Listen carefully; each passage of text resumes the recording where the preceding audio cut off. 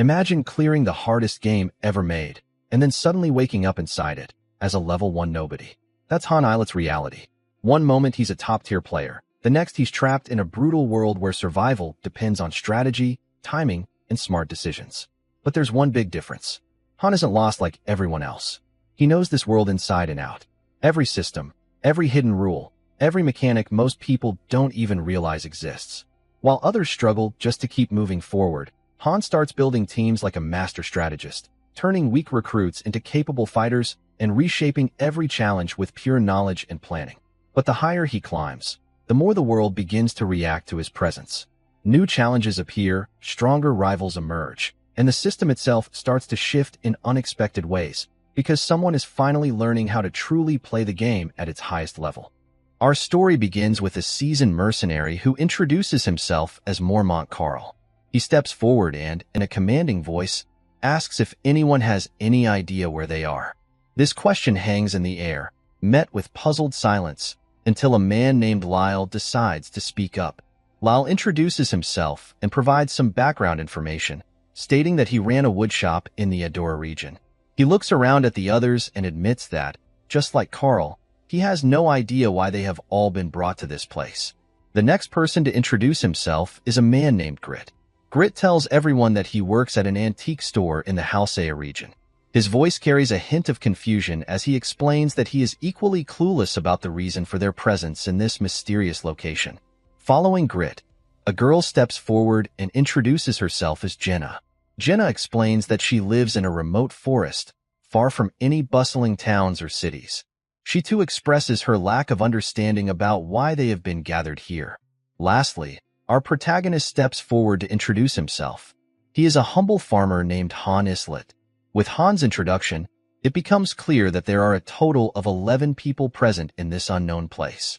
As they all exchange glances, it becomes evident that none of them know why they are here or how they got here. Some of the group members begin to wonder aloud if this situation could be a dream or an illusion. The speculation continues until someone nervously suggests that they might have been dragged here by some powerful magician or sorcerer. Carl, ever the pragmatic mercenary, dismisses this idea and tells the group to stop talking nonsense. He tries to ground the conversation in reality, urging everyone to focus on the facts. Lyle, trying to bring some clarity to the situation, points out that the only thing they can be certain of is that everyone present is from the same region, Taenir. They might be able to figure out an important clue if they continue to converse with one another. The group exchanges glances, each person trying to think of something useful to share. Then, suddenly, a fairy steps forward, her appearance dazzling and unexpected. She asks everyone what they're talking about in a voice that commands attention. Before anyone can respond, the fairy informs them that her master is about to open a space-time rift. She tells them that they should all get ready to fight, causing a ripple of shock and confusion among the group. People are taken aback, their eyes widening in surprise as they take in the sight of the fairy. She introduces herself as Isel, and she explains that she is the fairy who manages this place. Isel goes on to tell everyone present that they should stay in line if they don't want to get hurt. Her words carry an undeniable authority that silences any murmurs of dissent. Carl, ever the bold mercenary, steps forward and asks Isel if she is the one who brought them here. His voice is firm, demanding answers. Isel, with a calm yet mysterious demeanor, asks Carl why he wants to know this. Carl, growing impatient, tells Isel to stop talking nonsense and insists that she answer his question directly. Isel, unfazed by Carl's demeanor, warns him that if he doesn't want to be taken down, he should stop right now. Her tone is stern, a clear warning that Carl chooses to ignore. Angered by her response, Carl starts to emit his aura, a visible manifestation of his power and intent. He tells Isel that he will teach her a lesson, his voice filled with determination and anger. As Carl charges to attack Isel, the fairy responds with lightning speed. In an instant, Isel takes Carl down with a single, precise strike. The speed and efficiency of her move leave everyone in stunned silence. Then, Isel, with a serious expression, tells everyone that anyone who tries to hurt her will be taken down as an act of self-defense. Her stern tone leaves no room for argument. The group can't believe what's going on. their minds reeling from the sudden and dramatic turn of events. Murmurs of confusion ripple through the crowd as they try to process what Isol has just said. Desperate for clarity, someone steps forward and asks Isol what she wants. Isol, maintaining her serious demeanor, replies that her only desire is for everyone to listen to her orders, fight well, and win. That's all she wants from them.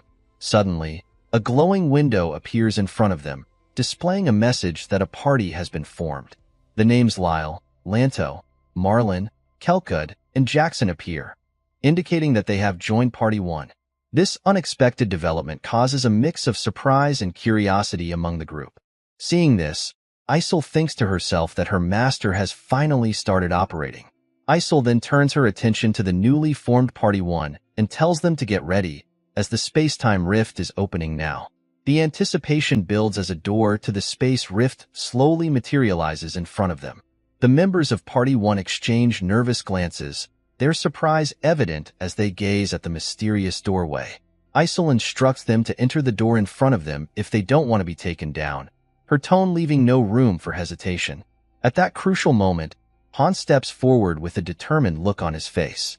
He addresses Isol directly, stating that he is sure she also wants to climb the tower. His bold statement catches everyone's attention. Han then asks Isol to have her master summon a weapon for them, pointing out that everyone here is a 1-star without even a basic weapon. His request is practical and urgent, highlighting the dire need for proper equipment. Hearing this, Jenna's curiosity is piqued. She wonders what Han is talking about.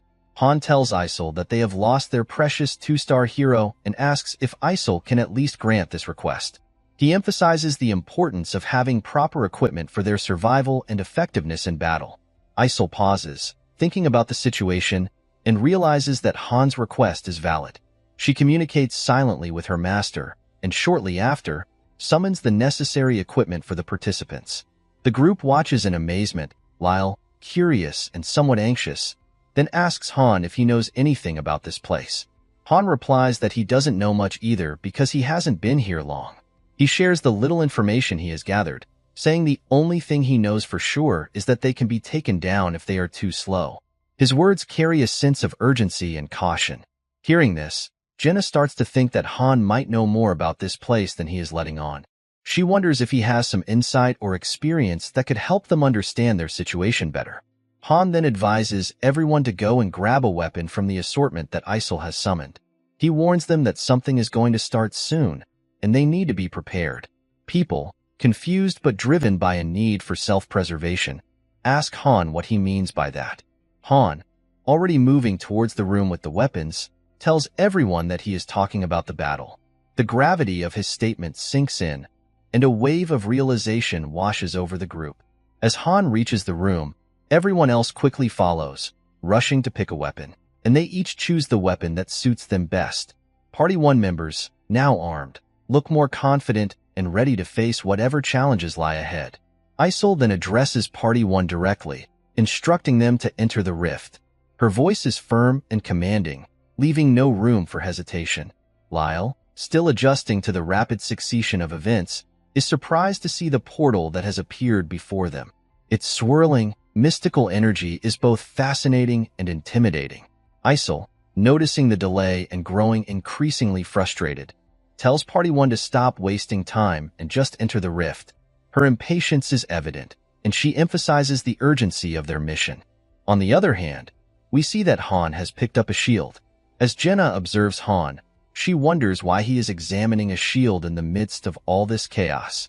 She thinks to herself that she should have taken that shield for herself, especially since she brought a bow and arrow, which might not be as effective in close combat.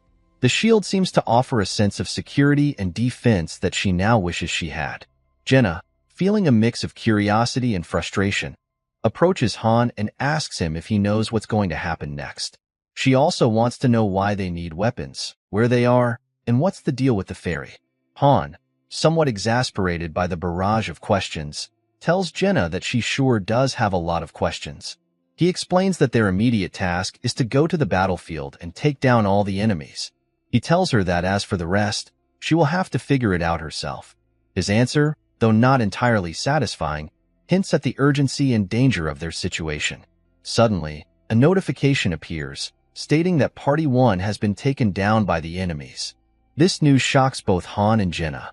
Jenna, now even more anxious, asks Han what is going on. Han, trying to maintain focus, tells her to keep quiet. In his mind, Han is troubled by the fact that one party has already been defeated.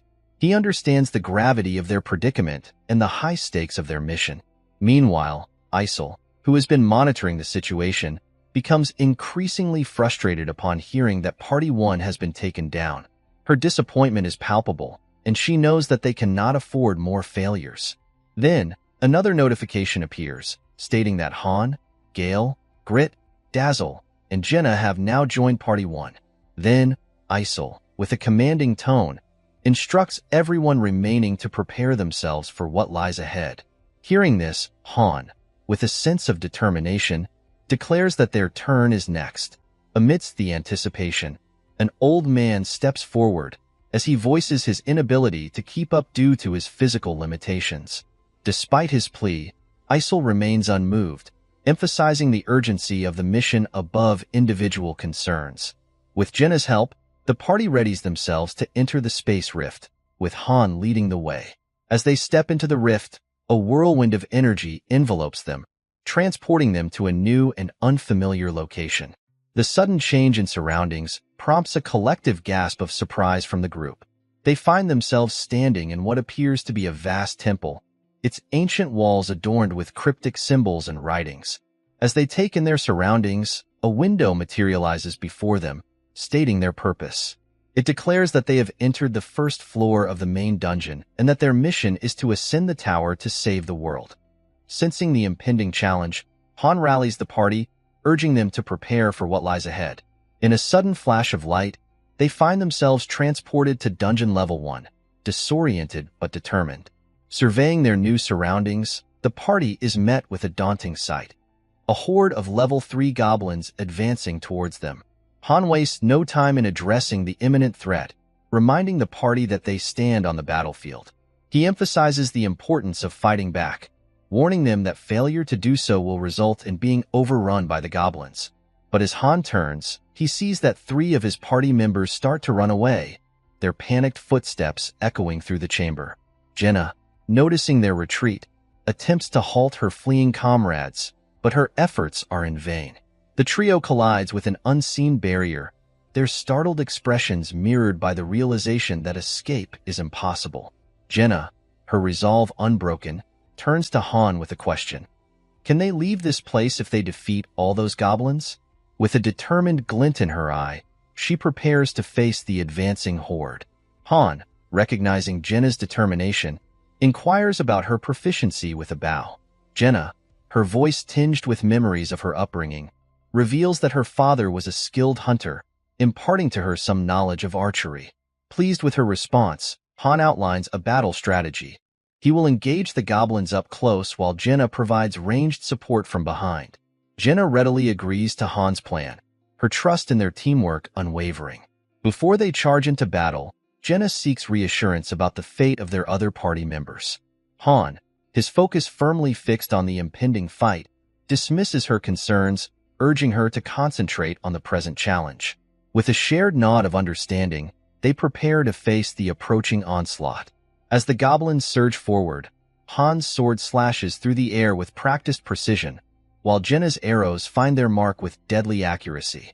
Amidst the chaos of battle, Han's thoughts drift to a startling realization. He admits to himself that he has never wielded a sword or a shield before. In a moment of vulnerability, he discloses his true name, Islet, not Han, and his real identity, Seojin. And Han was ended up teleported into the game he was playing. Pick Me Up is a mobile game developed by the renowned game studio Mobius Unit, known for its innovative gameplay and immersive experiences. In this captivating game, players embark on a thrilling journey to raid the formidable 100-level tower, a daunting challenge that requires not only strategic prowess but also careful management of resources and hero development. The core objective of Pick Me Up revolves around supporting heroes by producing essential materials and constructing a formidable base camp. These heroes, with their diverse abilities and strengths, are the key to conquering the tower. However, Achieving success in this perilous quest demands more than mere brute force. Players must employ cunning tactics and strategic planning to overcome each level's formidable obstacles. For Han, the protagonist of our story, life was ordinary until just yesterday. However, as he gazes into the screen of his smartphone, a sense of excitement courses through him as he anticipates the imminent opening of the Advent Dungeon. Finally, after what seems like an eternity, Pick Me Up unveils a thrilling new event, adding an extra layer of depth and excitement to the gameplay experience. In Pick Me Up, hero ranks vary from humble 1-star adventurers to legendary 7-star champions, each with their unique abilities and attributes. Despite his dedication and countless attempts, Han finds himself plagued by misfortune, unable to summon a hero above 5 stars, despite the thousands of free pulls he has made. However, Han's determination remains unwavering as he sets his sights on obtaining the elusive Book of Fate Reversal, a rare item essential for creating a formidable 7-star hero. Despite the daunting odds, Han sees no reason to shy away from the challenge presented by the event. In Pick Me Up, participation is not merely an option. It is a necessity for those seeking to ascend to greatness. Unlike other games that offer character training, Pick Me Up stands out for its uncompromising adherence to hardcore rules. Here, no amount of care or investment can shield a character from the harsh consequences of defeat. The character couldn't be brought back. Han realizes that regardless of whether the character is 1-star or 6-star, it's all over when the character dies. Scouting out the dungeon using a disposable party is a must. As Han enters the Advent Dungeon in the game with his characters, suddenly a warning notification appears, stating that Han's party stats are decreased by 30%. Han is surprised to see this and wonders what his characters are afraid of. However, he brushes it off, thinking that it doesn't matter as he just needs to see the boss patterns. Then, suddenly, Han's team is taken down in an instant. Han is shocked to see that the boss is level 999. He thinks that it's clearly a system error, as his team was taken down without even being able to see the boss patterns, and he couldn't get anything. Amidst the chaos, a chilling moment ensues as the boss, with a sinister smile, looks directly at Han and utters the words, "Found you." Han is frozen in shock, his mind racing with confusion. He wonders if this is simply another one of the boss's patterns. Despite the uncertainty, Han is determined to unravel the mystery that now confronts him. To his surprise, instead of the expected conclusion of the game, a new window suddenly appears, announcing that a new account is being created. And a window appears, stating that Han should choose a name. Then, a list of available names appears. Another window appears, welcoming Han into the game of Pick Me Up. A new window then appears, asking if Han would like to play the tutorial. Upon completion, Han will receive a set reward. Suddenly, Han wakes up in the middle of a territory. A system window appears, stating that he is in a small village in the Hyam territory. In this place resides a boy named Han Islet. The land is known for its harmony between humans and non-humans, known as Taenir. However, an unknown enemy has invaded this continent of peace. If Han wishes to save the world, he must climb the tower, accompanied by other heroes. Han receives a tutorial quest to defeat the goblins that have invaded the village. As he looks back, he sees a goblin. Shocked and surprised, Han wonders if this is a real place. It doesn't take long for him to realize that this is indeed reality. The goblin strikes at Han with full force, but Han blocks the attack using a sword. But Han was able to push back the goblin and take it down with a single strike. Then, a window appears, stating that Han has cleared the stage. Additionally, Han has leveled up and received rewards. On the other hand, Han doesn't understand what is going on here. Suddenly, he is stunned to see the familiar scenery of the game. Pick Me Up. Then, another window appears, instructing Han to make an ally before continuing to the next stage. Han receives a first-time special service of a premium summon, but he has no idea what is happening. Suddenly, a girl in armor is summoned in front of Han. This summon is super rare. Han wonders if he was also summoned like this, as a summoner hero for a user of Pick Me Up. The girl introduces herself as Shay Radisteri, a 4-star summon. Shay asks Han if he is the one who summoned her and inquires about his identity. Han introduces himself, and in response, Shay introduces herself as well, revealing that she is a knight. As the window appears, announcing Han and Shay's newly formed party, their master, whatever, wastes no time and promptly dispatches them back into the dungeon to face the looming threat of monsters once more. Amidst the chaos of battle, Shay turns to Han with a curious inquiry, wondering if he's a novice in the realm of combat. Han's admission that it's his first time embarking on such an adventure contrasts sharply with Shay's seasoned expertise. While Han grapples with the unfamiliar weight of a sword, Shay effortlessly dispatches 5 goblins in the blink of an eye, showcasing her prowess as a 4-star hero. Following their triumphant victory, Han reflects on the significant difference in skill between them, attributed to Shay's higher star rating. Despite this gap, Han harbors no resentment, instead focusing his attention on the challenges that lie ahead. Their journey takes an unexpected turn as they progress to the final stage of the tutorial, to synthesis. Guided by another window prompt, Han touches the synthesized tab, transporting them to a new location where they encounter Isol. Isol, taken aback by Han's unexpected familiarity with her name, inquires about his knowledge. Han tells Isol that, of course, he knows this because he played pick-me-up game a lot. Isol looks in her book and realizes that Han doesn't look like in the picture. Han explains to Isol that he is from Earth. Frustrated by this revelation, Isol sends him to another place, where Han meets Shay again. Then, the synthesis process begins, startling Han as he witnesses it starting. Synthesis strengthens by combining 2 heroes together, with one of them being sacrificed to enhance the other's stats. During this procedure, one of the heroes is guaranteed to be sacrificed. The issue arises as Han is only a 1-star hero, while Shay is a 4-star knight. A normal player would have no reason to choose Han. Closing his eyes, Han resigns himself to what he believes is the end. However, to his surprise, after the synthesis completes, he finds that he has survived. It is Shay who disappears. Confused, Han asks Shay why she is disappearing, arguing that it doesn't make sense as she is a 4-star and he is only a 1-star. Shay explains to Han that she wasn't chosen, and that's all there is to it. With a serene smile, Shay entrusts Han with the situation before gracefully vanishing, leaving Han in a state of bewildered astonishment. As the scene shifts back to the present, Grit falls victim to the relentless strikes of the goblins, while Jenna and Han valiantly engage in combat with the ferocious creatures, their allies opting for retreat.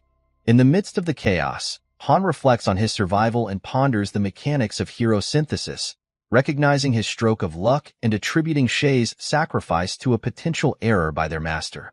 Despite the turmoil, Han queries Jenna about the status of the remaining goblins, to which she reports her successful dispatch of one. Suddenly, an unexpected blow strikes Han from behind as a goblin lunges at him, testing his resolve. With determination etched on his face, Han swiftly retaliates, dispatching the assailant with precision. Frustration gnaws at him as he contemplates his mysterious summoning into the game, linking it to the ominous laughter of the level 999 monster. Concerned for Han's well-being, Jenna approaches him, inquiring about his injured arm. With steadfast assurance, Han reassures her that his injuries will heal upon their return. As the player has minimal control over the game's combat, most battles are automated, driven by the heroes themselves. Despite this, the game boasts an impressive global player base of 100 million users. One reason for its popularity is the player's ability to observe the game world from a godlike perspective. Han gazes thoughtfully at the sky and muses, "Is it fun?" He reminisces about his own enjoyment of the pick-me-up game, crafting items, devising strategies, nurturing heroes, and uncovering hidden elements. Han considers the game's quality, noting his own significant ranking as 5th in the world. He acknowledges the watchful eye of Loki, the master of masters, as he navigates through the challenges until the end. Following their success, the stage clear window appears, indicating Jenna's level up. Meanwhile, Han earns the MVP title for this stage, underscoring his skill and contribution. Remarkably, only Jenna and Han emerge victorious from this stage. Then, the scene transitions to the training center, where Han diligently engages in his training regimen. Amidst the exertion, Han grapples with the stark reality confronting him. He exists within the confines of the pick-me-up game, reborn and summoned as a lowly one-star hero. Contemplating his predicament, Han discerns two perilous paths to demise for heroes: falling in combat or succumbing to combination. As Han reflects on his status as a one-star hero, he realizes the inherent shortcomings of his classification.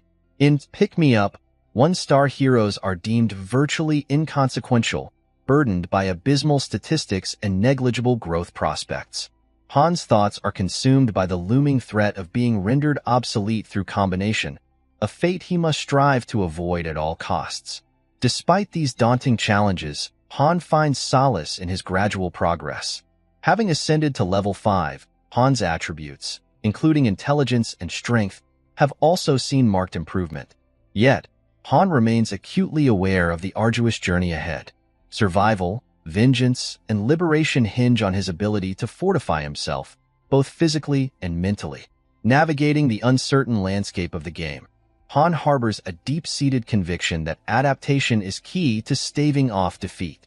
Beyond physical prowess, Han recognizes the indispensable role of mental resilience. In the face of adversity, succumbing to nervousness could prove fatal. Thus, Han resolves to cultivate not only his physical strength, but also the unwavering fortitude of his mind, ensuring his endurance in the trials to come. Han reflects on his past, reminiscing about the times when he had to fend for himself during his youth, navigating life's challenges without the safety net of parental guidance or external support. Despite the adversity, Han persisted, relying on his own resilience to weather the storms that came his way. Engrossed in his rigorous training routine, Han remains steadfast in his commitment to honing his skills. It's a solitary pursuit, driven by his inner determination and a desire to overcome the obstacles presented by the game. In the midst of his training, Jenna approaches Han, her presence interrupting his focus. Curious about his activities, she questions him about his objectives. Han responds bluntly, informing her that he's training to combat the monsters that threaten their existence within the game. Jenna, taken aback by Han's curt demeanor, expresses her frustration, explaining that she went out of her way to find him. Despite her initial annoyance, she shifts the conversation to a more serious tone, contemplating their situation.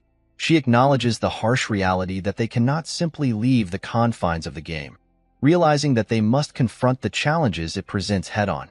Drawing from her own background as the daughter of a hunter, Jenna shares her pastime of archery, a skill she's honed over the years. She reassures Han that she won't be a hindrance to his efforts and emphasizes the importance of taking proactive steps rather than succumbing to despair. Inquisitive about Han's experience and expertise, Jenna probes him about his knowledge of survival strategies within the game. Han reciprocates her curiosity, asking about her combat experience. Jenna admits that yesterday marked her first real encounter with combat, having spent most of her time indoors. Despite her lack of experience, she remains determined to adapt and learn. Continuing, Han reflects on Jenna's recent progress.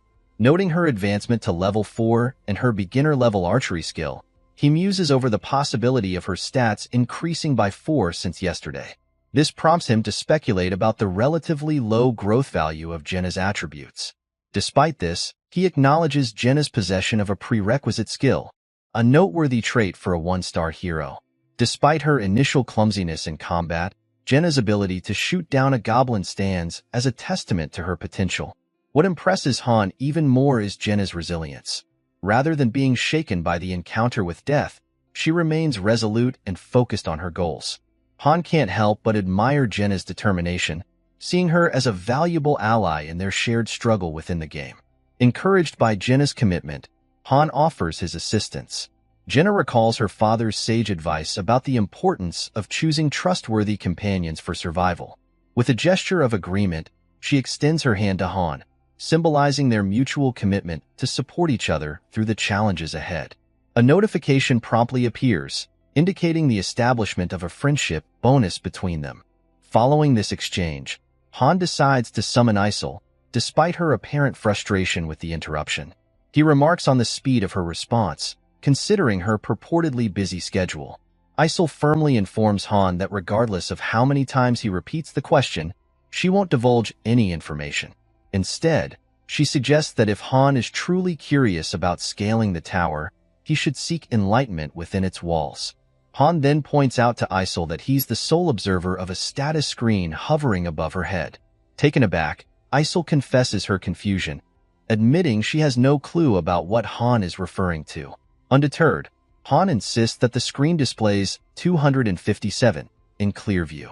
This revelation prompts Han to surmise that he alone possesses the ability to perceive game messages, including those from the elusive master. Inquisitive, Han presses Isol about her contingency plans in the event of the master's departure from the game. Isol's response is a resigned admission that she can only hope for the master's continued presence. Reflecting on past events, Han recalls the incident involving the attempted combination of himself and Shay by the master, whatever. This wasn't a mere mishap. Rather, it underscored the rarity of a 4-star hero like Shay being merged with a 1-star hero like himself. Han bemoans the missed opportunity, lamenting how their 1 in 100 chance of success was squandered due to a simple input error. Han reflects on the intricacies of Pick Me Up, realizing that it's intricately linked to the phone, making it immune to simple resets by the master. Since they began playing, an entire week has elapsed, prompting Han's curiosity about the passage of time in this digital realm compared to Earth. However, Isol remains tight-lipped, refusing to provide any answers to Han's inquiries, frustrating him.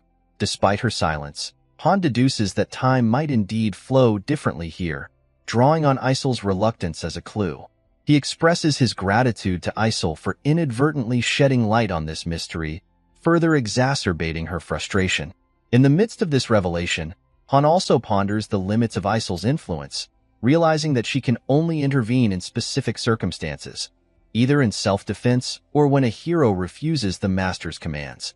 Understanding the importance of adapting to these rules, Han acknowledges that failure to do so could result in defeat, highlighting it as the fundamental law of this unfamiliar world. Meanwhile, Jenna, intrigued by Han's interaction with Isol, seeks clarification. Han elucidates their mission: to conquer a towering structure spanning 100 floors. He explains the role of the master, who issues directives through Isol, guiding them through their missions and quests. Once they reach the 100th floor, they should be able to get released. Jenna asks Han if that means they'll have to continuously fight monsters. Han tells Jenna that's why they have to train to become stronger. Jenna then questions whether it's possible with just the two of them. Han responds by explaining that the master can use money to summon people like them, and they are going to summon a lot of people. He emphasizes that their choices from this point on will decide their lives, but ultimately, their lives depend on the master's choices. After training for a whole day, Han discovers a fascinating rule in this world. The necessities and food are refilled the next day. Furthermore, if Han thinks about the things he wants, they appear the next day in a drawer or in the closet. However, weapons don't appear, and there are different rules when it comes to getting results from training. Han reflects on how things he didn't understand when he used to play Pick Me Up now make sense, particularly regarding the differing combat abilities of heroes of the same rank. There was a notable commonality among them: a dedication to training.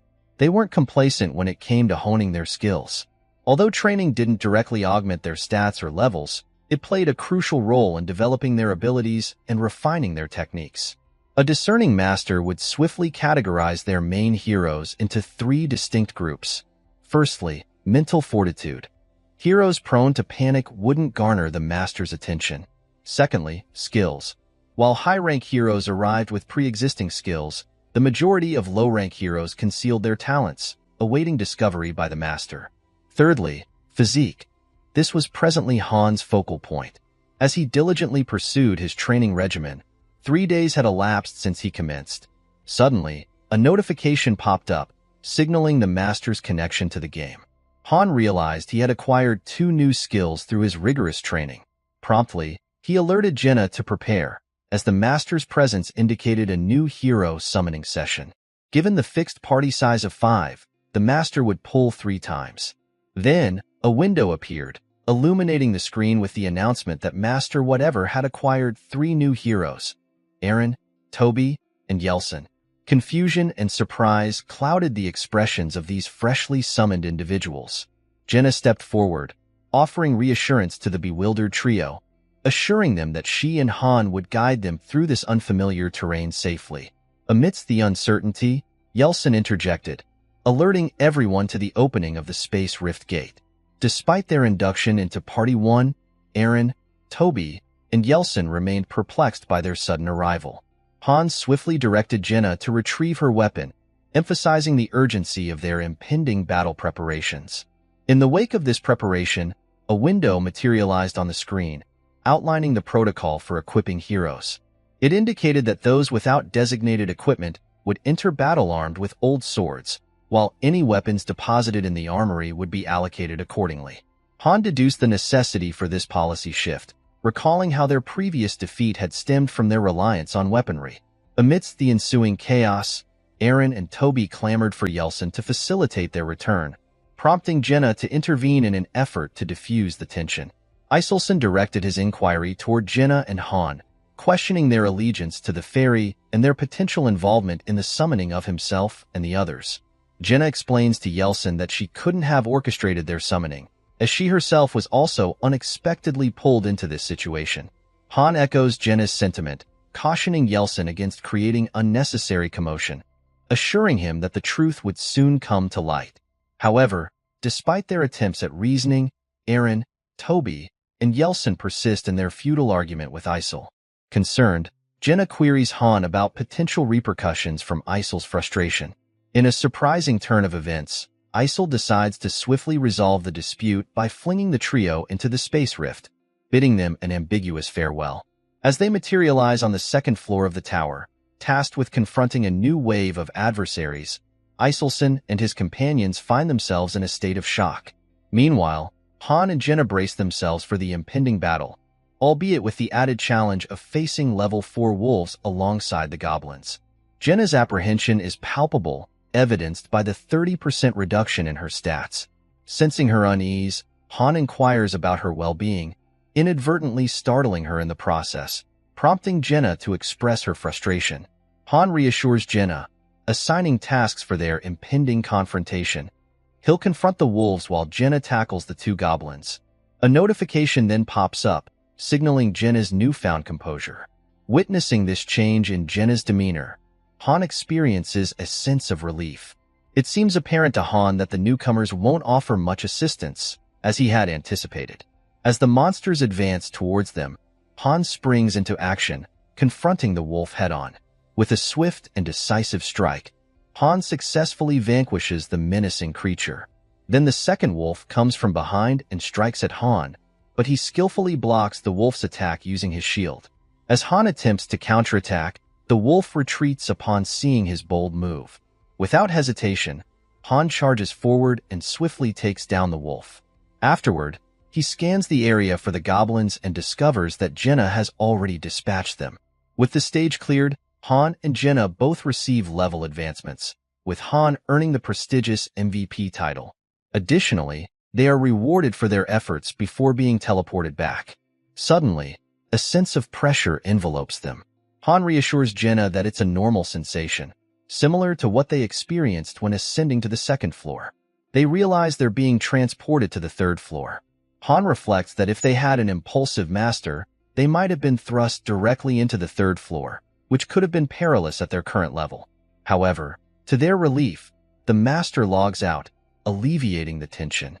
Upon Isol mentioning her fatigue, Han questions why she feels tired when they are the ones engaged in battle on the battlefield. Han ponders whether each floor represents one day, and if time in the pick-me-up game moves 3 times slower than in the waiting room, then the master should log in again in 3 days. Observing his stats, he notices that his intelligence has decreased by 1 point, but his strength has increased by 2. Despite this, his overall stat growth remains at 4 points, suggesting that his leveling efficiency has improved, possibly indicating that his physical condition is getting better. Han concludes that the master isn't progressing hastily either. Had he remained at his initial state on the first floor, it would have posed a danger to everyone. Yeltsin and Toby express frustration, questioning Jenna about their whereabouts and the nature of the monsters they encountered. Han reflects that 1-stars are essentially ordinary individuals who have led lives far removed from battlefields. Now, he understands why 1-stars are derogatorily labeled as trash. Reflecting on the 2-star Mormont's declaration of being a mercenary, Han wonders if professions geared towards combat garner higher star levels. After all, high-ranking mercenaries remain composed even in the face of danger. He muses on the consequences of throwing freshly summoned 1-star mercenaries into battle, and they will go into a fear or panic status 100% of the time. But that's not the case with 3 stars and up. They will jump straight into battle. Were they summoned with prior knowledge, or do they know their objective and why they need to fight? Han thinks that Shay knew. Considering her attitude, Han is sure of it. Jenna tells Han that he can't help her out a little. Han tells Jenna that why would they bother with them? Jenna tells Han that they should coax them forward and make them their teammates, as it's better than nothing. Han tells Jenna that they will disappear soon, and it's not that they will be taken down in battle. Rather, if they stay like that, they will disappear. Han tells Jenna that Jenna and Han will be fighting together again in the next battle, and they should forget about these guys. Then Eren steps forward and tells Han there is something Eren wants to ask Han. Han tells Eren to keep it to himself. Angered, Eren grabs Han by his shirt, but then Han punches Eren, and Eren falls to the ground. Now, Han feels conflicted about the situation. Han, feeling the weight of responsibility, turns to Eren, explaining how he and the others had positioned themselves at the rear while he and Jenna bravely confronted the monsters head-on. Reflecting on the previous day's events, Han reassures Jenna that he acted in accordance with her wishes. The following morning heralded the continuation of their rigorous training regimen.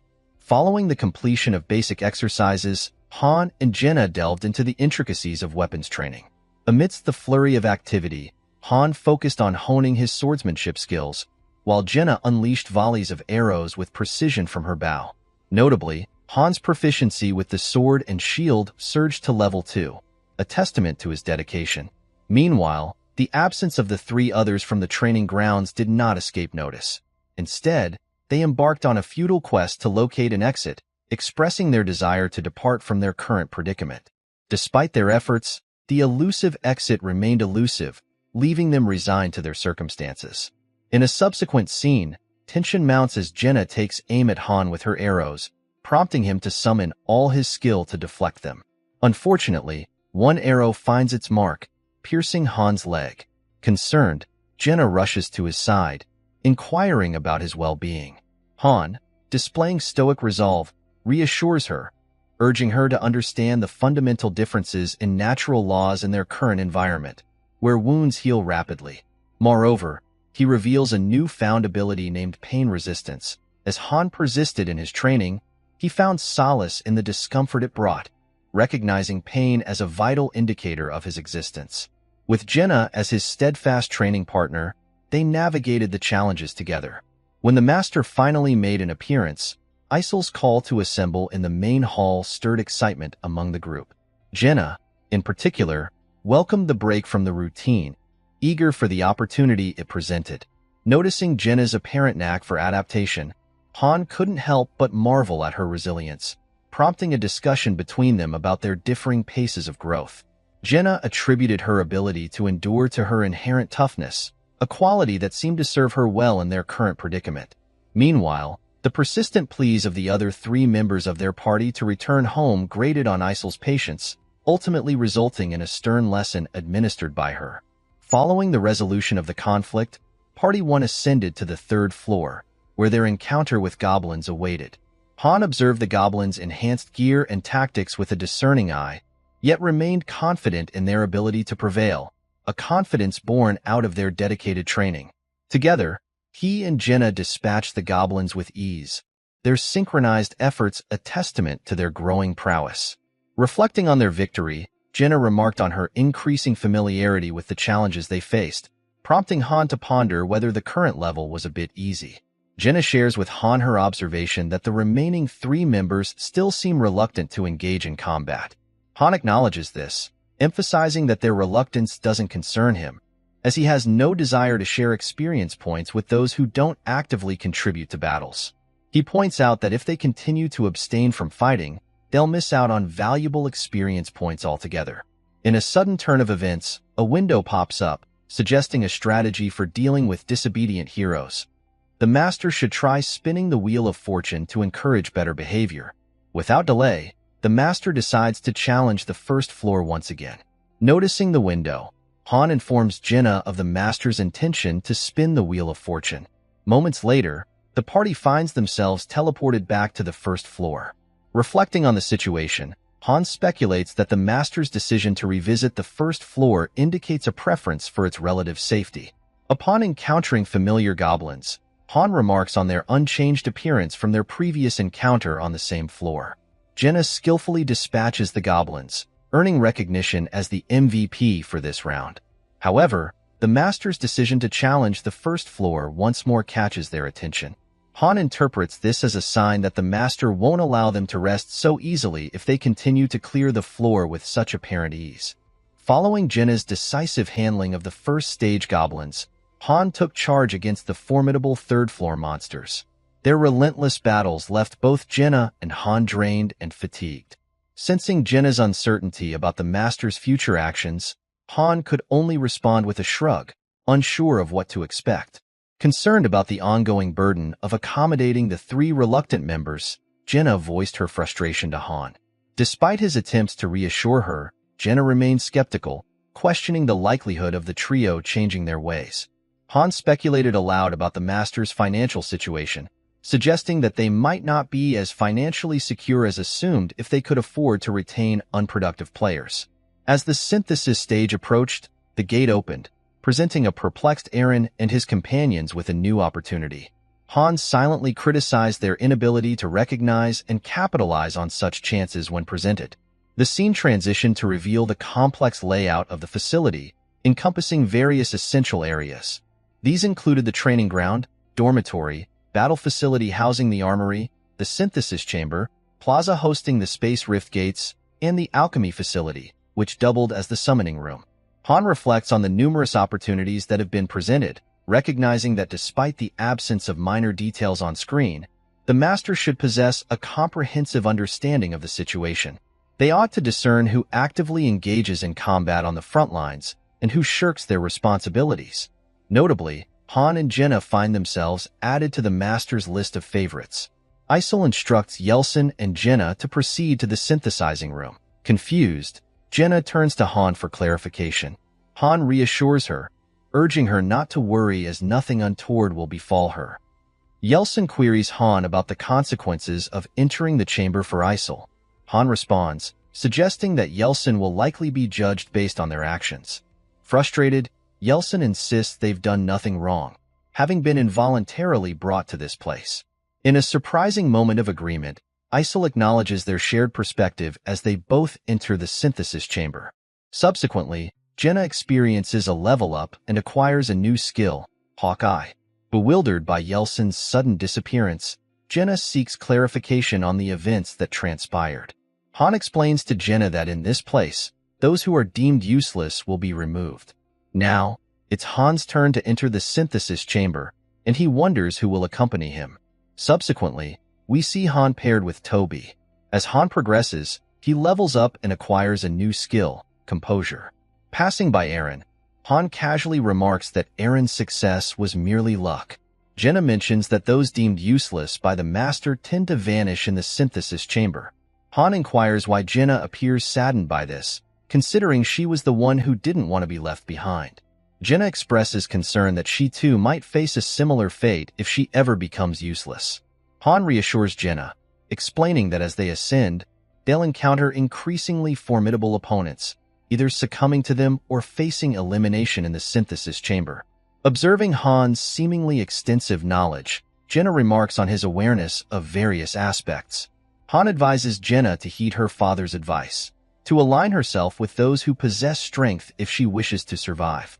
The scene transitions to the second day at the training center, where Jinna earnestly implores Han to take good care of her. Sensing her seriousness, Han queries if something has occurred to prompt her request. Jinna elaborates, recalling Han's earlier advice to align herself with the strong, hence her desire to seek his protection. She emphasizes her plea for Han to watch over her closely.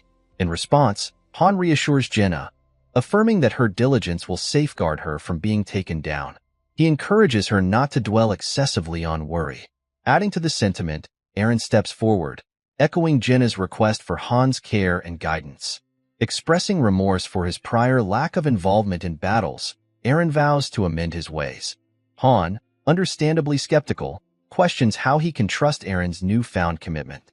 Eren earnestly pledges to do whatever it takes to earn Han's trust. Observing Eren's determination, Jenna remarks on his apparent newfound resolve.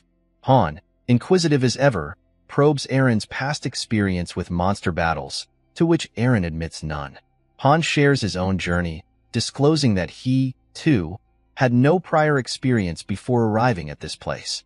As a gesture of trust, he tosses a weapon to Eren. Eren admires Han's skill in combating monsters, prompting Han to attribute his success to a difference in determination, the resolve to win and survive. Observing the spear in Eren's possession, he notes its simplicity for beginners. Encouraged, Han suggests Eren try using it, querying his knowledge of close, mid, and spear-ranged combat basics. He emphasizes the importance of efficiency, particularly with their small party size, and urges Eren to ready himself for the impending fight. In response to Eren's surprise at the lack of formal instruction, Han wastes no time in demonstrating, charging at Eren with full force. Despite initial astonishment, Eren manages to block Han's strike. Attempting a counterattack, Eren's inexperience is evident as he closes his eyes. Han seizes the opportunity, swiftly delivering a kick to Eren's stomach, illustrating the potential consequences of such a mistake if facing a real monster. Jenna, observing the exchange, questions Han's severity towards Eren, especially considering it's Eren's first time attempting combat. Han expresses to Jenna his reluctance to take on the responsibility of caring for someone else, preferring to leave behind those who cannot keep up with him. Then, he turns his attention to Eren, inquiring about Eren's family. Eren reveals that he has a younger sister. Han reflects on Eren's fortune to have family, contrasting it with his own solitude. Pointing his sword at Eren, Han poses a hypothetical scenario, questioning how Eren would cope if he couldn't return home, highlighting the agony of defeat by a monster, a pain more profound than that of synthesis.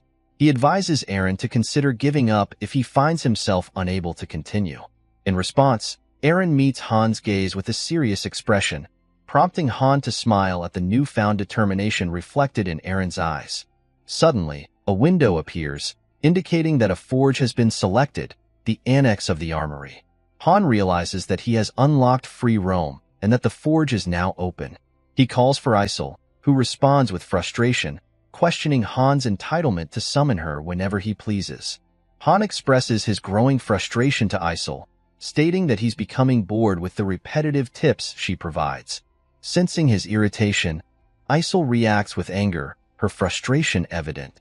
Han points out that she's the one responsible for sending tips to their master, suggesting she explore the internet for fresh insights. He proposes that if she can access the internet and manipulate the system, her tips might carry more significance. Acknowledging her ability to influence the system, Isol admits to her hobby of browsing the web. Han deduces that the tips she sends are likely inspired by her online discoveries.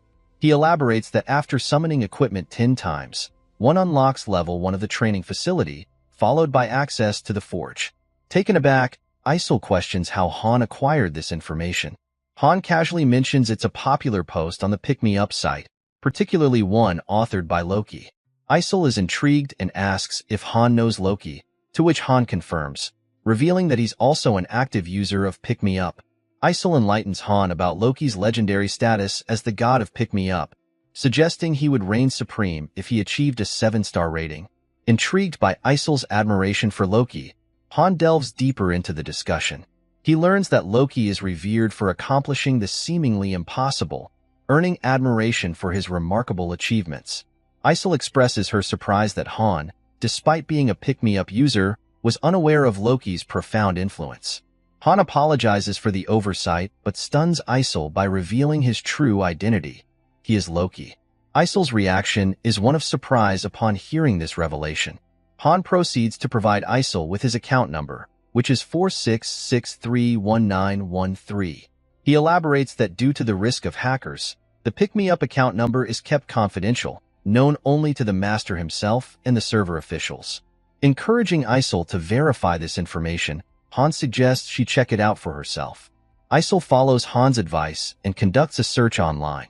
Upon confirming that Han is indeed Loki, she excitedly requests his autograph. She explains that with his signature, she can become a VIP member of Ragna Loki. Curious, Han inquires about Ragna Loki as he signs the autograph for her. Isol explains that it's a fan cafe dedicated to the Master of Masters, Loki, and a signature from him is a prerequisite for VIP membership. She expresses her astonishment at realizing she had been conversing with Loki all along. Han reassures Isol, downplaying his current one-star status, suggesting it's of little consequence. However, Isol raises an intriguing question about Niflheim, the name of the waiting room in Han's account. She elaborates on its extensive layout, mentioning the 13 floors solely dedicated to waiting rooms, accommodating up to 20,000 people. Despite this, she notes that the facilities boast top-notch infrastructure, providing comfort and convenience to the occupants. Even with all that, Han ponders the futility of it all, considering himself the true master of the situation. Shocked, Isol questions Han about the fate of the 20,000 troops. Han responds by suggesting that if she's concerned, she should send him back. Isol admits she can't do that. Han acknowledges this, recognizing Isol as an intermediary manager. Curious, Han inquires about the owner of the waiting room, named Whatever, wondering if they're a human from Earth and if the summoned heroes are also human. Isol confirms this, explaining that while the affiliated world is slightly different, its inhabitants are indeed people. Han deduces that the master of the room, Whatever, likely doesn't realize the characters are human and simply enjoys playing pick-me-up. Han then asks Isol if he can return to Earth by climbing the tower to the 100th floor. Isol admits she doesn't know. Moving on, Han queries if Isol knows who brought him here. Isol declines to answer. Han accepts this, noting that Isol previously mentioned he would find out as he climbed the tower. Then Han poses the next question to Isol, inquiring about the extent of the Master's authority she can access. Isol responds, stating that currently she can give advice, manage facility operations, and assist with various activities. Curious, Han asks if the waiting rooms for other masters are similar to theirs. Isol explains that while each one may have slight differences, they are fundamentally the same. Reflecting on this information, Han wonders if there are 100 million of these worlds in existence. He recalls Mobius Summon, the system supposedly capable of creating limitless heroes through the combination of thousands of patterns, and realizes it was a fabrication. He contemplates quantum AI, recognizing the heroes he once thought were artificial intelligence as real individuals. Additionally, he considers roguelike, realizing that the system generating limitless content likely also encompasses 100 million unique worlds. Han contemplates the significance of this revelation, realizing that each of the diverse worlds within the game exists as a reality in another dimension. He acknowledges that his careless decisions could potentially lead to a hero's demise. Addressing Isol, he emphasizes the importance of listening attentively if she wishes to ascend the tower alongside him. Since Han will allow Isol to climb the tower, Isol becomes excited upon hearing this news. The scene then shifts to the training center, where Han reflects on Jenna's remarkable progress. He considers her a genius, noting that her growth speed surpasses that of a one-star player. Despite never having handled daggers before, Jenna quickly grasps their usage. In contrast, Aaron's progress is sluggish, leading Han to worry that Aaron will eventually be defeated.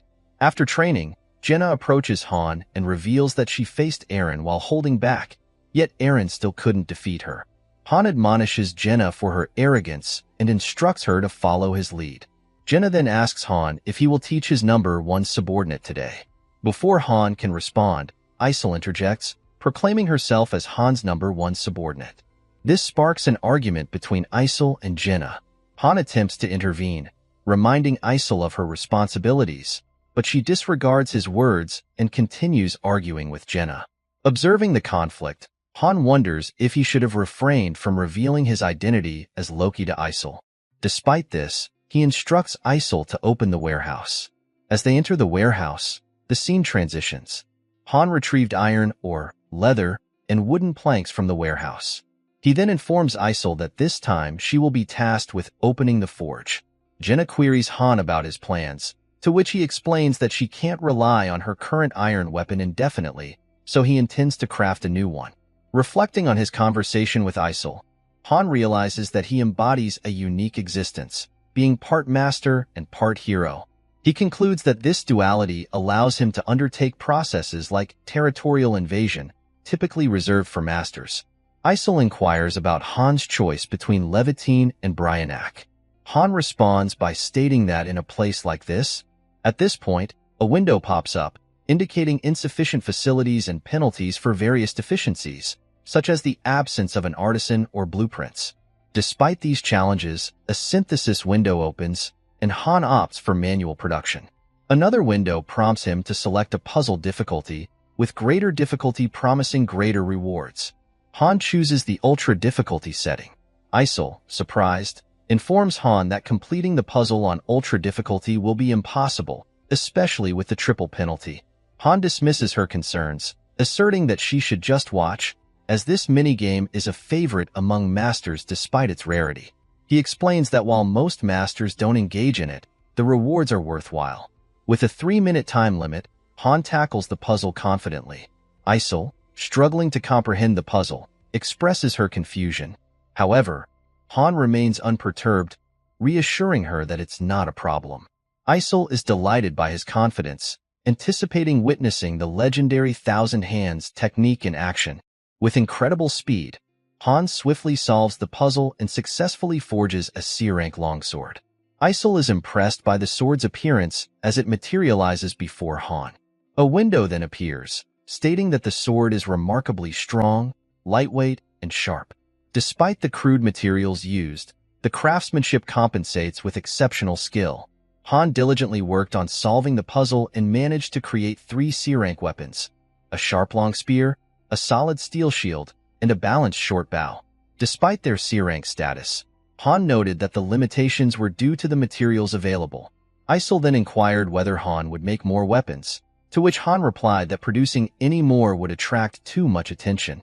Han didn't want the master to develop any unnecessary misunderstandings.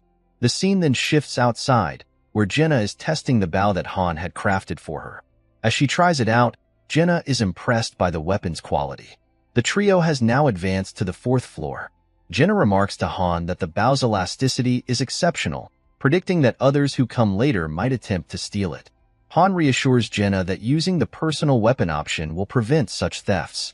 He also comments that the master is being overly demanding by having them face these monsters with just 3 people.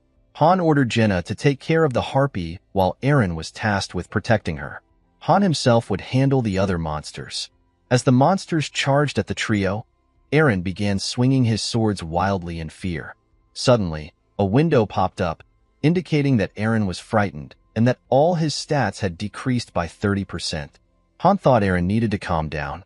At that moment, Jenna stepped forward and slapped Eren, telling him to get his act together. She warned that if he failed again, he would be taken down and asked if he was fine with that. As Han charged forward at the monsters, he told Eren to stop freaking out. Eren responded that he would try his best. The trio faced the monsters together and successfully cleared the 4th level. Han became the MVP, and they received their rewards.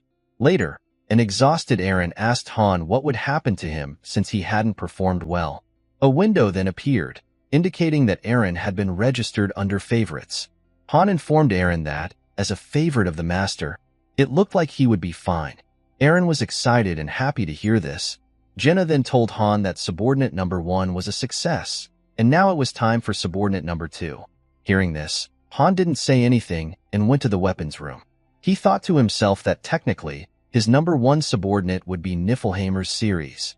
In Pick Me Up, there are 5 members per party, 6 stars, and level 99 characters who have personally created 5 divine skills and other ultimate abilities. Han realized he might run into them somewhere in the tower. He thought about how it's an AFK game, so the Vice Master series would take care of Niflheimer, and there was Yurnith too. Both Ceres and Yurnith are wise and smart, which made Han wonder if they were really AI. The scene then shifts outside, where Yurnith asked Ceres if she was really going to go. Ceres replied that Yurnith should know that every minute counts. Yurnith told Ceres that she wouldn't be seeing her off and would leave the investigation to Ceres. Ceres informed Yurnith that she would leave the rest to her, including the master's whereabouts, and then left. The scene shifts back to Han, where a window appeared stating that the lodging had leveled up to level 2 and the limits on heroes had increased. Another window appeared, stating that the restaurant in the lodging had finished construction and would provide good quality food for the heroes. Additionally, the training center had leveled up to level 2, increasing the heroes' training efficiency. The weapon storage's 3-piece accessory buildings, the smithy, woodworking shop, and metal processing shop, would be combined into an equipment workshop. The square had also evolved to level 2. Jenna was surprised to see all these changes and didn't understand what had happened. Eren wondered aloud if their master was a great mage, given how extraordinary the developments were. Han explained that the master had invested money into their facilities, which made sense considering how entertaining things were becoming. The various reactions of the heroes and the lively battles likely made it feel to the master like playing with real people instead of just a bunch of zeros and ones. Han reminded them that the waiting rooms improved as they progressed higher in the tower and speculated that the master was probably an office worker, given the set online times. He also noted that it seemed the master was doing research and could afford to spend money on the game. Isol was really excited and told Han that this was much better than having a broke student as a master. As the master is rich enough to buy a new package for 65,000 won, Han thought to himself that Pick Me Up isn't a game that gives users gems for completing missions like other games. There are barely any events that reward players with a bunch of gems either. Han informed Isol that there are only a few ways to get gems for free, so having a user who spends money is advantageous. A notification then appeared, stating that the master was beginning 10 summonings. The master was excited to see what heroes would appear. Jenna and Eren were surprised to see that there were more summons. Han told Eren that now that they were finished decorating the house, it was time to invite guests for a housewarming. He explained that there are 2 ways to summon: regular summoning, which uses gold, and advanced summoning, which uses gems. The latter is, of course, better, tempting users to spend money. 10 people were summoned, and they appeared confused, not understanding where they were. Han pointed his sword toward one of the summons to quiet them down, indicating that he wasn't going to explain things to everyone right now. Survive on their own, and Han will explain everything to those who make it through. At that moment, Isol asked if anyone among them was a carpenter, instructing those who were to go to the other side. Next, she called for blacksmiths and cooks. The summoned people, confused and seeking explanations, tried to ask Isol what was happening. However, she firmly told everyone to stop talking and listen to her. Surprised, Jenna asked Han what Isol was doing. Han explained that Isol was assigning roles since there were new facilities and that the lounge system would now change. A window then appeared, indicating the formation of a party of heroes.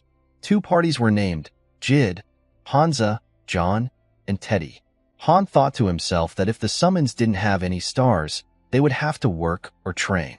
Useless individuals would be a waste to keep, so the master would start separating the useful ones and thinning out the fresh 1-stars by sending them into the dungeon. The scene shifted as a portal opened, and Isol instructed the members of Party 2 to enter the space rift. Han reflected that if the summons couldn't adapt to the situation, they would die from natural selection, which was probably just stage 1. Then Han saw a window stating that John had died. Jenna asked Han if they should have explained things better. Han replied that there was no need to explain to people who couldn't survive the lowest stage. 2 people had been taken down, but 2 had survived. Another party was then formed, consisting of Daika, Descartes, Sigler, and Chloe. All 4 were shocked to see that they were given swords and had to fight monsters. Eren stepped forward, offering to fight with them, but Isol informed him that this wasn't his fight and he should step back. Jenna asked Han if Eren had always been like this.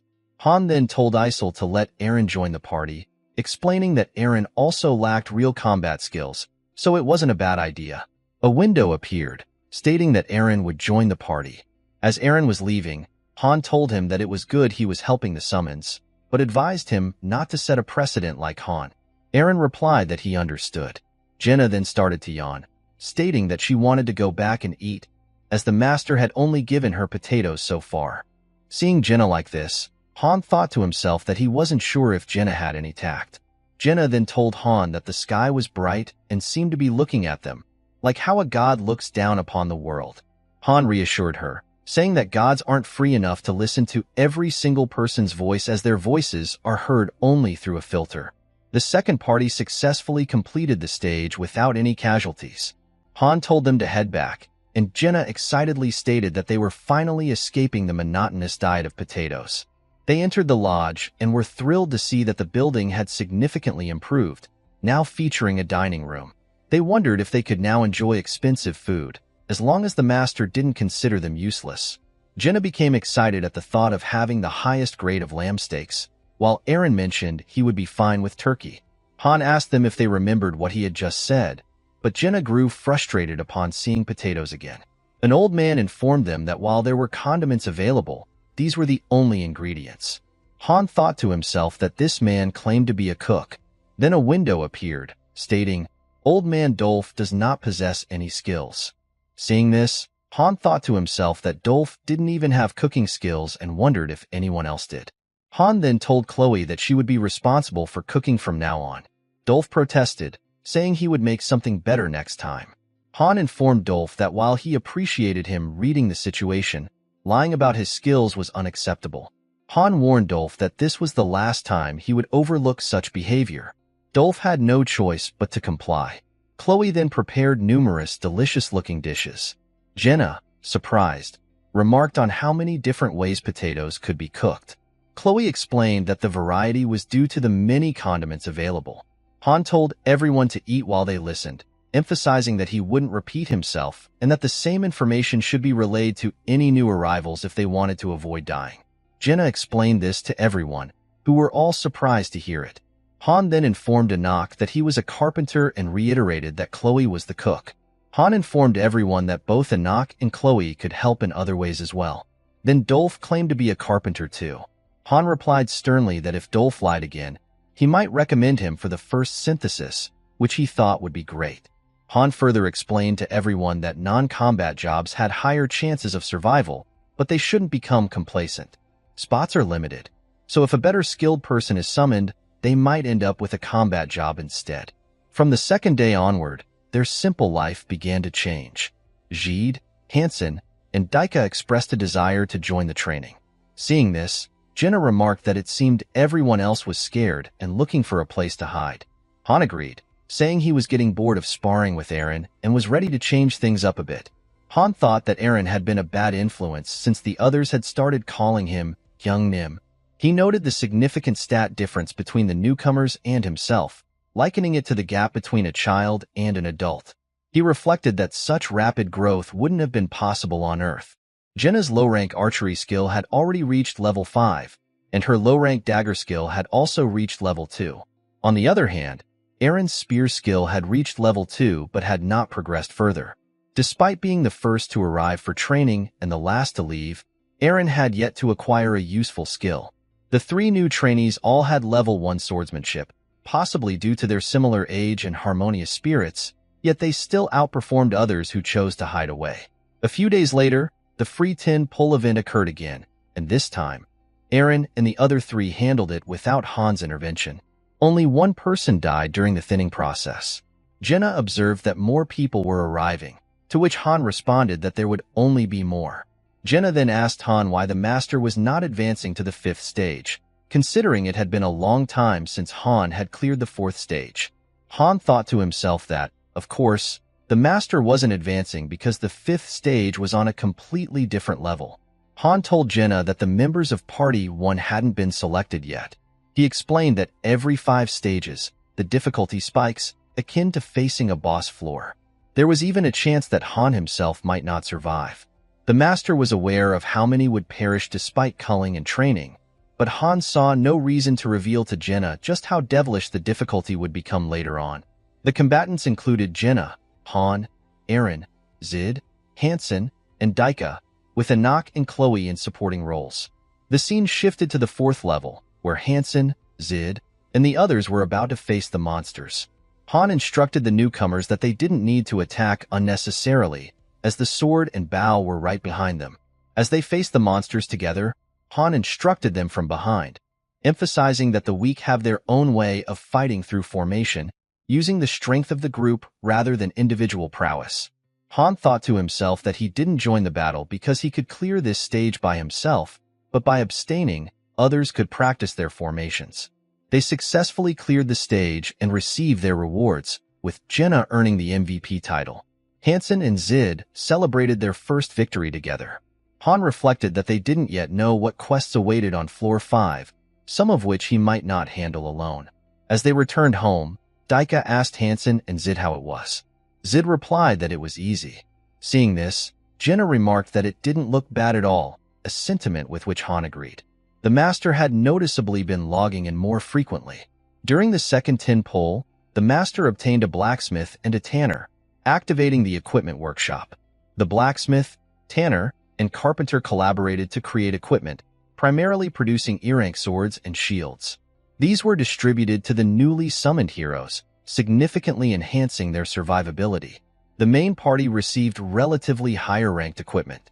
Those who didn't perform well were dealt with through synthesis, including 3 who never appeared on the training grounds and spent their days trying to find an exit. Among them was Dolph, who had lied about his class. The scene shifted to a few days later, where Zid asked if they were going to the 4th floor as well, expressing eagerness to move to the next floor. Han asked Isol if they would proceed to the 5th floor. Isol replied that they probably would. Han informed everyone that things would be a little different this time. He cautioned them to stay alert, as being too relaxed could lead to their downfall against the monsters. Everyone assured him that they would keep that in mind. As they entered the 5th level, they encountered abandoned buildings all around them. Hansen asked Han why there were no monsters present. Han replied that they would first reach the center of the city to assess the situation and instructed everyone to get into formation. As they prepared, Han thought to himself that not only were there no monsters to be seen, but there were also no civilians, indicating that this wasn't a typical subjugation scenario. Zid was shocked to discover a skeleton and called out to Han. Eren, equally startled, wondered aloud about the eerie emptiness of the place with its buildings, but no people. Jenna commented that this level was completely different from any quests they had encountered before. Han explained that the earlier levels had merely been warm-ups. Han then directed Jenna to climb a bell tower. As Jenna ascended, Han asked her what she could see. After a moment, Jenna reported back to Han, surprised by what she had found. Eren eagerly asked Jenna what she had seen, and she asked for a moment to collect her thoughts. When Jenna informed Han that there were a bunch of goblins outside the city and they seemed to be approaching, Han immediately inquired about the number of goblins they were facing. Jenna informed Han that there were thousands of goblins present. It became evident that Floor 5 was a survival quest, requiring the heroes to endure against these overwhelming odds. Shocked by this revelation, Eren asked Jenna if she was certain about what she had seen. Jenna assured him that she was reporting exactly what she had observed. Han instructed Jenna to descend from the bell tower, and Eren voiced his concern that something might be wrong. Han reassured Eren not to be afraid, explaining that their mission this time wasn't about subjugation but survival. They needed to endure the goblin onslaught for a set amount of time. Attempting to enter a nearby building, Han found that they were barred from entry. He directed everyone to keep moving for the time being. Eren asked Han how long they needed to survive. Han replied that they just needed to hold out for 10 minutes after engaging the enemy, which seemed feasible. However, to their surprise, they learned they had to survive for 30 minutes. Han reflected that the chances of a party surviving a survival quest on lower floors were only 9%, making such quests notorious as hero grinders, although they were less daunting on higher floors. Han instructed everyone to move off the main road, leading them into an alleyway. Zid asked if there might be a better location, to which Han replied that all the buildings showed signs of damage, providing openings they could exploit, and they didn't have time to search further. They decided to make their stand there. Han reasoned that since the alley was narrow, they could confront the goblins one by one, despite their overwhelming numbers. Zid and Hansen pledged to do their best upon hearing this plan. Han assigned himself to guard the left entrance, while Eren would cover the right. Zid and Hansen were tasked with securing the back entrance. Han emphasized the importance of fighting strategically, avoiding unnecessary risks and taking breaks to recover. Turning to Jenna, Han positioned her at the center of their defensive formation and instructed her to conserve her arrows until he gave the signal. She agreed without hesitation. Han then directed the newcomers to construct barricades before the goblins arrived, cautioning them that if the goblins breached their defenses at any point, it could mean disaster for them all. As Zid began building the barricades, Han assisted, silently contemplating the daunting challenge of surviving for 30 minutes under these dire circumstances. Since this wasn't the waiting room, the time in the stage would be synced with Earth's time, and the timer would only start upon their contact with the goblins. At that moment, a goblin appeared before Han and immediately charged at him, triggering the start of the 30-minute countdown. Han was surprised to see the barricades still unfinished, but managed to swiftly defeat the goblin. However, soon all the other goblins rushed at them simultaneously. As they confronted the goblins, Han systematically took down each one that approached him. From behind, Jenna instructed Han to alert her when he started to tire. Meanwhile, Han strategized to block and counter in a circular pattern against the relentless charge. Eren asked Han if they only needed to endure this for 10 minutes. Han retorted, questioning if he had ever lied before, and noted that 4 minutes had already passed. The goblins continued their relentless strikes without pause. As they continued to fend off the goblins, Han instructed Zid to switch with Hansen. Zid insisted he could still handle more, but Han sharply told him to switch immediately. Han realized he was running low on stamina. Not only were these adversaries low level, but they were also unskilled and prone to exhaustion due to excessive movement. Raising his voice, Han emphasized the importance of efficiency. Each strike must count, using minimal stamina. Block, stab, block again. This was their strategy against the swarm of weak goblins from the first floor, despite their overwhelming numbers. Han then directed Zid to swap positions with Hansen again, considering this the most perilous moment. Turning to Jenna, Han assigned her to assist Zid and instructed her to retrieve her arrows promptly after each shot. Jenna eagerly complied, stating she had been waiting for this moment.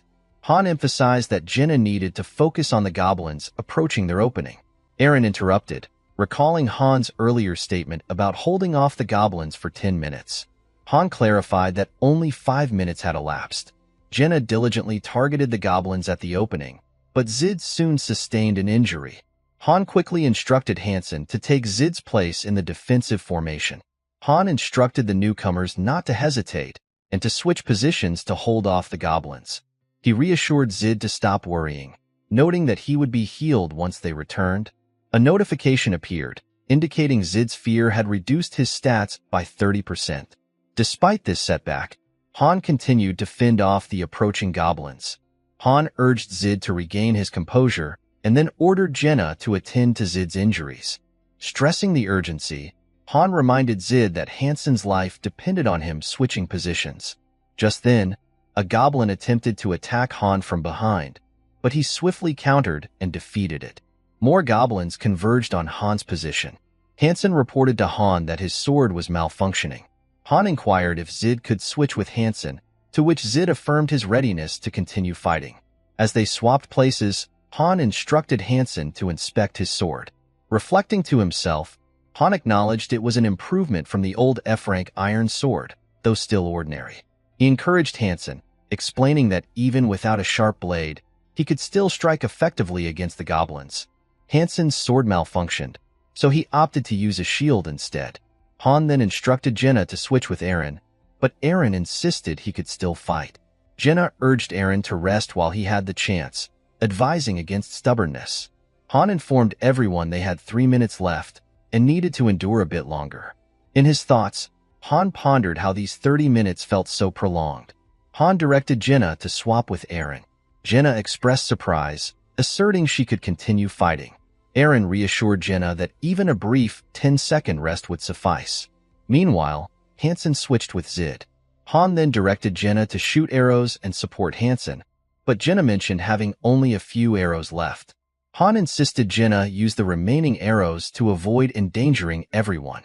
Jenna aimed and fired at the goblins, but one resilient goblin managed to evade the arrows and struck at Hansen. Hansen dodged the blow, but it hit Zid instead, causing him to collapse to the ground. Jenna was visibly shocked by the turn of events. Then Han instructed Hansen to switch with him, but Hansen asked about Zid's whereabouts. Han informed Hansen that Zid was resting and urged Hansen to move immediately. As Han continued to fend off goblins from his side, he directed Jenna to step up and assist in taking them down. Using his shield, Han blocked the oncoming goblins. A notification window appeared, indicating a skill awakening for Jenna. Her short sword skill had increased to level 3. Jenna queried Han about how much longer they had to endure. Han replied that he didn't have time to check the clock. They needed to focus on defeating the goblins. Meanwhile, Han's own skills had also improved. Shield proficiency increased to level 5, pain resistance to level 2, and composure to level 3. Despite these advancements, Han emphasized that their skill upgrades would be meaningless if they didn't survive this ordeal. Suddenly, Han sustained an injury. Hansen struggled to keep up with the onslaught of goblins and was eventually overwhelmed.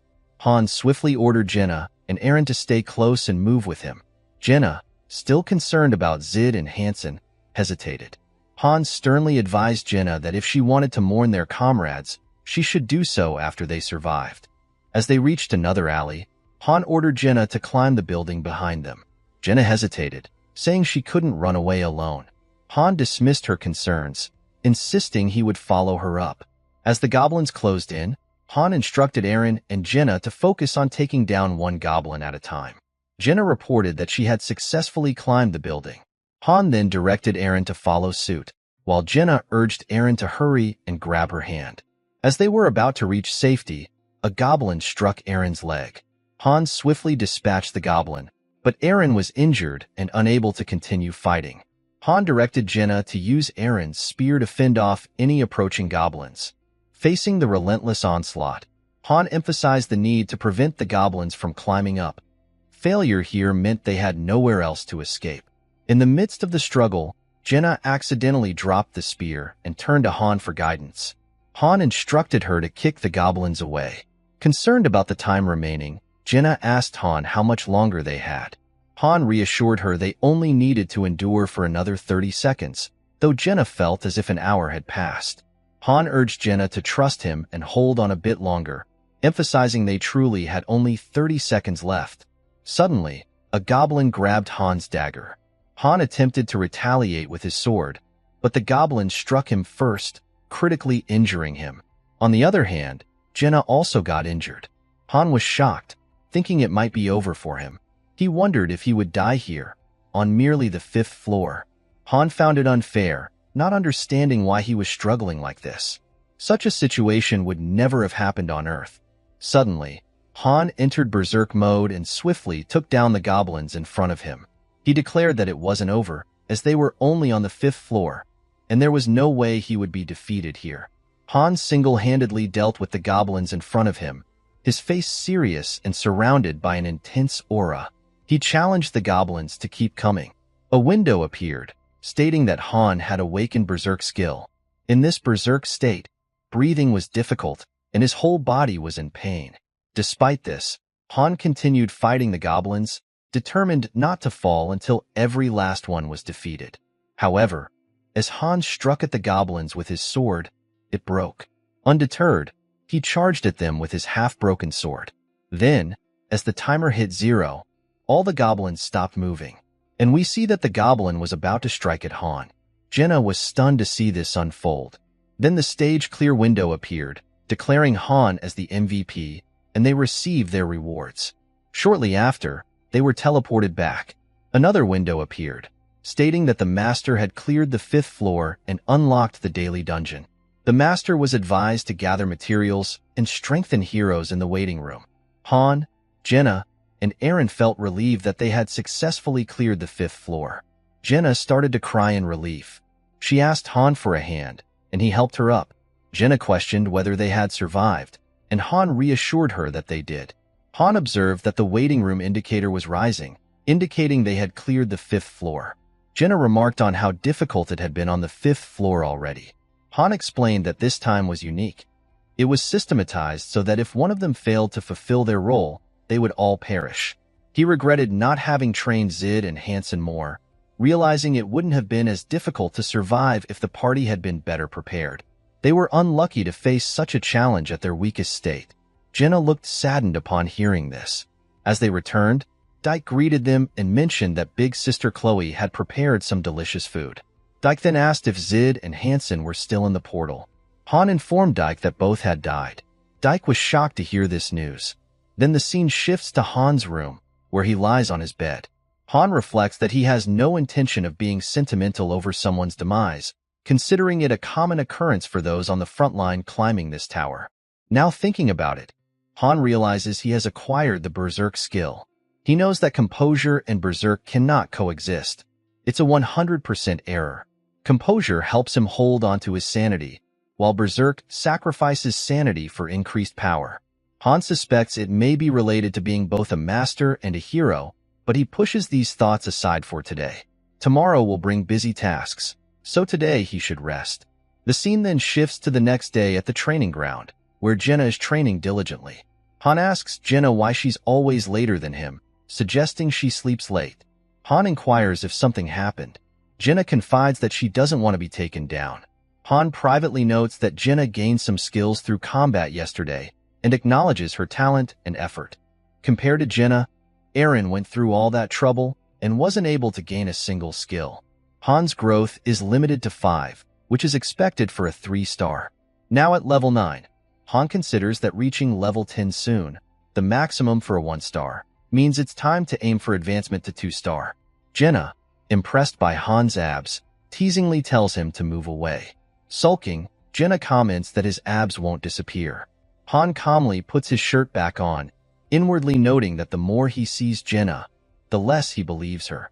He finds it hard to believe Jenna is acting like this after their recent experiences. Jenna speculates that Eren may not be coming today. Han advises Jenna to leave Eren alone, guessing he's sulking in his room after losing his close friends. Jenna reflects on the importance of waking up early to train. Han agrees, mentioning that Daika was the same, passionate about training unlike those who only half-heartedly swing their swords to avoid being synthesized when the master logs on. Han tells Jenna that Aide and Hansen also had potential, and they would have been useful if he had helped them train a little more. He reflects that those who train half-heartedly should have been the ones taken down yesterday. Jenna agrees to resume their training. Eren enters and apologizes for being late. Jenna notices his expression and asks what's wrong. Eren regrets not being stronger, feeling responsible for Zid and Hansen's deaths. Han bluntly tells Eren that their deaths were due to their weakness. End of story. It's been a month since Han arrived in this world, which translates to just over 10 days in Earth time. During this period, Han observed the Master's login patterns.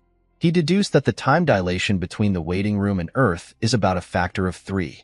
The Master logs in 3 times a day, morning, noon, and afternoon. Han notes that during combat stages, time flows at real-time speed. If the time dilation also applied there, what felt like 30 minutes would actually be an hour and a half. Isol encourages everyone to strive to be as excellent as Han. As expected of the Master of Masters, succeeding in a survival mission on the 5th floor using only low-rank weapons is quite an accomplishment. Jenna asks Han why Isol is acting that way, but Han cryptically tells her it's a trade secret. Isol admonishes the others for lounging around while Isol works hard, threatening not to let anyone go. Han intervenes, telling Isol to let them be, as they respond when called upon. Soon after, a new party is formed consisting of Han, Jenna, Lewis, Jeffrey, and Owen. Isol announces that this party will enter the space-time rift. Jenna expresses uncertainty about the unfamiliar members, but Han reassures her that this time won't be too difficult. A portal unlocks, revealing the daily dungeon named Kenout Forest. Han anticipates the forest opening as expected. A man steps forward and informs Han that they will be fighting together. Han asks for his name, and the man introduces himself as Owen. Owen expresses doubts about being helpful due to Han's strength, but Han assures him that the newcomers won't be fighting. As they enter the forest, a window appears stating that the party will return after collecting some materials. Jenna asks Han where the enemies are, wondering if it's a special quest like the 5th floor. Han explains to Jenna that this is a daily dungeon, a place specifically for collecting materials. Han picks up a rock and demonstrates his dimension storage to Owen, explaining that it's where they can collect materials like tree branches, which will accumulate in their storehouse. These materials will later be used to craft items. Jenna questions if their task is solely gathering without fighting, and Han replies affirmatively, but adds that Jenna, being different, will hunt with him. Jenna expresses disappointment, thinking she might have an easy time for once. As they proceed, Jenna asks if they can hunt animals like deer and rabbits, excited about the prospect of finally eating meat. They soon encounter a deer. Jenna gets excited upon seeing it, and with a single arrow, she takes down the deer. Han instructs Jenna to gather the materials and put them into the dimensional gate without missing any. Jenna asks Han where he's going, and he replies that he's also going to hunt because he's tired of eating only potatoes. Han ventures deeper into the forest and arrives near a lake, realizing there's only 30 minutes left before everyone is automatically summoned back. He spots the Queen of the Forest, a rare monster that appears on Forest Dungeon Days, known for its low-grade attribute stone used for advancements. Han charges forward and swiftly takes down other deer nearby. Witnessing this, the Queen of the Forest becomes enraged and confronts Han. With a determined look, Han challenges the Queen to come at him. Additionally, there are 3 daily dungeons: Mines of Israelta from Monday to Tuesday, Kenout Forest from Wednesday to Thursday, and Cimmeral Plateau from Friday to Saturday. On Sundays, all dungeons are open. Then the scene shifts back to the camp, where the rest of the party members are shocked to see a monster. They quickly realize it's Han. Frustrated, Han asks them if they can't recognize him. Jenna, surprised to see a deer so large, exclaims, and Han, exhausted, asks her for help. He then inquires how many animals Jenna has caught. Jenna replies that she has caught 2 deer and a boar, assuring that everyone in the waiting room will be able to eat as much as they want. Jenna then asks why Han brought the deer's head. Han explains that he couldn't cut its horn off. Jenna points out that the deer has horns even though it's a female, noting that they can tell the deer's gender by looking at its head. At that moment, Jenna awakens another skill, Hunter of the Forest. Seeing this, Han thinks that Jenna's advancement will go smoothly. Han has also acquired a low-grade wind attribute stone, rank D, which is filled with the aura of the forest and is used in crafting various items and advancing heroes. The scene then shifts back to the house, where everyone enjoys eating meat. Then Jenna tells Han that everyone seems excited since they already ate 1 deer. Han responds that if she is done eating, she should follow him. He explains that the daily dungeon is a system where the location of the dungeon changes depending on the day of the week. Today, it is the Cimmeral Plateau, a dungeon where Han can acquire other attribute stones. As both Jenna and Han enter the Cimmeral Plateau, Jenna, surprised, asks Han if she can really get stronger by gathering materials. Han replies that if Jenna wants to get stronger, she needs something called an attribute stone, and they are there to gather those stones. As they move forward, Jenna is impressed by the view in front of her and enjoys the pleasant wind. At that moment, Han sees a plant of life. He recalls seeing these plants in a drawing, noting that they are the main ingredients for making recovery potions, and intends to pick them later. As they both proceed, they take down a giant wolf together. Jenna is happy and states that they had no trouble dealing with the wolf. Then Han tells Jenna to hurry up as other wolves might come. We see Han has acquired another low-grade wind attribute stone, rank D. Jenna comments that it is peaceful here and wishes it could always be like this, hunting, gathering plants, and having good food and a place to sleep. She adds that it would be a paradise if the master wasn't there. Surprised, Han reflects that he was a former master as well. Jenna expresses her hope that the master never returns. Hearing this, Han wonders if the guys in Nibelheim also thought it would be better if the master didn't come. He then asks Jenna if she doesn't want to fight, reminding her that fighting on the front line isn't everything, and she doesn't need to worry about being synthesized. Jenna then asks if Han is going to give her another place. Han replies that if the situation improves, there is nothing he can't do. Jenna then asks Han why he is not taking on other roles, and hearing this, Han couldn't help but smile. Then the scene shifts to a few days later. The party has reached floor 6, and the quest type is exploration. Their objective is to investigate an unknown location, and Daika has also joined Party 1. Daika states that he is looking forward to working with Han and the others. Aaron notes that it seems they are not doing a daily dungeon today. Han explains that it's another quest that rarely appears.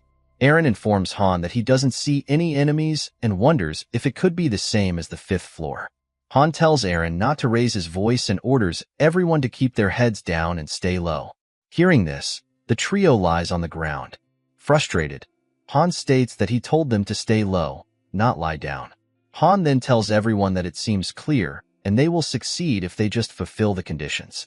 They see 3 goblins together, and Eren asks Han if they should kill them. Han points out that one of the goblins has a blow horn, which means they have allies they can call for help. Jenna goes up to a tree and tries to look around. Han inquires if she can see anything. Jenna replies that there seems to be a goblin village. As she comes down, she states that about 100 goblins are gathered there. Han states that it seems like a trap, as the goblins will ambush them if they engage in battle without proper reconnaissance. He then tells Jenna to shoot the goblin on the right, and Eren to take down the goblin with his spear that Han will lure in. Daika will help them if anything happens. Jenna takes down one goblin with her arrow, and Eren takes down the second one with his spear. As the third goblin is about to blow the horn, Han steps forward and kills the goblin with a single strike. A window appeared stating that the stage is clear and Han is the MVP. Daika asks Han if the stage is over. Han replies, "Not yet." He then states that he will go take a look around and runs toward the other side. Han thinks to himself that it's because of the hint given for the next stage. Now that exploration is available, he knows this can't be just a simple mission.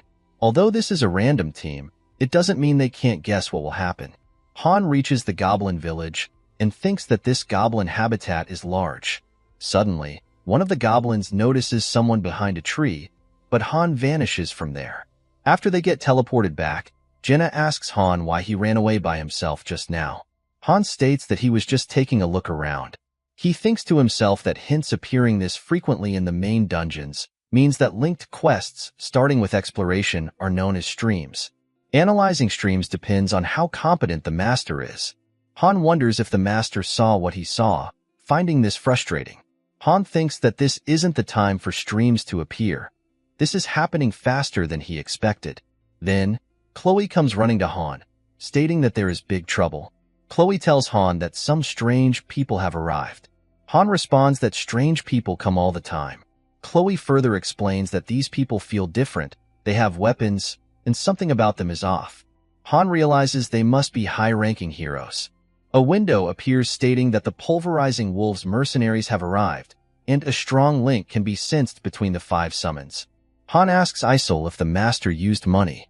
Isol happily replies yes. The master bought the newbie potent package, which costs 50,000 won. Han thinks that the master must have gotten 2,500 gems and 50,000 gold. He reflects that if he were the master, he would have summoned the high ranks and put them into the party before challenging the 5th floor. Han tells Chloe to go back to the residence, assuring her that the high-ranking summons won't do anything to her. They're just a little special. Han states that the party will be dismissed here and that nothing changes just because some unique newbies are here. The scene shifts to a house where a woman with black hair is standing alone. Jenna approaches her and says hello. Jenna introduces herself and asks the black-haired girl for her name.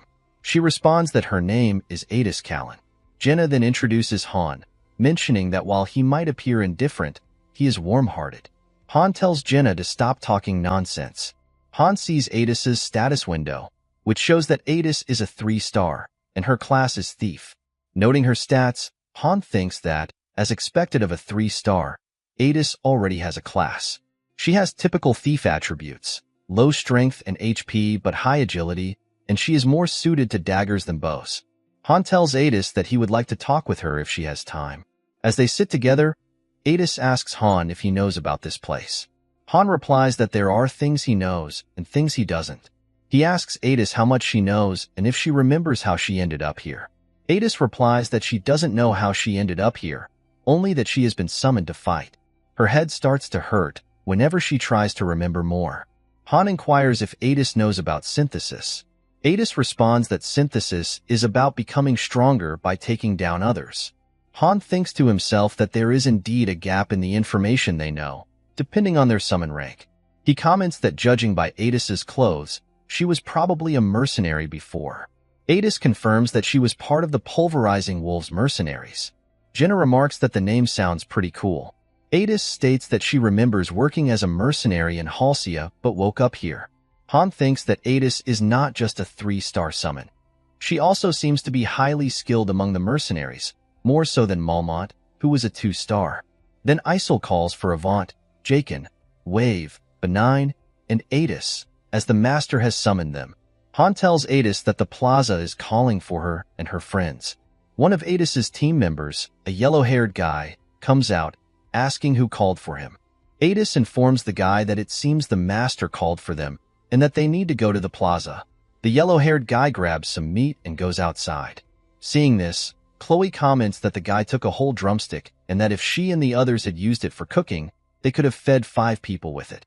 Frustrated, Jenna tells Han to ask the guy to give it back, but Han tells Jenna that they should head to the plaza instead. Party 5, named Pulverizing Wolves, is formed with members Avant, Jaken, Wave, Bane, and Adis, all 3 stars. Avant is chosen as the team leader. One guy mentions that something about the new members seems strange since they already have weapons. Han replies that he has a weapon too, and adds that those people don't seem like good people. The guy agrees, and Han thinks to himself that although these guys don't seem like good people, they are strong. Isol then tells Party 5 to go into the space rift as the master is waiting. Han asks Jenna what she thinks about the new group. Jenna replies that Adis seems kind, but she is uncertain about the rest. Han then asks the guy what he wants Han to do, specifically if he should protect them. The guy responds that it would be great if Han could do that. Han questions why he should provide protection for free. The guy tells Han that he is strong and capable of protecting them. Han retorts that it was the guy himself who slacked off during training. So why is he asking for help now? He notes that none of these people are even close to Daika's level. All they did was act like they were training and eat the meat that Jenna hunted, even though they could have used their free time to learn skills from Chloe or the artisans. With a serious expression, Han tells the guy to leave before he gets angry. The scene then shifts to the Pulverizing Wolves party members: Avant, the leader, Jaken, the yellow-haired guy, Adis, and the last 2, Wave and Bane. As the others leave, Han notices Aaron's expression and informs him that while Aaron was injured and on the front lines, these others were slacking and sleeping. Thus, Aaron shouldn't pity them. Han then sees that Daika's face is injured and asks if he had just fought. Daika inquires how Han knew, to which Han replies that it's obvious given the cuts and bruises on Daika's face. Aaron adds that it was just a simple duel, as there was a request for it. Hearing this, Han tells both Daika and Aaron to go and rest. Han then asks Jenna why she isn't going in. Meanwhile, Party 5 has cleared the stage. Jaken confidently states that the monsters were just weaklings, and Wave comments that he can't believe it was only goblins, which wasn't even enough to excite him. As they move forward, Avant, with a serious expression, asks about Han's identity. Han responds that it is none of Avant's business. Angered, Jaken asks who Han thinks he is to speak so arrogantly. Jenna replies that it was Party 5 who first spoke casually to them. Avant then introduces himself as the captain of Party 5. Han introduces himself as well. Avant remarks that Han has a weapon too, and asks if he is a mercenary. Han replies that he is not. He is a farmer. Avant then inquires if the people gathered here are everyone present. Han confirms that they are. At that moment, a window appears stating that the master has started 10 consecutive summons. Han wonders about the sudden influx of 10 summons. We see that the master has begun synthesizing. Han reflects that there must be a reason for the summons. As new people enter the plaza, Isol expresses frustration that the master has summoned more useless individuals. Isol then states that the master has ordered Jaken, Diamond, and Lexigil to go into the synthesis center. The new arrivals are confused and don't understand what is happening. Jaken grabs the 2 others and takes them to the synthesis center with him. Seeing this, Jenna tells Han that it's wrong. At the very least, the new people should be given a chance. Han thinks to himself that the master is making a significant mistake. While someone's star heroes may be talented, most are generally useless. However, the master is using 1-star heroes for synthesis without any form of examination. Jaken then emerges from the synthesis process, having leveled up. Other people are also being synthesized with Party 5 members. Avant orders his team to prevent anyone from escaping and asks Adis why she isn't moving, as she is also a member of Party 5. At that moment, Han tells Isol to send a tip to the master, stating that the master won't know which one-star heroes are useful without evaluating them beforehand. Isol sends this tip to the master. Han reflects on the many experiences he has had since entering the game, noting that so much has happened that it could change people. Frustrated, Jaken demands to know who Han is to interfere. Han replies that he was merely giving advice to the master. He then asks Jaken why he is unhappy. Jaken attempts to strike Han, but Jenna shoots an arrow that narrowly misses Jaken. Jenna claims she missed on purpose. Seeing this, Avant questions whether they have raised their weapons against Party 5. Adis tells Avant that they should stop for today, as it is already late. Avant does not listen and points his sword at Han, asking if Han knows who they are. Han replies that he does know. They are trash. Enraged, Avant hears a window appear, stating that Party 4 members, except Adis, have shown hostility towards Han. Party 5 takes note of the relationships between heroes. Isol steps forward and tells them to stop, as it is forbidden for heroes to fight among each other, or they risk punishment from the master. Han then tells Isol that he does not think it is actually forbidden. Isol acknowledges that it is true, but adds that they should adhere to the rules. Han tells Avant to be honest. They are not mercenaries. Avant replies that Han is talking nonsense, as Party 5 members are mercenaries who only act if there is a commission. With a serious expression, Han tells Avant to stop talking nonsense, as they are a thief troop. Angered, Avant states that he is being nice, yet Han is crossing the line.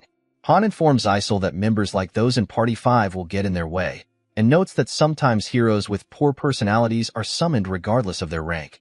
Han asserts that Party 5 members will be the culprits of causing chaos in the waiting room and reducing efficiency, which means they are trash that needs to be removed. Isol is shocked to hear this. Han then calls for an open duel. A window appears, stating that Han is requesting a duel with Avant. Avant responds that Han must be crazy and questions what Party 5 members did to Han. Han tells Avant that Avant thinks this is crazy because he knows how Party 5 members behave. Han suspects that Avant asked if everyone in the plaza was present to assess them, as it would be troublesome if someone strong were among them. Han explains that Party 5 decided no one here was strong enough, and even if they synthesized with a new 1-star, it wouldn't be sufficient. Avant then asks if Han is suggesting that everyone here will be synthesized. Shocked, Jenna asks Han what he is saying. Han replies that if he wins, he will synthesize with Avant, and if Avant wins, he will synthesize with Han. Avant agrees to the duel and the condition for synthesizing, and he draws his sword, stating that this is interesting. Han orders Jenna to take the others and go to the residence. Jenna asks if Han will be okay alone. Han replies, questioning whether Jenna thinks he will lose. Jenna smiles and agrees that Han is right. Before the duel begins, Han informs Avant that the duel will end when one of them surrenders. Avant agrees with this condition. Han then instructs Isol to conceal their presence so that the other members of Party 5 do not interfere. Isol, worried, asks Han if he will really be all right. Meanwhile, Avant wastes no time and charges at Han with full force. Han reflects that focusing on Avant might not have been a bad idea, considering Avant's stats, level 2, with strength close to 20, and beginner swordsmanship already at its 3rd stage. At that moment, Han enters Berserk mode, causing all his stats to increase. As Avant swings his sword, Han dodges and grabs Avant's hand, driving him into the ground. Han then draws his sword and declares that it is perfect for someone who doesn't know their place. He strikes Avant with his sword and demands that Avant surrender. Han cannot hear Avant clearly and tells him to speak properly. Wave steps forward and tells Han to release Avant, as Han has already won. Han questions Wave, asking if they were planning to let people go after synthesizing them. Wave responds that it has nothing to do with this situation. Han insists that if he says it's relevant, then it is. He argues that since it is a duel agreed upon by both parties, Wave should not interfere. The duel ends when the loser admits defeat, and Han asserts that Avant is his prey. Han instructs Wave not to worry about whether Avant live or die, and tells him to go get some sleep. Bainin questions whether Han thinks he will be fine after this, and whether he knows who Party 5 members are. Han replies that their party was known as the Wolf Mercenaries. He then asks Adis if she is sure they are still the Wolf Mercenaries. Adis confirms that was their name in the past, but acknowledges that now, Han refers to them as a bunch of bandits. Han then asks Adis why she is associating with these individuals. Adis replies that she was honoring her father's request. Han informs Adis to think carefully about whether she will stay with these individuals or join his side. Adis is shocked by the question. Jaken, angered, warns Adis not to dare betray them. Han encourages Adis to join his side, noting that it would be beneficial for both parties. Jaken shouts that Adis should be aware of the consequences of betrayal. However, Adis makes up her mind and agrees to join Han. Han remarks that Adis must follow the right people, and Adis acknowledges that she has no reason to stay with Party 5. Enraged, the trio attacks Han together. Isol intervenes, reminding them that the duel hasn't ended, so they cannot interfere. Despite Isol's warning, the trio continues their strikes, aiming to take down Han. Han realizes that he has them and bids them farewell. Isol then takes down the trio with a single strike, similar to Malmont's style. Avant, seeing the situation, declares his surrender. At that moment, Han releases his berserk mode and reflects on the severe headache he has, considering it might be a side effect of going berserk. Han thinks he will need to refrain from using berserk mode unless it's a real fight. A window appears, stating that Han has defeated Avant in the duel and that Avant will be synthesized. Isol informs Han that the Master keeps touching the screen. Han replies that if the Master wanted to cancel the synthesis, they shouldn't have allowed the duel in the first place. It seems the Master might not even be aware that the dueling system existed. Han levels up, and his beginner sword and shield skills, as well as his pain-resistant skill, increase. Han notes that it's not a bad feeling. Isol, worried, asks what they should do, given that the Master might fold after losing the first summoned premium heroes without properly assessing them. Han responds that if the Master did that, it would be like folding to Han. After Han synthesizes with a 4-star hero, a window appears stating that the hero has reached the level limit, and if the Master wishes to continue leveling up, they should raise the hero's rank. Han reflects that it's unfortunate, considering how the Master summoned 10 free heroes merely for the purpose of synthesis. The Master must have been greatly looking forward to this, but everything went sideways. Han thinks that if these types of individuals keep appearing, the waiting room will struggle to operate efficiently, and the Master will eventually appreciate Han's actions. Han is now at level 10 and is approaching 3-star status through synthesizing. Han has earned MVP in almost every battle. Han reflects that if the Master is foolish enough to continue challenging him in this scenario, climbing the tower would become impossible. Han wonders what the Master will do next and feels that if the Master is going to confront him, he should bring his best effort. The scene shifts to the next day, where everyone has gathered to thank Han. Daika happily states that Han is amazing. Han, frustrated, asks Jenna if she was responsible for this and tells her not to say anything unnecessary. However, the crowd and others express their gratitude, stating that they heard Han was the one who took down those who threatened them. They are pleased that Han dealt with the situation for them. Han tells them that they might be misunderstanding something. The crowd replies that they already know but still want to thank Han, as they survived thanks to him. Han explains that the people he saved were just newcomers and had no relation to those who were already here. The crowd asks what Han means, and Han replies that the Master is completely enraged. At that moment, Isol calls out Lewis, Jeffrey, Owen, Andio, Arnold, and even Duncan. These 6 people come out into the plaza.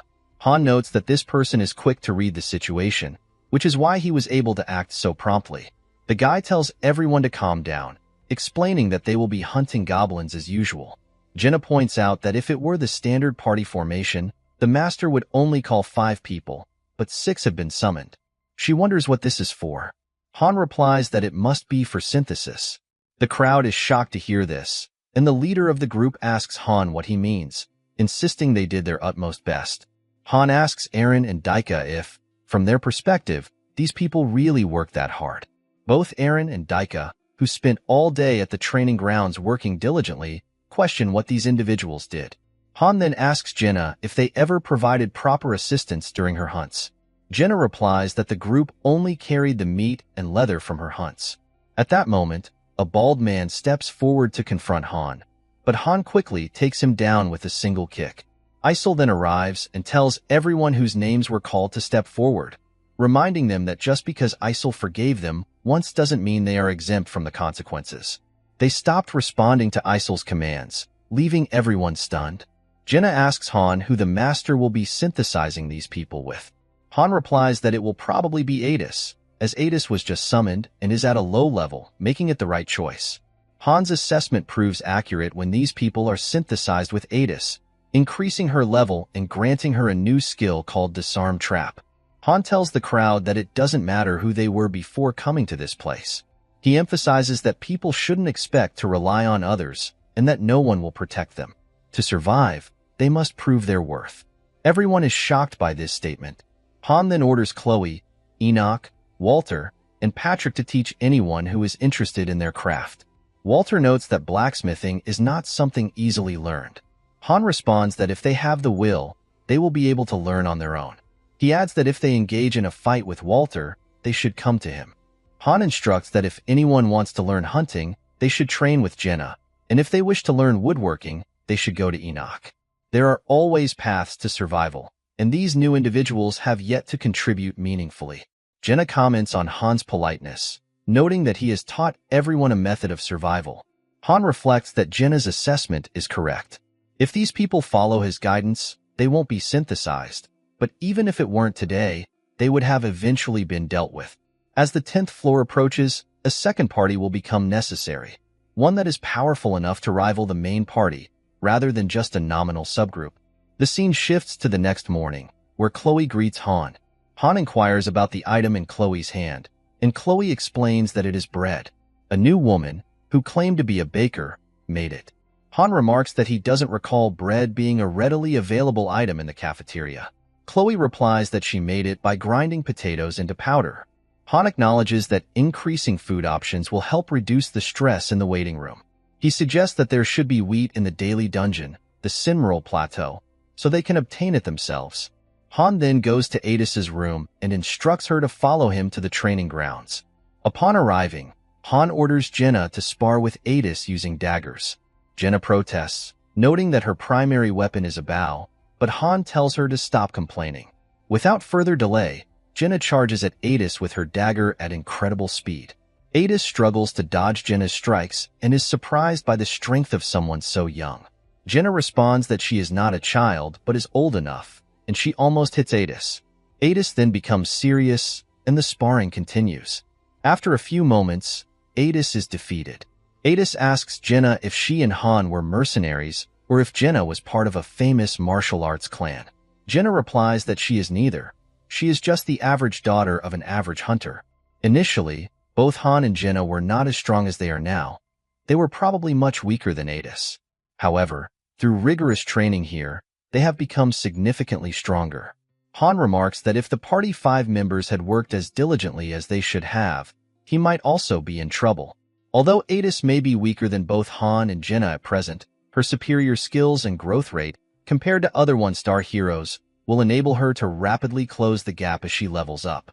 On the other hand, Eren exclaims that it is unfair. Despite his hard work, he cannot catch up to Jenna and Han. Regardless, Han advises Adis that she can grow stronger based on her effort and should not slack off in her training, irrespective of her past. Adis acknowledges this and assures Han that she will keep his advice in mind. The scene shifts to the following day, where more people have begun training with Eren. Han reflects that this increase in activity might be a result of the mass synthesizing that occurred the previous day. Although there are more people present, the numbers are still relatively modest. Han notes that if individuals wish to avoid being synthesized, they must enhance their own value. However, the number of slots available at each facility is limited to 2 supporters, meaning the rest will likely face synthesis. Han observes a man training and approaches him to inquire about his name.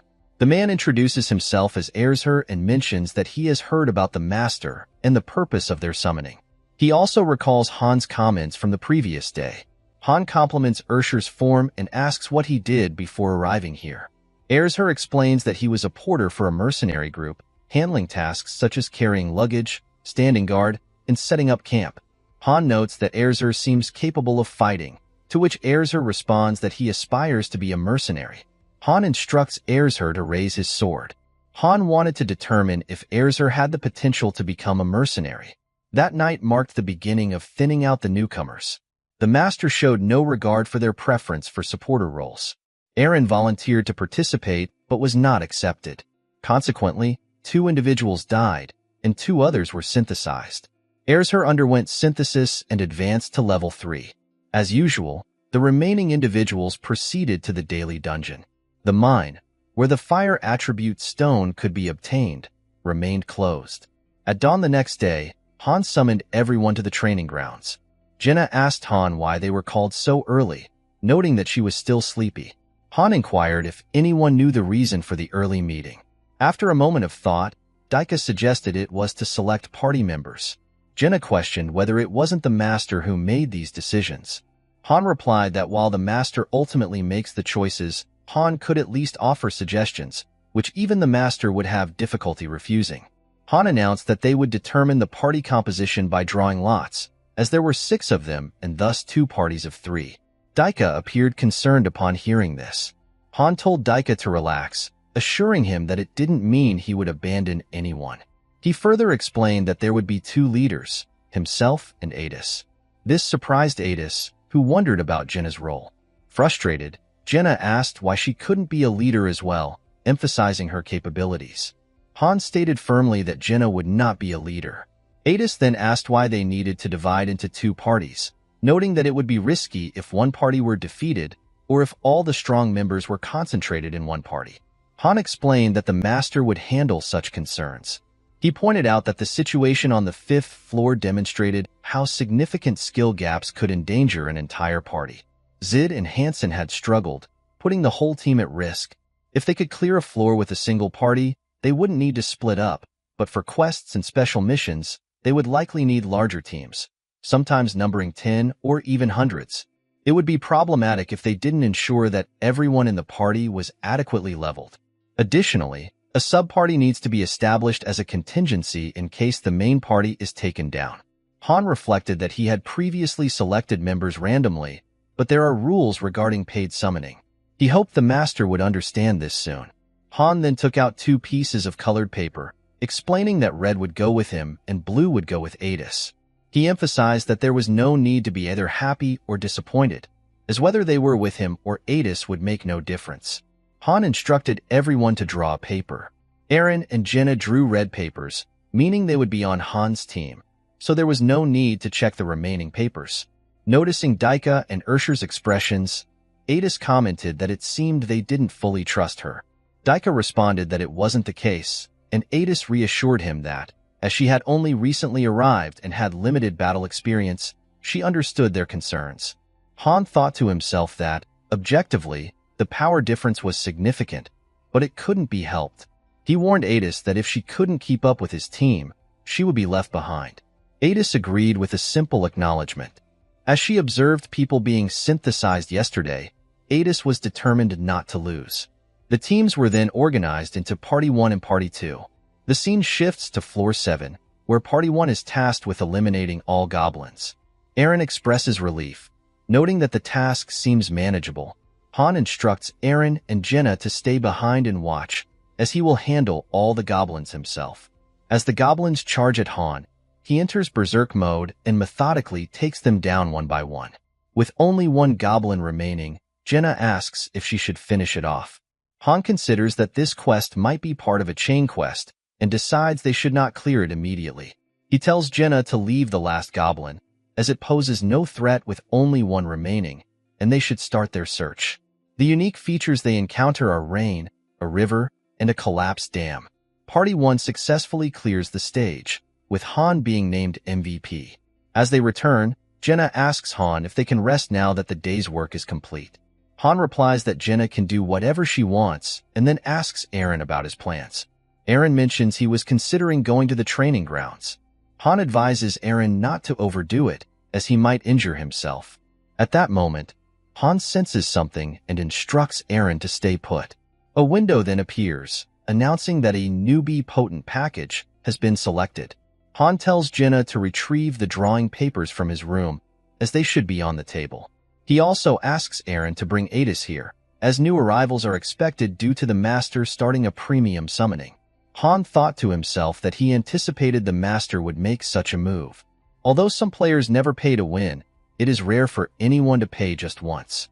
When players first start the game, they tend to stay and enjoy it, captivated by watching high-level AI grant heroes autonomy and fascinated by their reactions during stage clears or synthesis.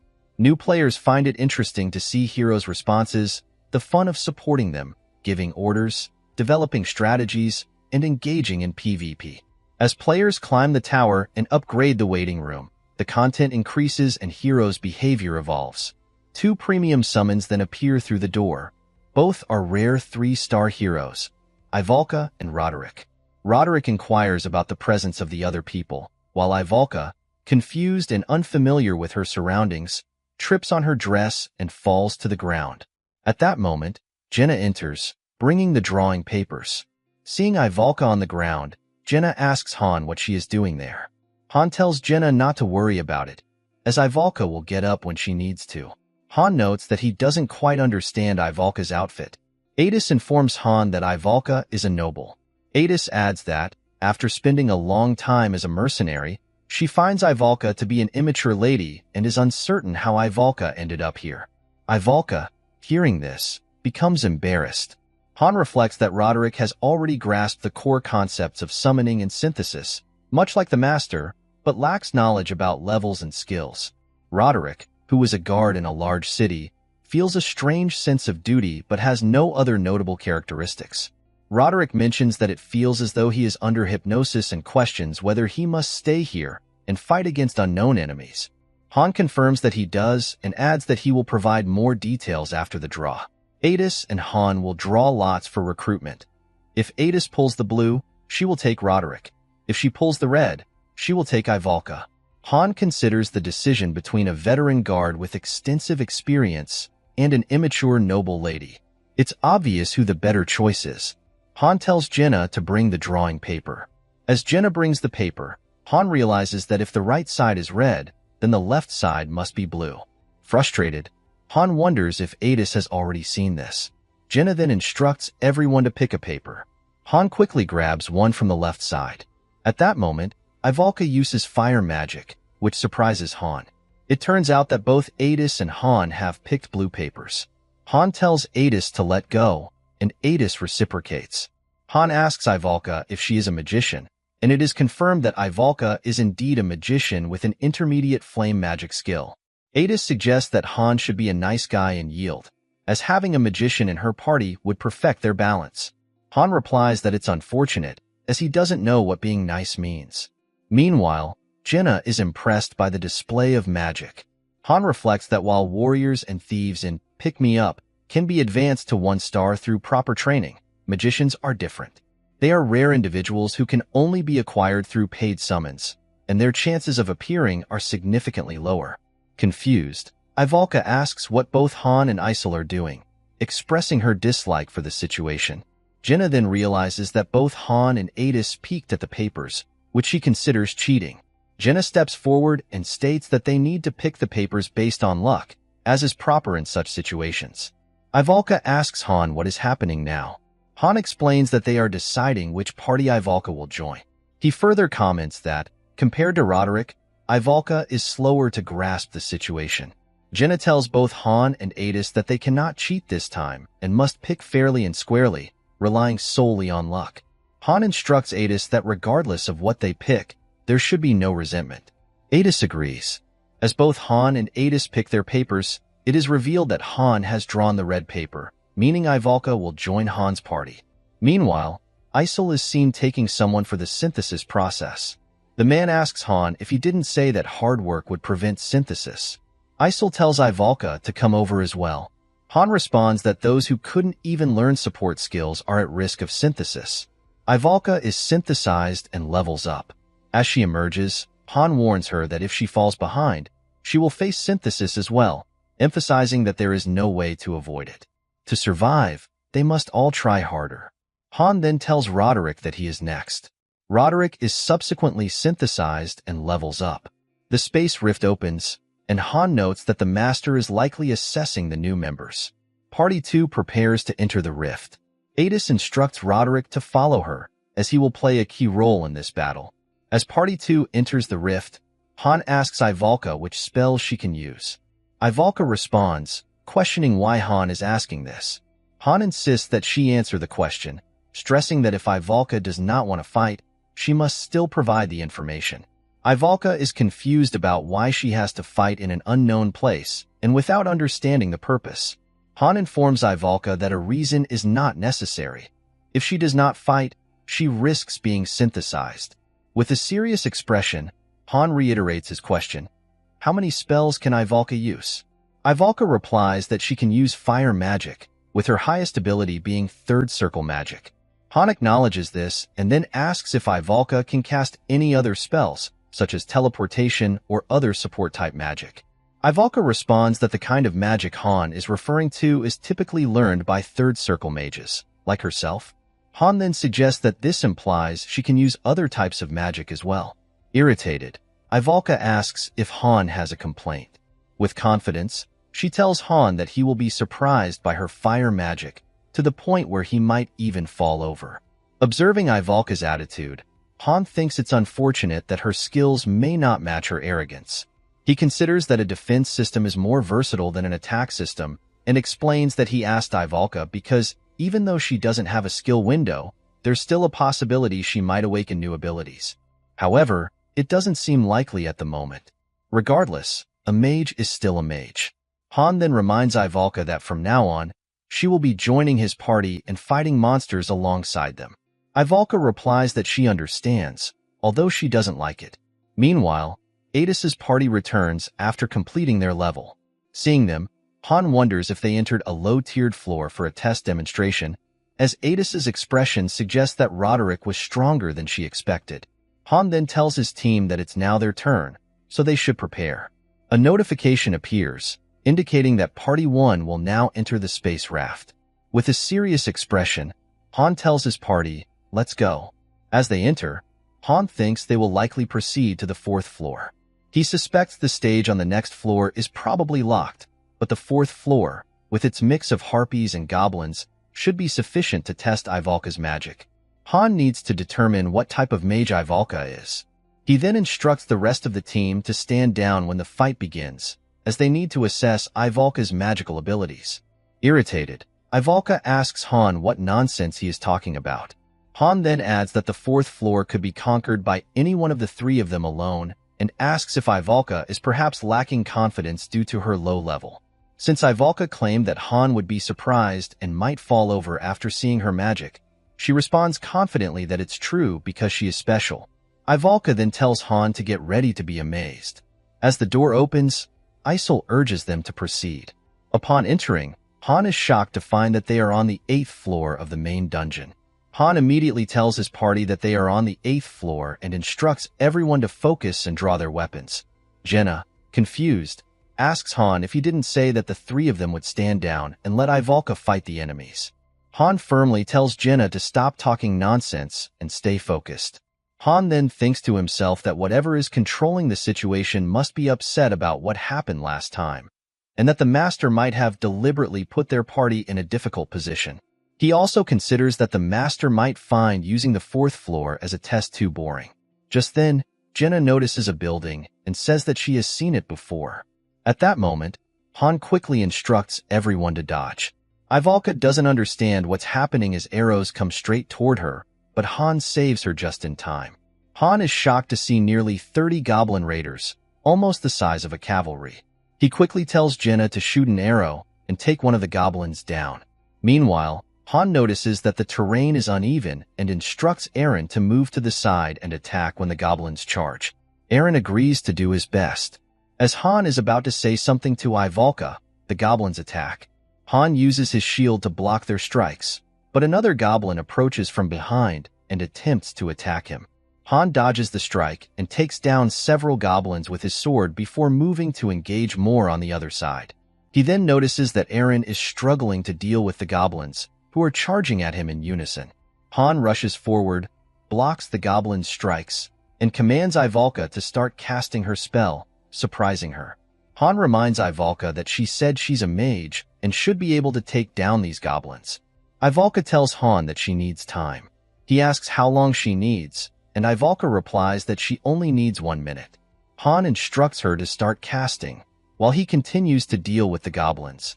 Ivalka begins casting her spell as Han tells Eren to block the arrows being shot at Jenna, allowing her to focus on shooting. Eren responds, "Got it," and starts intercepting the arrows, leaving Ivalka alone. Seeing an opportunity, the goblins rush toward Ivalka to strike, but Han quickly steps in to block them. Han realizes that the goblin's primary target is the mage. He knows he can buy some time, but blocking all these goblins will be difficult, and he might need to use shield magic to block a few arrows as well. Han asks Ivalka if she can hit the incoming goblins, but she is too focused on casting her spell to respond. Jenna then warns Han not to stay in place, as he might get caught up in the attack. Shocked, Han realizes he forgot about the barrier and that Ivalka can't even use mobile casting. Meanwhile, the goblins have surrounded Ivalka and are about to strike. Han quickly rushes over, grabs Ivalka, and runs away with her. Ivalka asks what he's doing, and Han replies, asking why she's casting out in the open without any protective measures. Ivalka explains that she was converting all that mana into fire. As they regroup with Eren and Jenna, Han instructs them to head into the forest ahead. Jenna questions whether they might get blocked like last time, but Han tells her they'll deal with that when they get there. He then informs Ivalka to start casting as soon as they enter the forest and to aim at the spot where they were just standing. Ivalka acknowledges, saying she understands. Jenna informs Han that they can enter the forest, and Han realizes that this is a connected area between the forest and the plains. He orders Ivalka to go into the forest. Frustrated, Ivalka asks why he's treating her this way, but Han, knowing the urgency of the situation, kicks her into the forest, stating that she can't be treated nicely if she dies here. Eren then urges Han to come quickly, warning that it's dangerous. Han tells them to wait in the forest and assures them he'll join them soon. He then enters Berserk mode, thinking that this is the second time today he's had to use it, even though it's detrimental to his stamina. However, Han knows he needs to buy some time. He charges forward and blocks an incoming goblin strike with his shield. To his surprise, another goblin quickly closes the distance and strikes at him, but Han barely manages to dodge the attack. Realizing that another goblin is approaching, Han pushes his Berserk mode to its full capacity and takes on the goblins together. More goblins then surge forward, and Han is struck from behind, causing him to lose his Berserk mode and return to normal. Eren is stunned to witness this. As the goblin is about to deliver the final strike, Han swiftly uses his dagger to take down the wolf the goblin is riding, causing the goblin to miss his target. However, Han is now surrounded by goblins and wolves. Eren declares that he's coming to help Han. Han tells Eren not to leave the forest, assuring him that he'll hold back the goblins and bring them all at once. Eren should only fight the ones that cross over to his side. Han then wonders if Ivalka has finished casting her spell. Jenna informs him that Ivalka's casting is complete. With that, Han rushes toward the forest, the goblins in pursuit. He leaps into the air, dodging the goblins' strikes, and uses his full speed to sprint toward the forest. As he approaches, Han lunges downward just as Ivalka releases her spell, Ignite. Ivalka's spell hits the goblins directly, and Han uses his shield to protect himself.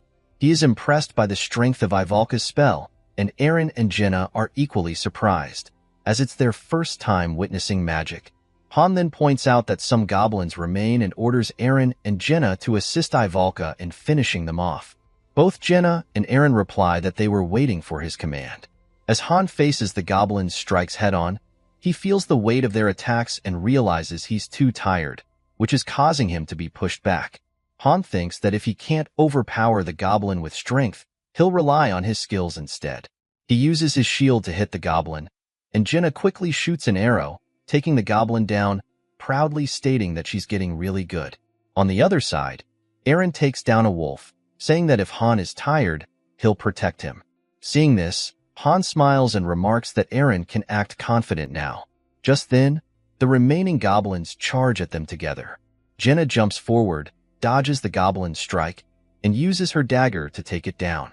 However, even as the goblin is defeated, the wolf continues charging straight toward Ivalka. Jenna quickly shoots an arrow, taking down the wolf. She then tells Ivalka to wake up and run, but notices that Ivalka is still casting her spell. Realizing the danger, Jenna informs both Eren and Han to run away, as Ivalka's spell isn't finished yet. As Han and Eren rush towards the forest, Ivalka completes her spell, creating a circle around the goblins and using her ignite spell, which causes a massive explosion, taking down the goblins. Han, shocked and shielding himself, thinks he might be in trouble. After the dust settles, Han looks around to see if it's over, but to his surprise, a few goblins come running toward him. Ivalka then casts her spell once more, causing another huge explosion that takes down all the goblins and leaves a massive crater in the ground. Han is stunned by the scene. A window appears, stating that the stage is clear and that Ivalka is the MVP of this stage. Both Ivalka and Eren have leveled up. As they return to the fortress, Eren is amazed to learn that Ivalka managed to take down more than 20 goblins with a single strike. He now understands the true power of magic. Jenna happily exclaims that it was incredible. Ivalka begins to laugh, noting that she had warned them they would all be amazed by her magic, as she is a witch of the rival countship. Suddenly, Ivalka collapses to the ground. Shocked, Jenna asks if Ivalka is all right. Han explains that Ivalka is simply lacking mana and cannot do anything while she is casting for 1 minute. The nearby party members need to continually focus on protecting her. Additionally, Ivalka is unable to use protective spells, and her strength, vitality, and dexterity are lower than those of a 1-star mage. Han recalls pulling many magicians back when he was a master. Han has worked with many mages, but Ivalka's type is practically unheard of. Such cases are extremely rare, and this isn't the first instance of encountering such a unique mage. Comparing Ivalka to a tank, it would be like removing the tread and armor while foolishly enhancing only the cannon. Despite this, Ivalka is undeniably powerful. The scene shifts to the next day, where Ivalka is arguing with Han. Han tells Ivalka that even if she needs to decrease the strength of her magic, she must increase her casting speed and reduce mana consumption. Frustrated, Ivalka asks how Han can say something so insulting. With a serious expression, Han asks if she doesn't want to improve. Irritated, Ivalka agrees to follow Han's advice and starts her training. Han reflects that Ivalka's current magic class is Class 3 Fire Magic. Class 1 involves ignition, Class 2 is a burning explosive fire, and Class 3 focuses on directing the explosion upwards and modifying it.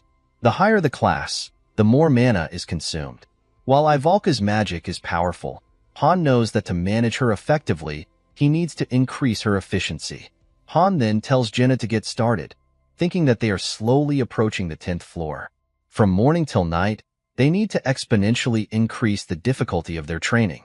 The usual training involves shooting arrows at Han. As Han defends against the attacks, he discards his shield and gradually increases the training conditions. Jenna comments that she thinks Han is getting stronger, but Han responds that they are in the middle of training and he doesn't need compliments. As Han swings his sword and breaks an arrow, a window appears, indicating that Han has awakened a new skill, projective defense, and that his sword shield technique has increased to level 6. Han is pleased to have awakened new skills. Seeing an opportunity, Jenna closes the distance between them and strikes at Han with her dagger. Although Han quickly dodges the strike, Jenna is unable to do so. In an instant, Jenna switches tactics and prepares to shoot an arrow. However, Han is also able to point his sword at her, ending the duel. Han reflects that Jenna's origin is 1 star, but her potential and rapid learning are extraordinary. Without external support, Jenna would have been seriously underdeveloped. Han then tells Jenna that she did a good job. With a smile, Jenna reminds Han that he said there was no need for compliments during training. Annoyed, Han decides to teach Jenna a lesson. Meanwhile, Eren is what Han would consider a typical 1-star. Although Eren's basic swordsmanship level is 3, that is his only skill. He hasn't been attending the training hall recently because he has been sequestered in his room, trying to learn pain resistance. Ivalka is likely training as Han instructed in the Magic Hall's exclusive training room. Even if she decreases her power, her magic remains formidable. Under normal circumstances, it is best to let Ivalka use Class 1 magic. In the training hall, there are random 1-stars training in the corners, but none are particularly useful.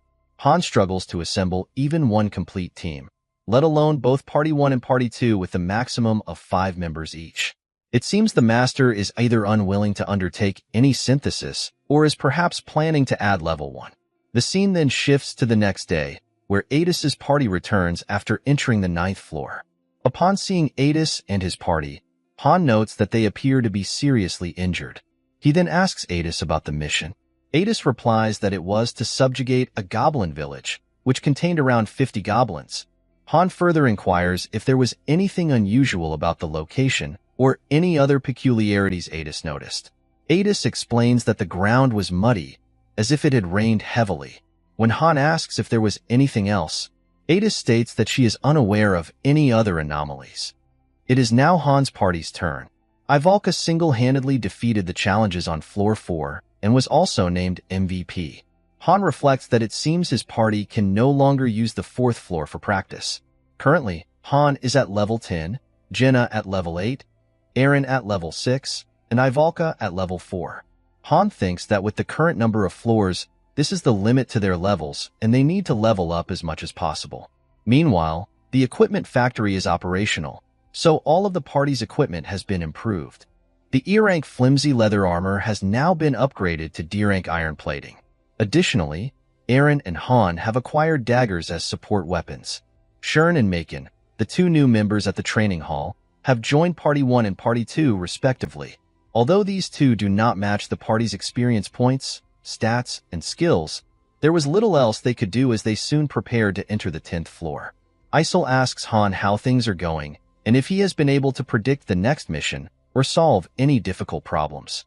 Han responds that if he could do that, he would be a god. He wonders why Isol came to ask such trivial questions. Isol insists that Han is a god, to which Han replies that if he were, he would have already completed the 100th floor a long time ago. As a master of masters, Han was indeed the highest-ranking user in Pick Me Up, but it still took him 2 years to climb to the 88th floor. Moreover, dozens of his parties were defeated due to the unpredictable random patterns and traps. A Pick Me Up master grows through their failures, but currently, the master has not experienced failure. At this rate, the only time their parties will fail is when Han dies. The scene shifts to the plaza, where everyone has gathered. Ivalka comments that the plaza is crowded and expresses confusion over what is happening, noting that Isol still has not called them. Han reassures Ivalka that Isol will call them soon, so there is no need to be suspicious. Han reflects that it has been 30 minutes since the master logged in, and the master's silence suggests he is contemplating whether to challenge the 10th floor or wait a bit longer. The last party members to join have not yet adjusted, and Han has not been promoted despite reaching his level 10 limit as a 1-star. This indicates that there is still an incomplete aspect to address.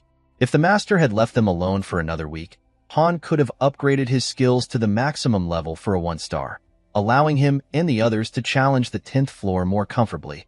Judging by the master's actions so far, it seems unlikely he will delay, as he has just opened the gate to the 10th floor. As Isol opens the gate, Han reflects that while this is a reality for the players, to the master it is merely a game. If Han and the others are defeated, the master can simply summon more heroes.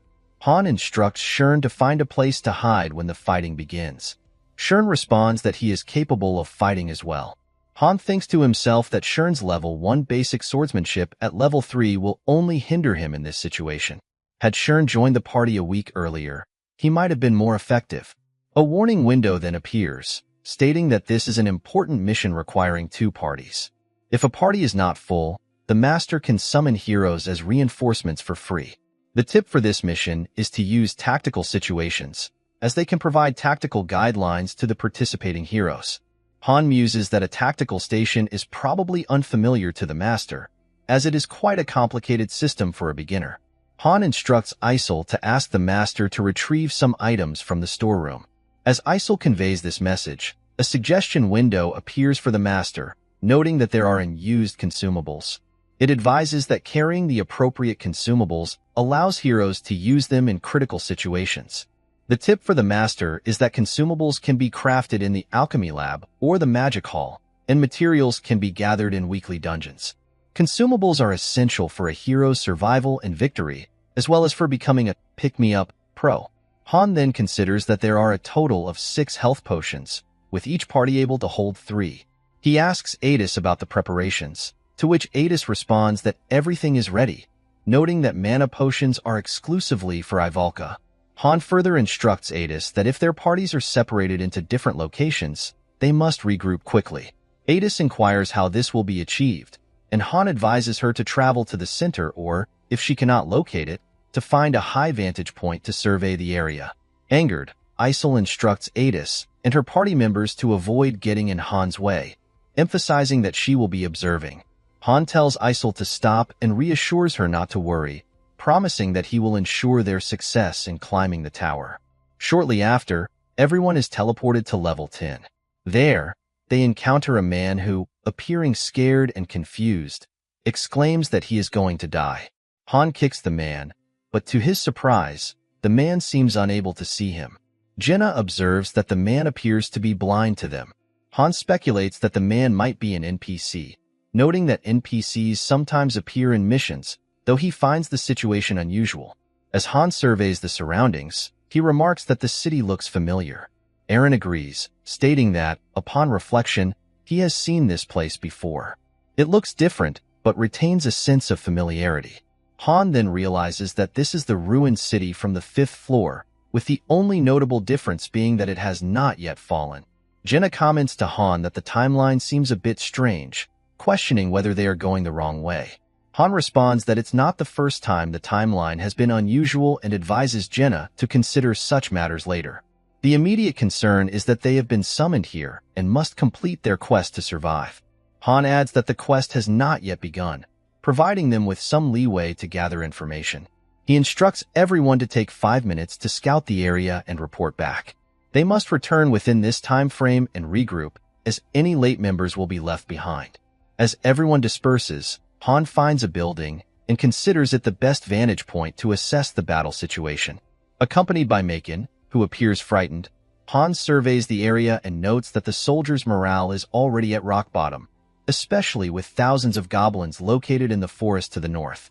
Han wonders if those are siege towers, but thankfully, they don't appear to be siege engines.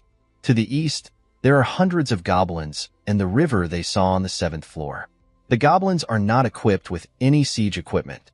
In contrast, the forces gathered outside the castle seem to be all that remain, and the disparity in manpower is at least 10 to 1, if not greater. At a glance, it appears to be a hopeless situation. However, the quest description has not yet been provided. If it turns out to be a survival quest, Han's party's survival chances will improve. Should a survival quest requiring Han to endure for a set amount of time be activated again, they would be able to clear it much more easily than they did on the 5th floor, given the abundance of NPCs that can be used as bait. Additionally, Han's party now includes a magician proficient in area defense. As the Wheel of Fate is about to turn, Han notices that Party 2 has also joined. Suddenly, to Han's shock, a warning appears, indicating a high difficulty level with a 3-ring alert. The quest type for Floor 10 is Defense, requiring the team to prevent the city from falling. Han is frustrated to find that it is not a survival quest but a defense mission. With a total of 10 people, including Party 1 and Party 2, and approximately 350 NPCs, their combined force totals around 360, tasked with defending against thousands of goblins. Han instructs everyone to pay close attention. After sharing the information they have gathered, they will discuss the details of the quest objectives and individual roles. Jenna reports that she attempted to communicate with the city's inhabitants but received no response, indicating that while Jenna and the others can see and touch the people, the inhabitants cannot see or hear them. Eren adds that evacuees are congregating at the center of the city. The northern and eastern gates are under attack by goblins, and there are no gates to the south or west, suggesting that there is no escape route. If the outer castle falls to the goblins, the people here will be in grave danger. Adis then asks Han what their specific tasks will be. Han explains that their quest is a defense mission, requiring them to protect the city from enemy invasion. This means they must eliminate the enemies. Adis is shocked by this news, and Roderick suggests retreating to assess the situation and then attacking the enemies from the rear using guerrilla tactics. Han rejects this idea, stating that the criteria for success is to eliminate all the enemies. The failure condition is indicated by the glowing boss statue in front of the bell tower. Han believes this is the twin goddess statue, an object typically featured in special quests. He clarifies that this statue is not related to the elimination of goblins. If the statue is destroyed, Han and the others will fail the quest.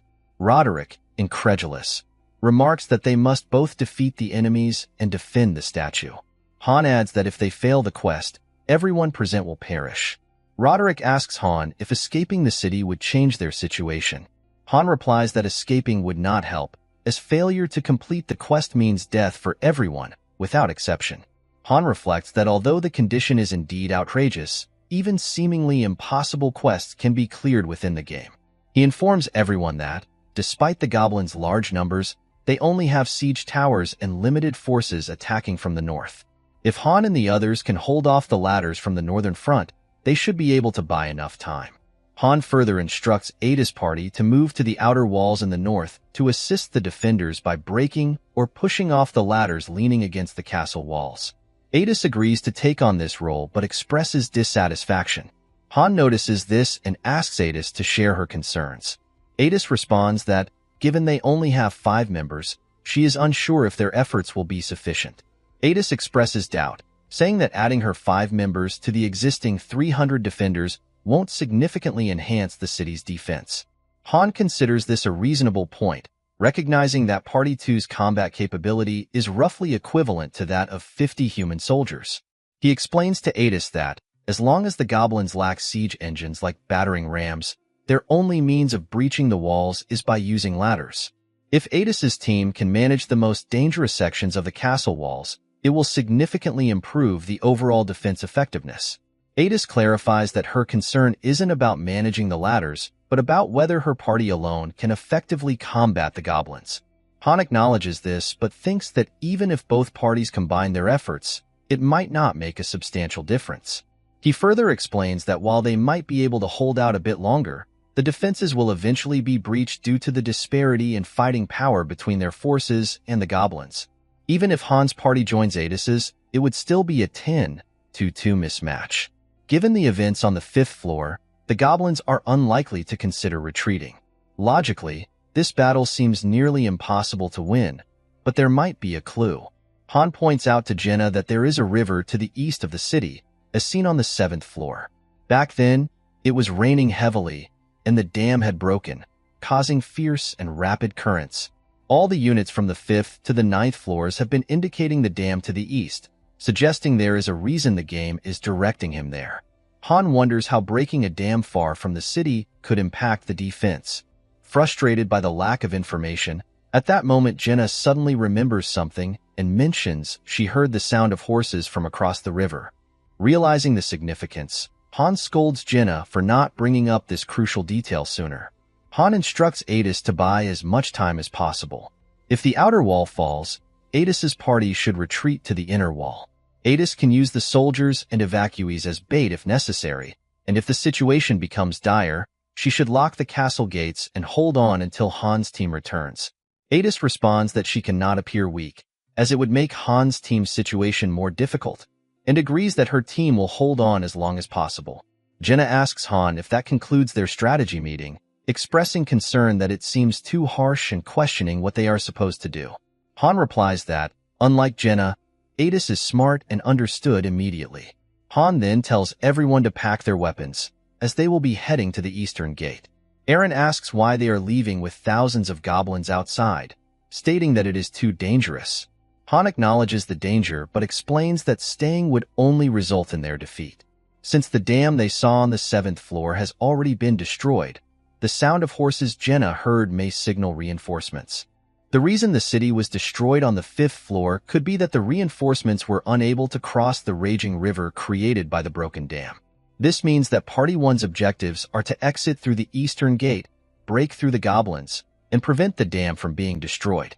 Jenna is surprised by this. Han confirms that, yes, Jenna, their mission will be to even the odds. As Party 1 rushes through the inner gate, they encounter numerous NPCs. Han instructs Ivalka to stay focused, reminding her that they have only just made it through the inner wall and that the real challenge lies ahead at the main gate, which leads outside. Han then tells Jenna to climb on top of the wall to assess the situation and directs Eren to prepare to open the gate.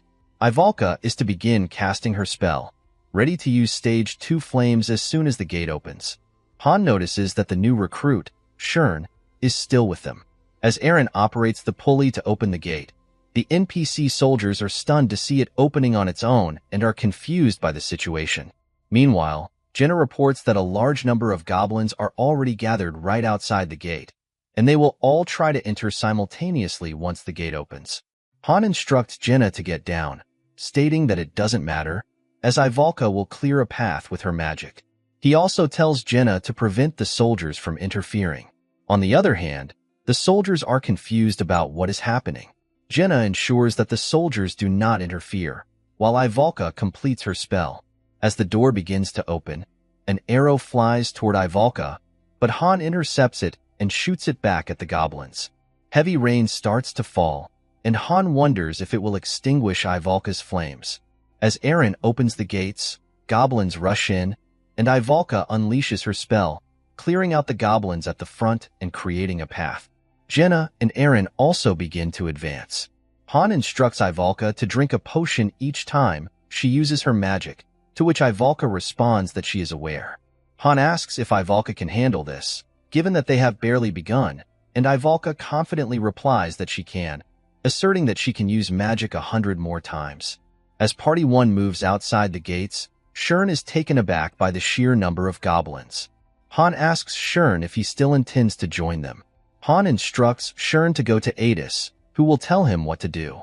If Shern survives the fight, Han will acknowledge him. Shern responds that he understands and rushes inside the gate. Han reflects that the gate is closing again, effectively blocking Party 1's escape route. The only option now is to press forward, and Han is determined to take down any goblins that come their way.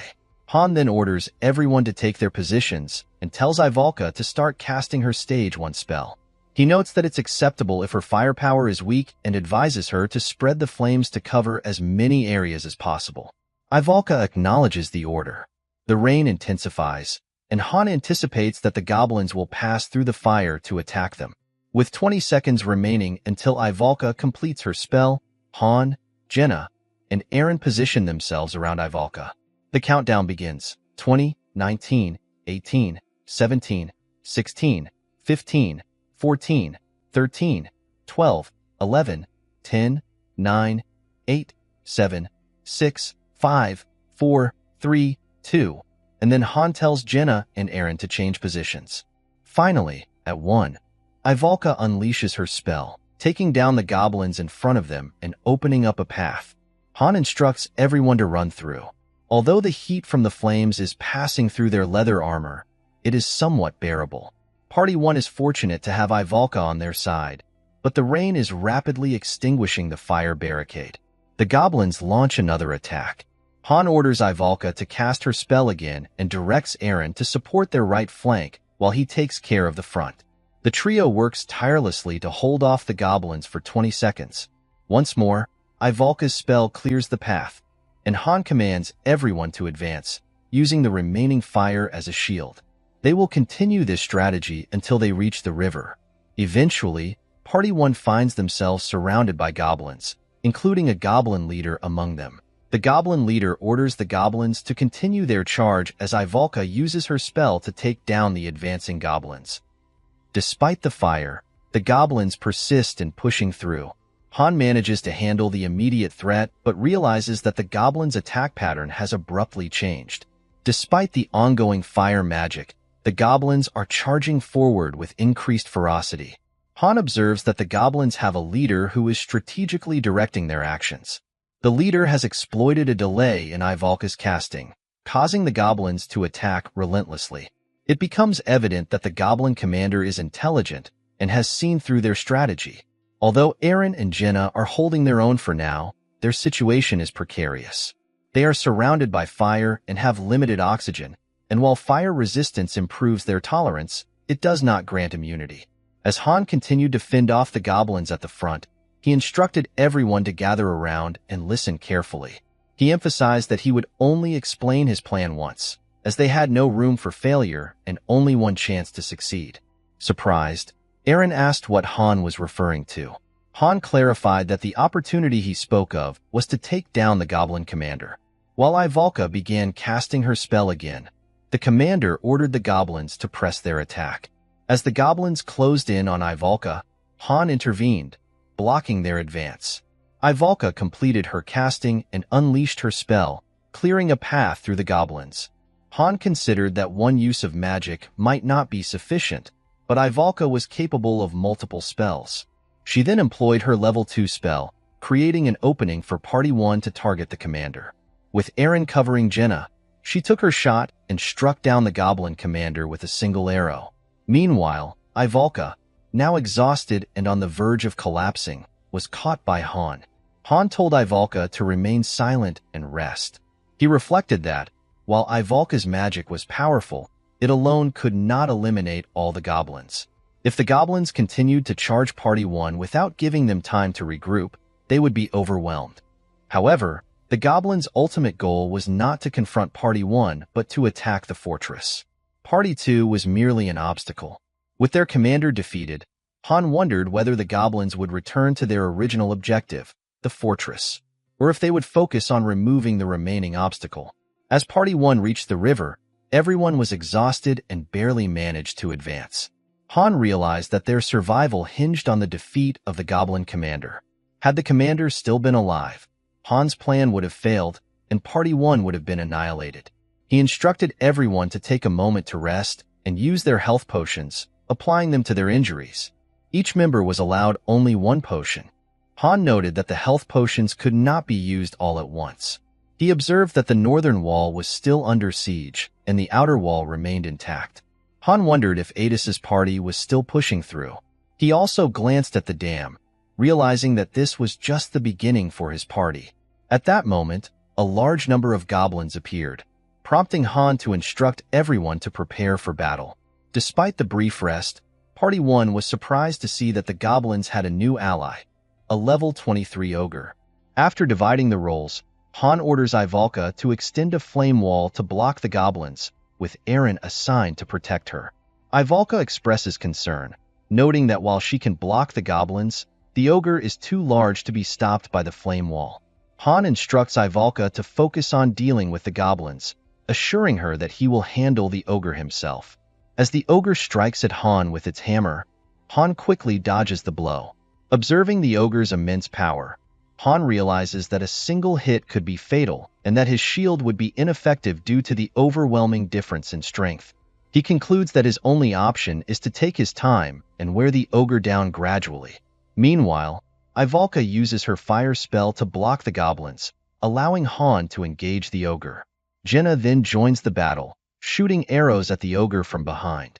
Noticing the effectiveness of Jenna's strikes, Han comments on their impact. Jenna replies that the ogre's large size makes it easier to hit than the goblins, and since it cannot dodge, she can continue damaging the monster this way. To Jenna's surprise, the ogre hadn't slowed down at all. She suggests facing the goblins instead, but Han points out that the ogre isn't dodging because it doesn't need to. He explains that her attacks won't be effective unless she targets the ogre's vital points, advising her to stop wasting her arrows. Jenna then asks Han if the ogre even has any weak points. At that moment, Jenna notices another ogre rushing toward them and urgently informs Han. Shocked by this development, Han realizes they are at a disadvantage. Eren's side was already struggling to hold off the goblins, and now a second ogre threatens to tip the balance even further. Determined to take the risk, Han rushes in and blocks the ogre's strike with his shield. He continues to press forward, aiming for the ogre's vital points.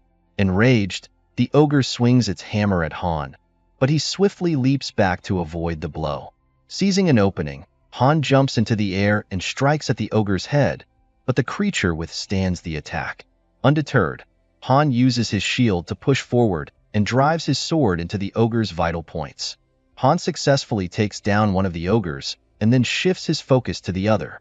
Eren informs him that the boss ogre is heading their way and wonders if it's targeting Ivalka. Eren then suggests that Jenna lure the ogre with her arrows. As Jenna strikes the ogre, it continues advancing and nearly hits Eren. To Han's surprise, just as the ogre is about to strike Ivalka, it unexpectedly walks past her. Realizing something, Han recalls a doubt he had earlier about the destroyed dam on the 7th floor. The dam was shattered into pieces, as if something had crushed it, and there were dents in the dirt. The goblins didn't have the strength or tools to break through the castle walls and buildings. Han quickly tells everyone that the ogre's target isn't Ivalka but the dam. In response, Jenna quickly steps forward and strikes the ogre with her arrow. Han then lunges forward and injures the ogre's legs, preventing it from moving toward the dam. The ogre falls into the river, and Han briefly thinks they narrowly avoided disaster. However, to his surprise, the ogre emerges from the river and breaks the dam, causing water to surge downstream. Eren, having dealt with the goblins, asks Han what they should do next. Shocked, Han realizes that their party has failed. If their previous information and assumptions were correct, reinforcements are expected to arrive through the forest on the other side of the dam. However, with the river's current now stronger due to the broken dam, the reinforcements will be unable to cross. At this rate, the 10 members of Party 1 and Party 2, along with the 360 soldiers currently defending against the siege, will have to face over 3,000 goblins on their own. Stunned, Han struggles to determine their next course of action as Eren continues to press him for guidance. As Han regains his composure, he tells Eren that they should head back to formulate a second plan. In his mind, Han wonders if a second plan even exists. Just then, Ivalka asks Han to wait. Han, curious, asks Ivalka what she has in mind. Ivalka uses the Dresut move spell to lift a massive rock from the ground and pushes it toward the damaged section of the dam, successfully repairing it and blocking the water. Han is shocked by what he sees. Ivalka then explains that telekinesis is one of the most basic spells, and there's no way she wouldn't know it. Angered, Han tells Ivalka that she should have informed him if she could do something like this. Confused, Ivalka asks why Han is upset, pointing out that the mission would have failed without her intervention.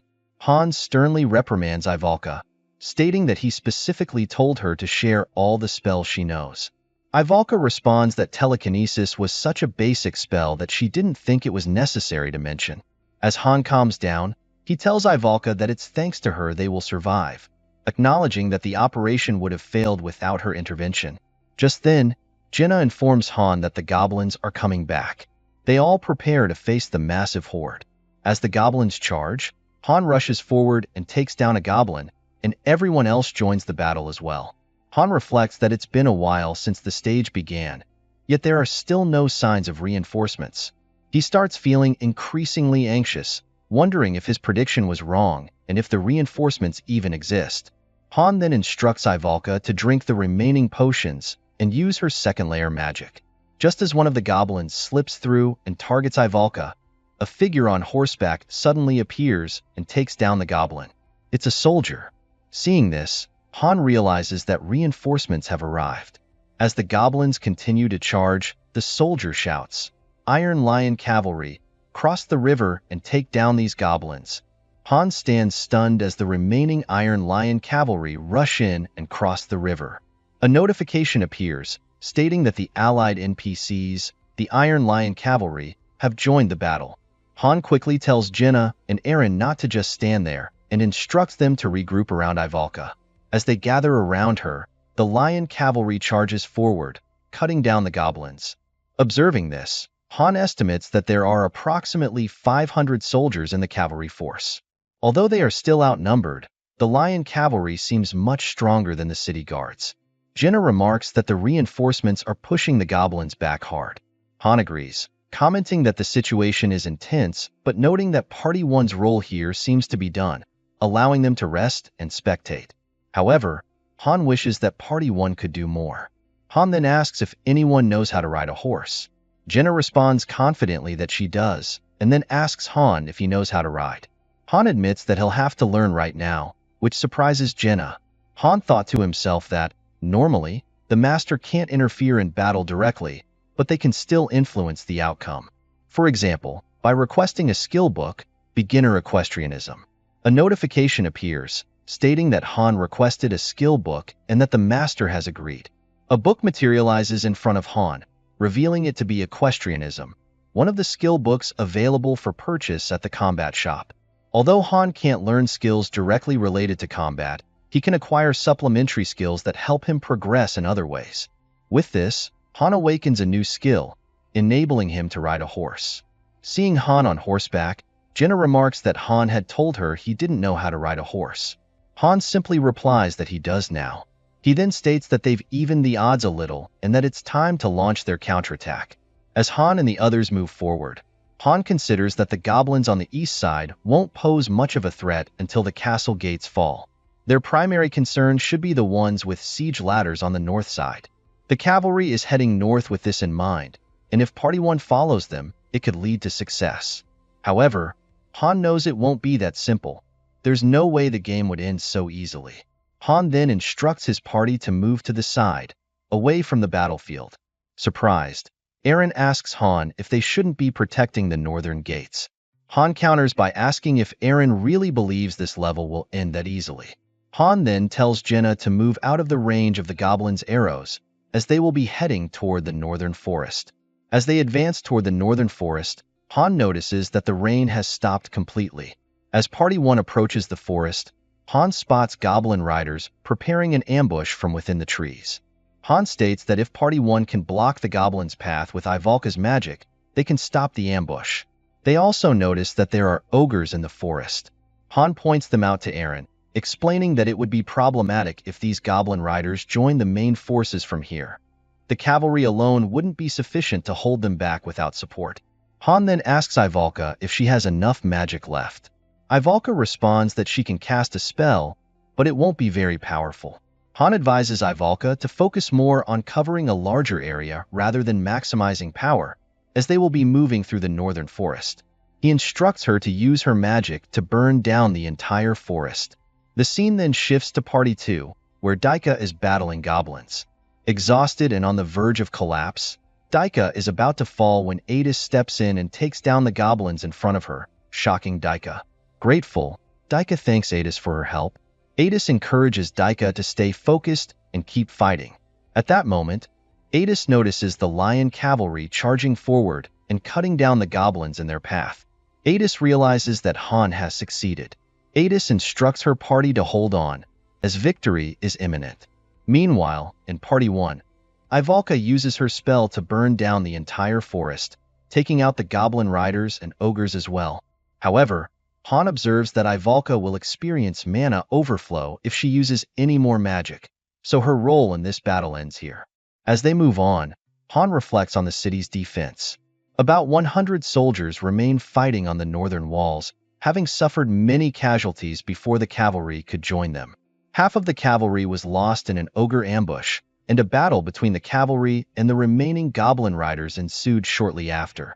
If Han had not dealt with the goblin riders in the northern forest, the entire cavalry force would have been overwhelmed. Despite the overwhelming numerical disadvantage, the cavalry proved their strength. Their skill made up for the deficit. With that, the mission was over, and the party was relieved to have survived. Han and his team approached the main gate, reflecting on the fact that both Party 1 and Party 2 had managed to avoid casualties, a stark contrast to their experience on the 5th floor. Jenna then asked why they weren't returning yet, as they had completed their mission. At that moment, Han realized something. Despite having dealt with all the monsters, the stage-clear message had not yet appeared. He wondered why the message was absent, as there seemed to be nothing else left to do. Suddenly, a notification window appeared, stating that enemies were restoring, a server error had occurred, and players had been disconnected. Han, shocked, was confused by the sudden halt in activity. As he turned around, he saw a boss monster at level 999. Han remembered that this boss monster was the reason he ended up trapped inside the game. Angered, he faced the formidable creature before him. Han reflects on his achievements, noting that with a party of max level 6-star heroes selected from many, he was the first in Korea to break through the 88th floor. Using heroes who were not inferior to anyone else's, Han rose to 5th place on the global rankings. In Pick Me Up, hero pulls, skills, and battles were all based on luck, and battles were conducted automatically by the heroes. While Han could give general instructions, the heroes decided when and how to use their skills. For unknown reasons, actions that are typically impossible during battles were permitted. Despite this, if the game were truly governed only by stars and luck, Han would not have reached the rank he achieved. The main attraction of Pick Me Up for Han was the opportunity to overcome luck with skill. However, facing this boss monster, a level 999 entity with a 7-star hero limit, was absurd. As Han assesses the situation, he notices a dark mage accompanying the boss monster. The dark mage ominously states that he will be waiting for Han. Han is shocked by the scene. As the dark mage departs, everything returns to normal and the server reconnects. Han finds himself back in the present. Jenna, noticing Han's worried expression, asks what is happening. Han urgently instructs Jenna to quickly ride the horse into the castle. Concerned, Eren asks Han for an explanation. Han informs them that the mission is not over yet. The Dark Mage is a creature that has never been reported on the lower floors and specializes in necromancy.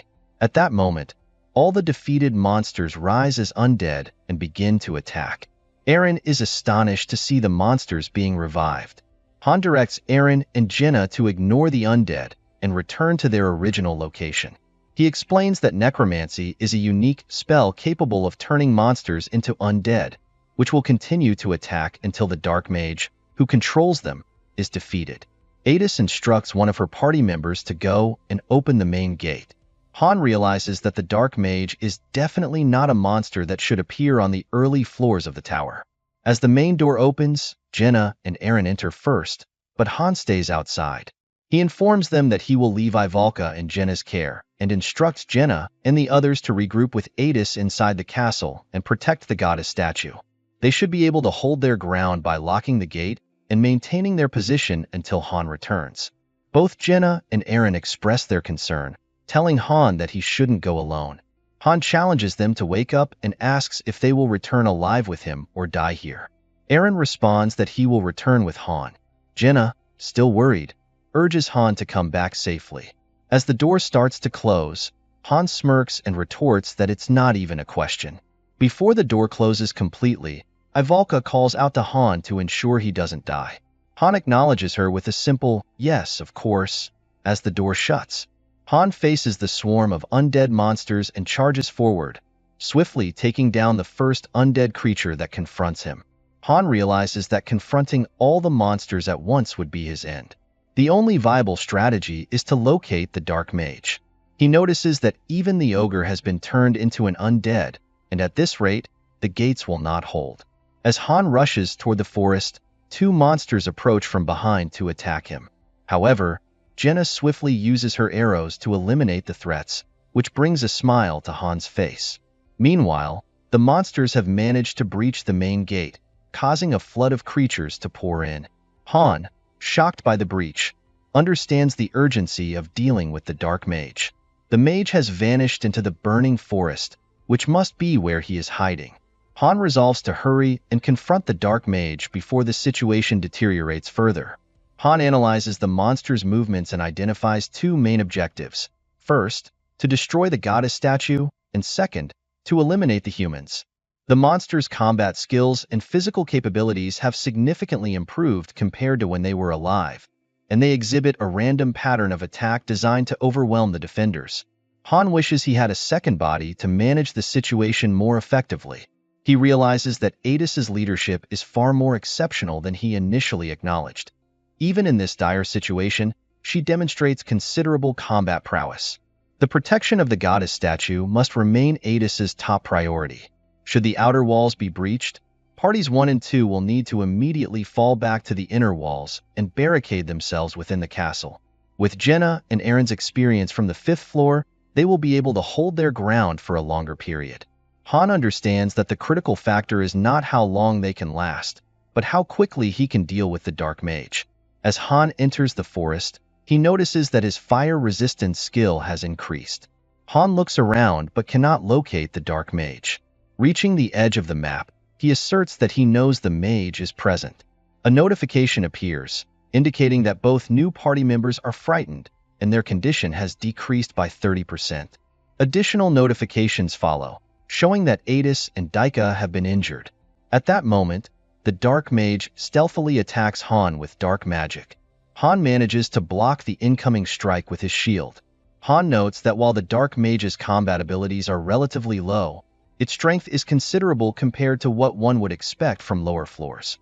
Multiple magic spears then strike at Han simultaneously. He successfully dodges several of the spears and blocks the rest with his sword. However, one spear hits him from behind, though he withstands the impact. Han realizes that without his projectile defense skill, he would have been defeated by now. The situation continues to worsen. As Han inhales the smoke and dust, he realizes he doesn't have much time left before he loses consciousness or his party is overwhelmed. He needs to deal with the Dark Mage quickly. The Dark Mage then speaks, expressing a desire to talk to Han. Han asks what the mage wants, but as he strikes towards the direction of the mage's voice, the mage is no longer there. Han enters berserk mode and charges towards the source of the magic spears. He eventually locates the Dark Mage. As Han attacks, both he and the Dark Mage strike each other simultaneously. Despite the mutual hits, Han manages to defeat the Dark Mage, though he is severely injured. Now that the Dark Mage has been defeated, Han wonders why the stage clear message hasn't appeared yet. It might not be over. Han fears he might die before the goddess statue is destroyed, but to everyone's relief, the goddess statue remains intact and floor 10 is cleared. Han, Jenna, and Ivalka from Party 1, along with everyone from Party 2, have leveled up. Han is recognized as the MVP. The scene shifts, revealing Han waking up in his room. He is relieved to find himself alive. As Han steps outside, he sees Eren sitting alone. Han asks Eren why he looks so glum. Eren responds that Han's waking up was a relief, as everyone was worried. Han, confused, inquires why everyone was concerned and what has been troubling Eren so much. Eren explains that he was reflecting on the purpose of their fight. After Han left the gate, the undead had flooded into the city. Han realizes that NPCs might have perished and guesses that Eren's stress levels have risen. Eren then mentions that he will head out first. Han asks if Eren will come out tomorrow looking the same way. Eren assures Han that he will be fine by then. The scene transitions to the dining room, where Chloe has prepared an exceptional breakfast. Jenna, pleased, asks Chloe why they are having such a fancy meal. Chloe explains that Han requested her to make the best meal possible with the available ingredients. Han then asks Jenna if she doesn't like it. Jenna responds that she loves it and appreciates the warm welcome. Han is relieved to see that Jenna is normal, Eren seems fine, and Ivalka is doing well. However, Daika appears to need some time to fully recover from his stress. A window then appears, indicating that a hero is awaiting advancement, and the hero eligible for advancement is Han. The master approves the advancement, and the advancement room is now complete. The necessary items for the advancement are used, resulting in an advancement stone. With the synthesis of materials complete, Han receives the advancement stone from Isol. Isol expresses her excitement, telling Han that this will make him a 2nd star, and encourages him to maintain the momentum to reach 7 stars and conquer the tower. Han expresses doubt about reaching 7 stars, to which Isol responds that if anyone can achieve it, it's Loki. Han reflects that if that were the case, Sirius would have already achieved 7 stars. Despite his efforts, Han has never been able to obtain a 7-star hero, and he wonders if there might be a separate condition that needs to be met. The advancement window then appears. Han realizes that the additional facility within the synthesizing room is the advancement room. Upon entering, he anticipates advancing to a 2-star hero. He notices a door that appears to be connected to the 2nd floor. As he approaches, Han considers that advancements are one of the areas the master cannot observe. After placing the hero and ingredients into the advancement room, the hero appears shortly thereafter, having advanced to the next star. The master is unable to see what happens inside. Han places the advancement stone on the circle, which then creates a magic circle. As Han begins to see memories, he is initially surprised and confused. He realizes he cannot approach the woman in the vision and wonders who she is, as he has no family of his own. The baby she is holding is not Han. It is Islet, the child who was originally supposed to come here instead of the current Han. Han is baffled by the situation and recognizes that there is no point in lingering. When Han exits, he is shocked to find that the waiting room is missing and that no facilities have been built. It did not look like the master's waiting room. At that moment, the gate opened and Isol emerged. Han noted that this Isol appeared smaller than before and seemed unable to speak. Isol pointed to another door. Han observed that it was the Advent locked dungeon. To his surprise, the Advent dungeon began to open, and suddenly, warning windows started to appear. Han felt a wave of pressure and dropped to one knee, his stats decreasing by 30%. Confused by the pressure, Han initially struggled to understand what was happening, but then went into berserk mode. After calming down, the boss monster of level 999 appeared before Han, stating that they had finally met again. Han pointed his sword at the boss monster and wondered why it was here. He acknowledged that they had indeed met, and was certain this monster was responsible for bringing him into the game world. Han wanted to confront and defeat the monster immediately, but knew he had little chance, given that the monster had defeated a high-level 5 and 6-star Diora party in under 10 seconds. The monster then tells Han that he isn't charging at him and must be feeling very resentful. Han retorts, asking the monster to stop talking nonsense and to send him back. The monster laughs and comments that Han would have died much earlier if he had no self-control. Suddenly, Han experiences a headache and asks the monster if all hero advancements are like this. The monster replies that Han knows this is not the case, as Han is a special existence. This place is a gift prepared specifically for Han, the glorious ranker of Pick Me Up. The monster then transforms into a girl who resembles Isol. Han, shocked, struggles to understand what is happening. The girl says she is unsure how to introduce herself. Han thinks Isol might look like this woman when she grows up. The woman clarifies that Han thought she looked like Isol, but it is not that she resembles Isol. Rather, Isol resembles her.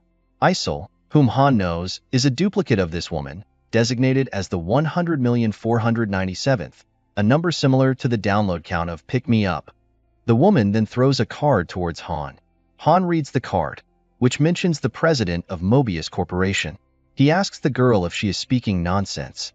The girl responds that she has more than one name, depending on the circumstances. Angered, Han demands to know if she brought him to this place. The girl tells him not to hate her too much, explaining that it was unexpected for Han to be summoned to Mobius. It was outside her expectations and more like an accident. Han retorts that he does not care about her situation and insists that she send him back to his world. He warns her that if she doesn't comply, he will take her down. The girl, with a serious expression, states that a mere one-star hero threatening her is dreaming too big. Han counters that things will change over time. The girl then declares that if that is the case, eliminating Han here is the best solution. She then uses her dark spear to strike at Han with full force. Han does not attempt to dodge and takes the hit head-on. The girl remarks that Han did not even flinch when the spear hit him. The girl tells Han that he has guts. Han then asks her what she wants. He reflects that, given the numerous opportunities she must have had to eliminate him, her summoning him here likely indicates she has another goal. The girl stands up and explains that she does not want much. She merely wanted to have a conversation with Han, the indomitable and invincible Master Loki, who is renowned throughout the world. She admits to being a fan of Han and reveals that she has been impressed by him numerous times while monitoring his progress.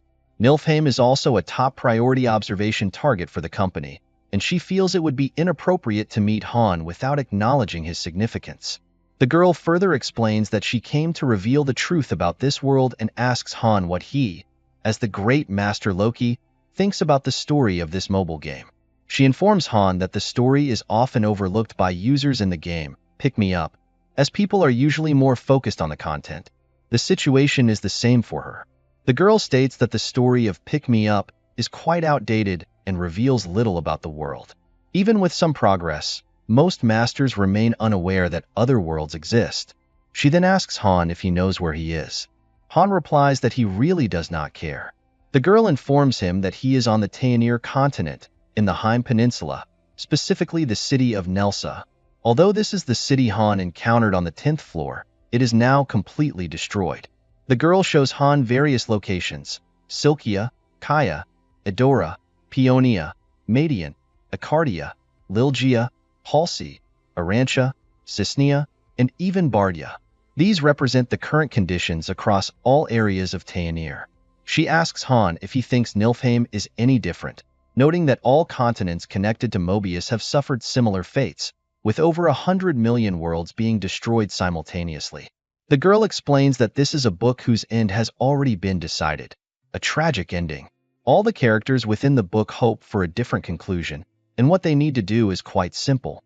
They need to pull someone from outside the book into it and fix and rewrite the story. Even if the setting and probabilities change, and even if space and time collapse, a higher dimensional being can alter causality through observation. This was the reason for the creation of the Pick-Me-Up game. Hearing this, Han smiles and remarks that he was curious about the grand story she intended to share. He then asks the girl what the purpose of telling him all this is. The girl requests Han's cooperation to save the world together with her. Han refuses and tells her to stop talking nonsense. The girl urges him to consider her request carefully and decide whether to accept or reject it. Han, with a serious expression, tells the girl to stop talking. He thinks that after being pulled into this game and suffering so much, she now asks for his cooperation. Han doesn't understand what the girl is talking about and tells her he will not cooperate. If she intends to take him down, he will do his best to crush her. The girl responds that Han is being too harsh and that she feels hurt. Han realizes that he has bluffed as much as he can, but he cannot defeat this girl at the moment, given that he is only a one-star hero with stats at level 10. He decides to challenge her once he becomes stronger. Han tells the girl that he does not want to continue the conversation and demands to be sent back. The girl responds that she has expended a great deal of effort to bring him to this place and holds him in high regard compared to other masters in Pick-Me-Up. She explains that even if a ranker were placed before him, they would appear as insignificant as a firefly compared to the grandeur of the moon. The girl asks Han if he knows why, and then reveals that it is because Han, also known as Loki, has achieved a unique accomplishment unmatched by any other master in the game. A notification window then appears, stating that there is a master trust bond with the heroes. The girl acknowledges that Han understands the significance of this phrase, which appeared after clearing the tutorial. She tells him that among the 100 million masters, only Han, the Loki, truly comprehends its meaning. As she speaks, the surroundings begin to change. The girl informs Han that this is the stage on the 80th floor of Niflheim, a level Han was a master of 6 months ago. Among the 100 million users, only 4 others, in addition to Han, were granted permission to raid this exceptionally challenging stage. This is why those ranked 6th and below were left on the 79th floor. Han asks the girl why she is showing him this, and she replies that it's simple. She invites Han to watch the scene unfold together and advises him to sit down, as he will need to be comfortable for this. Isol informs Han about what it's like to see it with his own eyes, rather than from behind a screen. Isol remarks, "Isn't it a spectacle?" The 80th floor is referred to as the first conquest floor, and it doesn't even specify what the goal is. The stage, named Pick Me Up, seemed random, and the difficulty often depended on luck. However, all the rankers who attempted this floor failed miserably, leading them to nickname it the Wailing Wall. Han, like the others, had heard this before, but he tells Isol that he's not the same. Han then reveals that he already knows how to clear the 80th floor and questions why Isol is showing him the video of his successful raid on it. Isol responds nonchalantly, saying, "There isn't much to it. You can just watch and find out." Han reflects on how, after conquering the 79th floor, he confidently advanced to the 80th. Most of his forces, except for the main party, were wiped out. Han describes the 80th floor as hell, the only way he can characterize such a place. It was a level where the living could not survive, truly a realm of death. Then, a monster called Fragments of Chaos, level 113, appears. Fragments of Despair, level 108, also appeared. Seeing these monsters, Han, frustrated, remarked that these fragments were the reason behind the hellish difficulty of the 80th floor. Isol responded, "That's right," and then asked Han if he knew that Pick Me Up had different difficulty levels depending on the account, and that summoning probabilities were also account-dependent. Isol then questioned Han, also known as Loki, whether he believed it was a coincidence that he was never able to summon a 5-star hero. Isol further explained that the reason Han couldn't attain a high-ranked hero wasn't due to bad luck, but because there were no heroes left in Niflheim. The same applied to the difficulty level.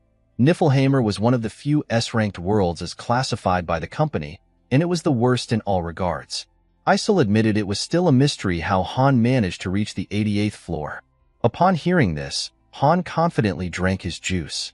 At that moment, something started to materialize in front of him. Shocked and confused, Han struggled to understand what was happening. Isol then informed him that the heroes considered the strongest in Niflheimr, including the top 5, had all gathered. As the heroes arrived on the floor, all the monsters charged at them instantly. A notification appeared, stating that the effects of tactical posts were being applied, and the facility was upgraded to max level. The heroes were now in possession of the stage's map, and the master could record the heroes' actions through drag and drop.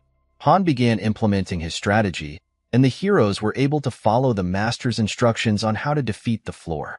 Isol commented that these were the very tactics Han had devised on the 80th floor, which Isol found quite interesting.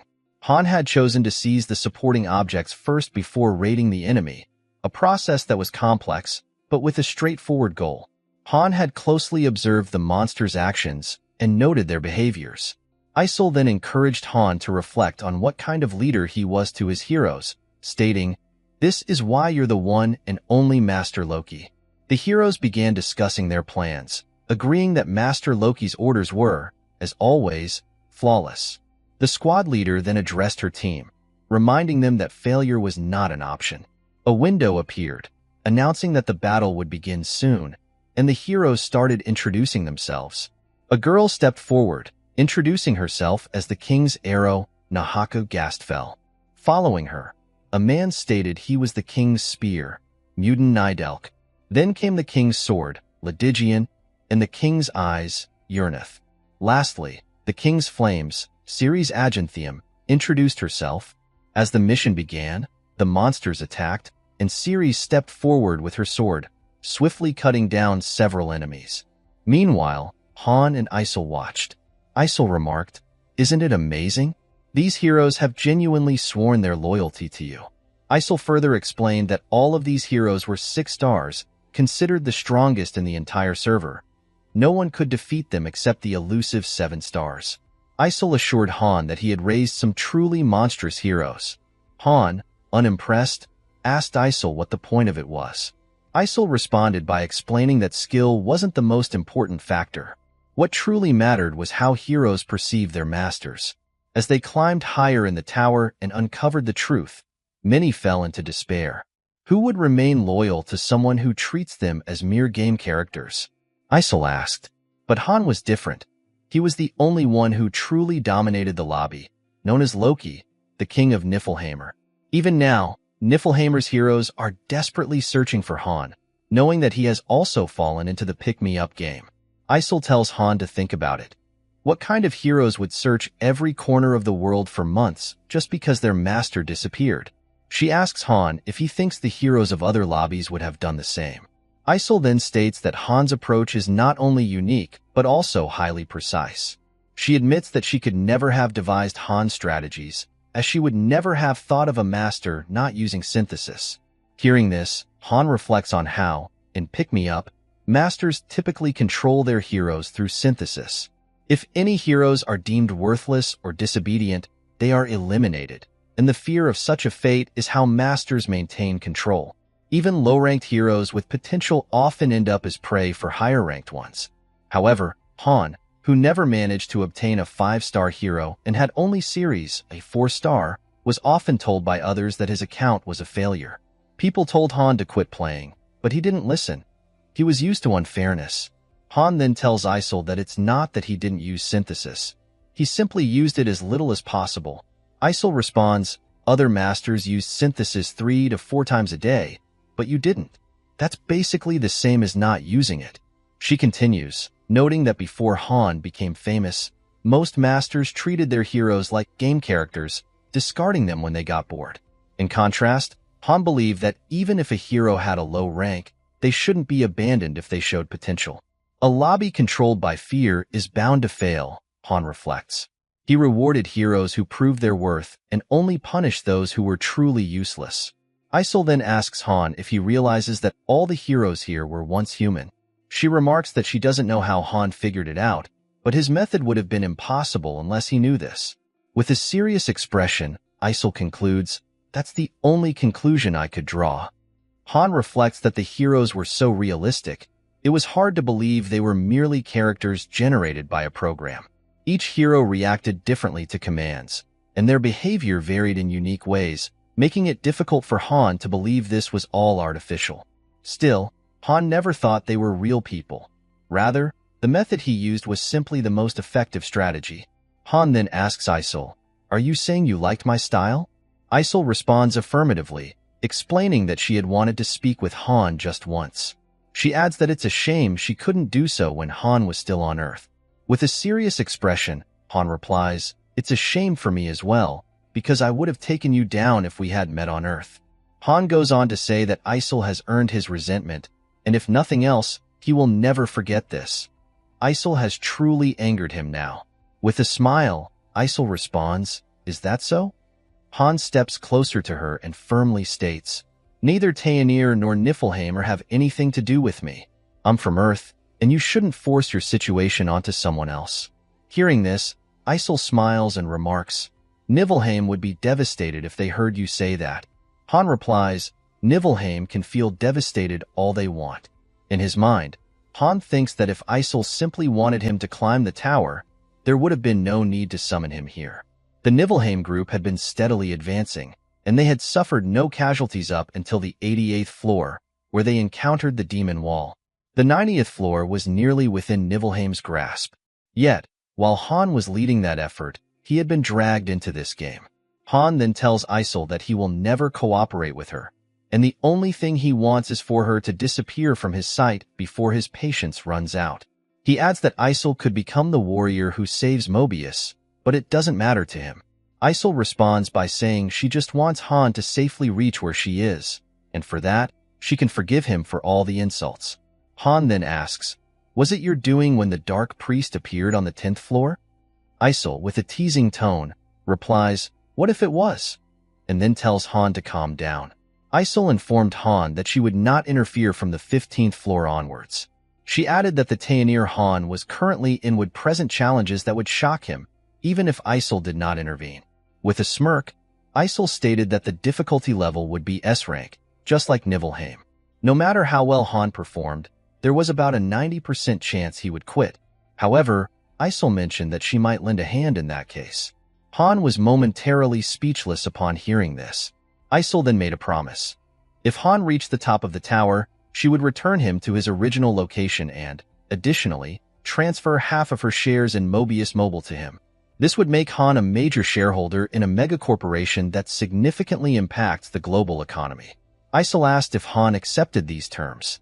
Han responded by saying that he simply did not want Isol to appear before him ever again. He wondered why she was offering to send him back and provide such a reward. Han felt he could not trust Isol. Isol then asked why Han rejected her offer and if he intended to hold a grudge against her. Han thought to himself that, as he climbed the tower, the truth that Han does not yet know will soon be revealed to him. Even without relying on Isol, he believes he can return to Earth using his own strength. Han throws an arrow at Isol, declaring that this is his answer. Isol begins to smile crazily and acknowledges that if Han did not possess such spirit, he would not have been able to climb the tower. Isol then summons a door and explains that she will show Han how to climb the tower. She informs him that this door represents the true prologue of Pick Me Up, and it might be especially significant for him.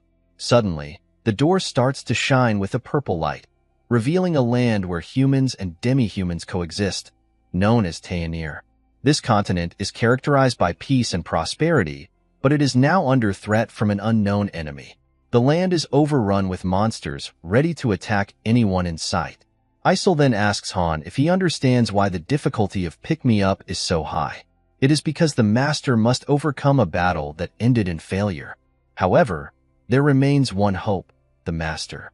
If they wish to save the world, they must climb the tower. Many heroes will accompany the Master on this journey, and the future of the world rests in the Master's hands. Numerous enemies will obstruct the Master's path. Han, perceiving this as nonsense, remains unconvinced. Isol then tells Han to climb the tower, adding, "We will be waiting." Upon hearing this, Han tells Isol to get out of his sight. A notification appears, stating that the hero's forgotten memories have been awakened. Han's advancement is complete, and he is now a 2-star hero. As Han emerges from the upgrading room, Eren notices him and inquires about what he did alone. Han replies that it was for his advancement and assures Eren not to worry, as Eren will find out soon enough. Han then asks if anything happened while he was gone. Eren responds that nothing occurred and everything was normal. Seeing Eren, Han reflects on having a younger sister named Nina and the reason Eren needed to return. Han goes to his room, thinking that his goal remains unchanged, to climb the tower and return to Earth. The only thing that has changed is his heightened anger. No matter who is responsible for bringing him here, Han is determined to make them pay this debt. The scene shifts to the second day, where a window appears with a message about a server error apology. The system apologizes to all masters for the unplanned downtime that occurred a few days ago. Masters on the lower tower levels suffered a loss of connection, and an apology article detailing an unexpected server outage was released.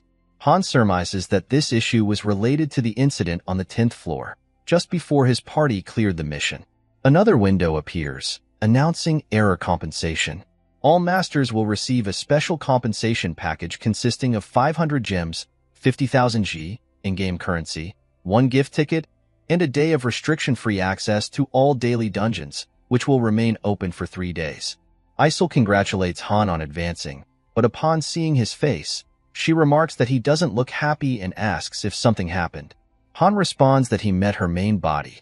Isol, confused, does not understand what Han is referring to. Han then asks Isol if she is the co-CEO of Mobius Corporation. Isol is stunned by this question and asks Han how much he knows. Han tells Isol not to worry, as this does not change his plans. He will continue climbing the tower, and Isol just needs to help him with that. Isol agrees, and then hands Han a golden ticket. This ticket is a gift, allowing Han to obtain anything he desires. Seeing this, Han asks Isol if she is giving it to him. Isol proudly responds that it is from the Master, specifying that even the Master recognizes how incredible Loki is. A gift is something that a Master can give to a hero for accomplishments or milestones. The value of the gift determines how much gold needs to be spent, and higher-level gifts may require gems and high-level ingredients, usually obtained with premium currency. However, a gift ticket, given through events, allows a hero to obtain a gift for free. Han reflects that a gift worth under 10,000 G indicates how highly the Master thinks of him. He thinks to himself that the Master would be surprised, as he hasn't done anything particularly special, yet the heroes have been diligently climbing the tower for him. Han then tells Isol that he does not need the ticket, and suggests she give it to someone else. Isol is stunned by this response. A window appears, stating that Han has rejected the gift. Shocked, Isol asks if he is sure, as he could buy anything with it. Han replies that he cannot buy everything, as any decent item in the shop would cost more than 10,000 G. Han then questions why Isol is still following him and suggests she should go get some sleep. At that moment, the Master uses the gift ticket to purchase a warhorse statue for Han. Han thinks to himself that this gesture is childish and believes that if the Master is going to give gifts, everyone should receive one. He throws the statue, breaking it, which shocks Isol. Han reflects that if the Master only gives gifts to one hero, others will grow discontent. Distributing gifts for sufficient achievements is a sign of a good Master. Depending on the hero and their personality, the desired gifts will vary. Simply giving gifts is not enough. Proper use of them is crucial. Han lies on his bed, smiling, knowing that he has memorized the personalities and hobbies of the top 100 heroes of Niflheim. Reflecting on the gift from the Master, Han wonders what the Master was thinking. Did the Master panic, or was the gift simply poorly considered? As the space rift begins to open and Han's party prepares to enter, Han thinks that their current low level or rank is not the main issue. The real problem is the enemy within, specifically the enemy known as the Master. Han instructs his squad to quickly defeat their opponents and exit. He believes that, although their Master is a beginner who needs to improve, Ivalka's stress level is at its peak due to repeated training and her experience on the 10th floor. A competent Master would prioritize the well-being of their heroes. Ivalka asks Han where they are heading next. Han considers that climbing to the 11th floor under the current circumstances seems impossible, so they will likely go to the 8th or 9th floor. Han reflects that the master still has not grasped the true nature of pick-me-up. They find themselves in the main dungeon of the current highest floor, the 11th. Han wonders if the master is suffering from overconfidence. A window appears, indicating that the main dungeon is currently on the 11th floor. Han is shocked by this development and instructs his squad to prepare, as they will be proceeding to the 11th floor. Jenna, surprised by this decision, questions why they are moving to the next floor so soon. Han reflects on a term created among users, "I'm so good." This describes a condition where a master, having shifted all strategic responsibilities to the heroes, mistakenly believes that their own skills alone cleared the floor. Typically, a master should recognize the need to assess their heroes' capabilities on lower floors before attempting the 11th floor. By sending the main squad directly to the 11th floor, Han realizes that the master is fundamentally misunderstanding the situation and that he is not a player. Han wonders if he will be able to climb to the 100th floor with such an inadequate master. As the 11th floor window opens, it announces that the quest type is subjugation, and Han, along with his squad, must eliminate all enemies. They find themselves in a graveyard, where skeletons of level 11x14 emerge from the graves with weapons in hand. Han instructs his party heroes to position themselves, planning to deal with the skeletons first. He reflects on why the game Pick Me Up is a trash game, since luck determines the difficulties of earlier stages. Choosing a good hero makes the game easier, while choosing a bad one makes it much harder. While fighting and using his skill Combust, he blasts the skeletons and thinks further about whatever. His 4-star hero was synthesized into him, and all of his 5 characters were destroyed except for one, which means his luck is not good either. He had been active in early levels, developing facilities, training characters, and synthesizing various items. Jenna finds the skeletons annoying, but Han keeps thinking that whatever kept progressing using the same strategy he himself had used. However, things started to change from the 5th floor onwards. Han credited himself for clearing a mission that was supposed to end in failure. After this mission, whatever gradually chose a different path. He used 5 summons without the right conditions, sent his heroes to the 10th floor before the final members were even formed, and made several other mistakes. Among these mistakes was thinking his heroes' skills were his own. Masters who depend on their heroes are known as, "I am so good." Itis patience. Han's party clears the stage successfully by defeating all the skeletons. The party receives coins, iron ore, as rewards. Han, a 2-star, is the MVP. He wonders about his last level up. The game window shows his current level, which is 11, along with his stats. Back at the dormitory, Han calls out Isel. She appears instantly, and he remarks on her quick appearance. She takes it as a compliment and asks what the matter is. He wants to know something. Isel starts to reply, but he cuts her off and completes her response, as he already knows her answers are limited. He admits that he has come to know everything about that girl and demands Isel to give him more details. At first, she hesitates, but eventually shouts and gives in, making an exception. She agrees to answer him. His first question is about the girl's name. Isel does not understand at first, so he clarifies that he means her main body. She thinks deeply and explains that her director has many names, more than 100, which change when she is in different worlds. She gives him a specific name. In Taenir, she is known as Tail. After hearing this, Han concludes that she must have a different name in Niflheim. He keeps thinking further, realizing that after finishing the 10th floor, the name given to the waiting room shifts according to the master in charge. This one had Taenir. His account was Niflheim. Rank 4 was Raglansid. Rank 3 was Ezekiel. Then, according to Tail, each master was responsible for the fate of a single district world. There are around 100 million worlds at the moment, and the number continues to increase. Han then asks his next question about Mobius. Isel, upon hearing this, wonders aloud if he is asking about their company. He denies it, so she explains that it is a spiral universe, connected side by side to other worlds. Han wonders if this is the reason why each account is assigned different missions, and why no repetition of heroes occurs among the users. He concludes that each master is placed in charge of a different world. Then he admits to himself that he is now starting to understand the girl's identity a bit better. Han then asks if whatever is a real human. Isol confirms that every master is a human from Earth. Han is not satisfied with that answer and asks whether Tail is interfering with whatever. Isol reacts with panic, repeats his question, and asks him to wait as she disappears to confirm it. Han lies down on his bed, deciding to ask more about Mobius later, and chooses not to think further at the moment.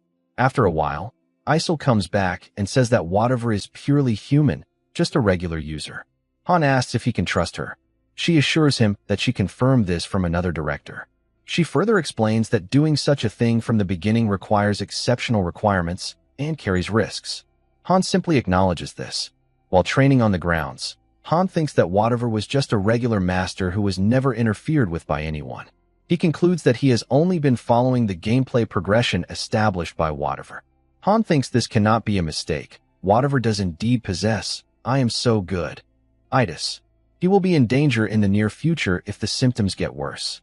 Han continues to shield and attack, now struggling in a tough spot by fighting 3 enemies at the same time. But he still keeps thinking about whatever and his first stage of, I am so good, itis. He believes that with good precautions, they can save him. Ivalka and Eren join the fight to back him up. Han explains that the solution to curing, I am so good, itis is getting rid of the hero on which the master relies the most, and that hero is Han himself. At the gate of the space and time rift, the system welcomes the heroes. Isol calls out Han, Jenna, Eren, and Ivalka, while Jenna and Eren discuss going into the 12th floor so early, since they have just cleared the 11th floor. Han thinks the same thing, that they only climbed the 11th floor a day ago, and according to Earth time, a full day has not even passed yet. He concludes that their master just wants to clear 2 floors in 1 day. Isol opens the rift. Jenna, while standing near the gate, asks her boss if he is coming. Han asks Isol about the floor whatever assigned them. She answers that it's the 12th. He remembers that heroes can go against their master's will and can occasionally reject their orders, so he simply refuses to participate this time. The game window shows the refusal of Han, a 2-star. Isol, unable to understand, asks him if he is serious. He simply says that he is not one to joke around. Jenna asks Ivalka if he can really do that, since she knows they usually have to follow orders. Han then tells them that they can refuse if they want to. Jenna argues that it's her first time hearing this, and recalls that people were still dragged in even when they did not want to fight. Han thinks that there are consequences, but clarifies that those people were not aware of the proper way to do it. Isol suggests that he reconsider, as it is dangerous. Han counters, asking if sending them in again and again isn't just as dangerous. Isol still does not back down, but Han knows what she is trying to say. He thinks that while they can refuse to participate, they cannot refuse to be synthesized. If whatever gets mad, he could end up as food for synthesize. Even so, he makes it clear he will not participate. Ivalka shouts at him, asking what will happen to them if they have to fight without him. Han simply says it's their choice and that he won't stop them. Eren clenches his spear and decides not to participate if his boss isn't going. The game window shows Eren's refusal. Then Jenna also refuses, saying Han should have told them earlier about this option. With no choice left, Ivalka also refuses to participate. The game window states that Party 1 is out of control. The suggestions are either to listen to their demands or punish the leader of the party. Isol panics and admits she didn't write those tips, while Han smirks after reading about punishing the leader. Jenna asks him about the next move. After thinking, he smirks again and decides to wait and see what their master chooses. The game cards of Party 1's heroes then show that they are on strike. Whatever is quite surprised to see his party going on strike. Han thinks that if Whatever had watched their raids, then he must have expected this to happen, but he didn't, so he was not able to know this would occur. Isol calls out Edith, Roderick, Airshur, and Adis. Upon appearing, the lady wonders why they are being summoned. Han answers that they refuse to go. She is stunned upon hearing this. After a brief moment, she comes to know about the whole situation and remarks that it is dangerous. Han admits this. She adds that if they don't prove their worth to the master, he will, and Han completes her sentence by saying, die. She argues that their master will dislike this idea, but Han asks her if she can die just because the master tells her to. He reminds her that she was fighting to live. She cannot utter a single word in reply and goes back to her team to discuss. Han thinks and admits that no hero here is truly loyal. they only fight to survive. The lady decides to go because they need experience, and she says she doesn't want to be synthesized. Her team enters the rift. Jenna asks Han what will happen next. Han admits he is unaware too. Jenna is not satisfied with his answer. Han suggests she must follow the master's orders if she wants to live. If he gets synthesized and dies, Jenna firmly believes he won't die. Eren acknowledges this, and Ivalka agrees as well. Han smiles and thinks they have grown a lot. The game window shows Adis and airs her, making them lose health at regular intervals. Then the window shows Adis, frightened, decreasing stats by 30%. Han realizes that the 12th floor must be much more difficult compared to the 11th. Adis's team comes back injured and exhausted. Han asks about the experience. Her expression changes, and she firmly asks about the procedure to reject the order. He remarks that the procedure is easy. In the next moment, the game window shows the refusal of Edith to participate. Party 2 is now out of control. Isol fearfully comments that the situation is getting worse. Han admits it and says that with both parties out of control, including the main dungeon, the master can't send them in daily, leaving the waiting room empty. With that, Han instructs his party to train regularly, since not following the master's orders won't stop them from doing their own activities. He adds that dungeons will be open for 3 days as compensation for the game's error.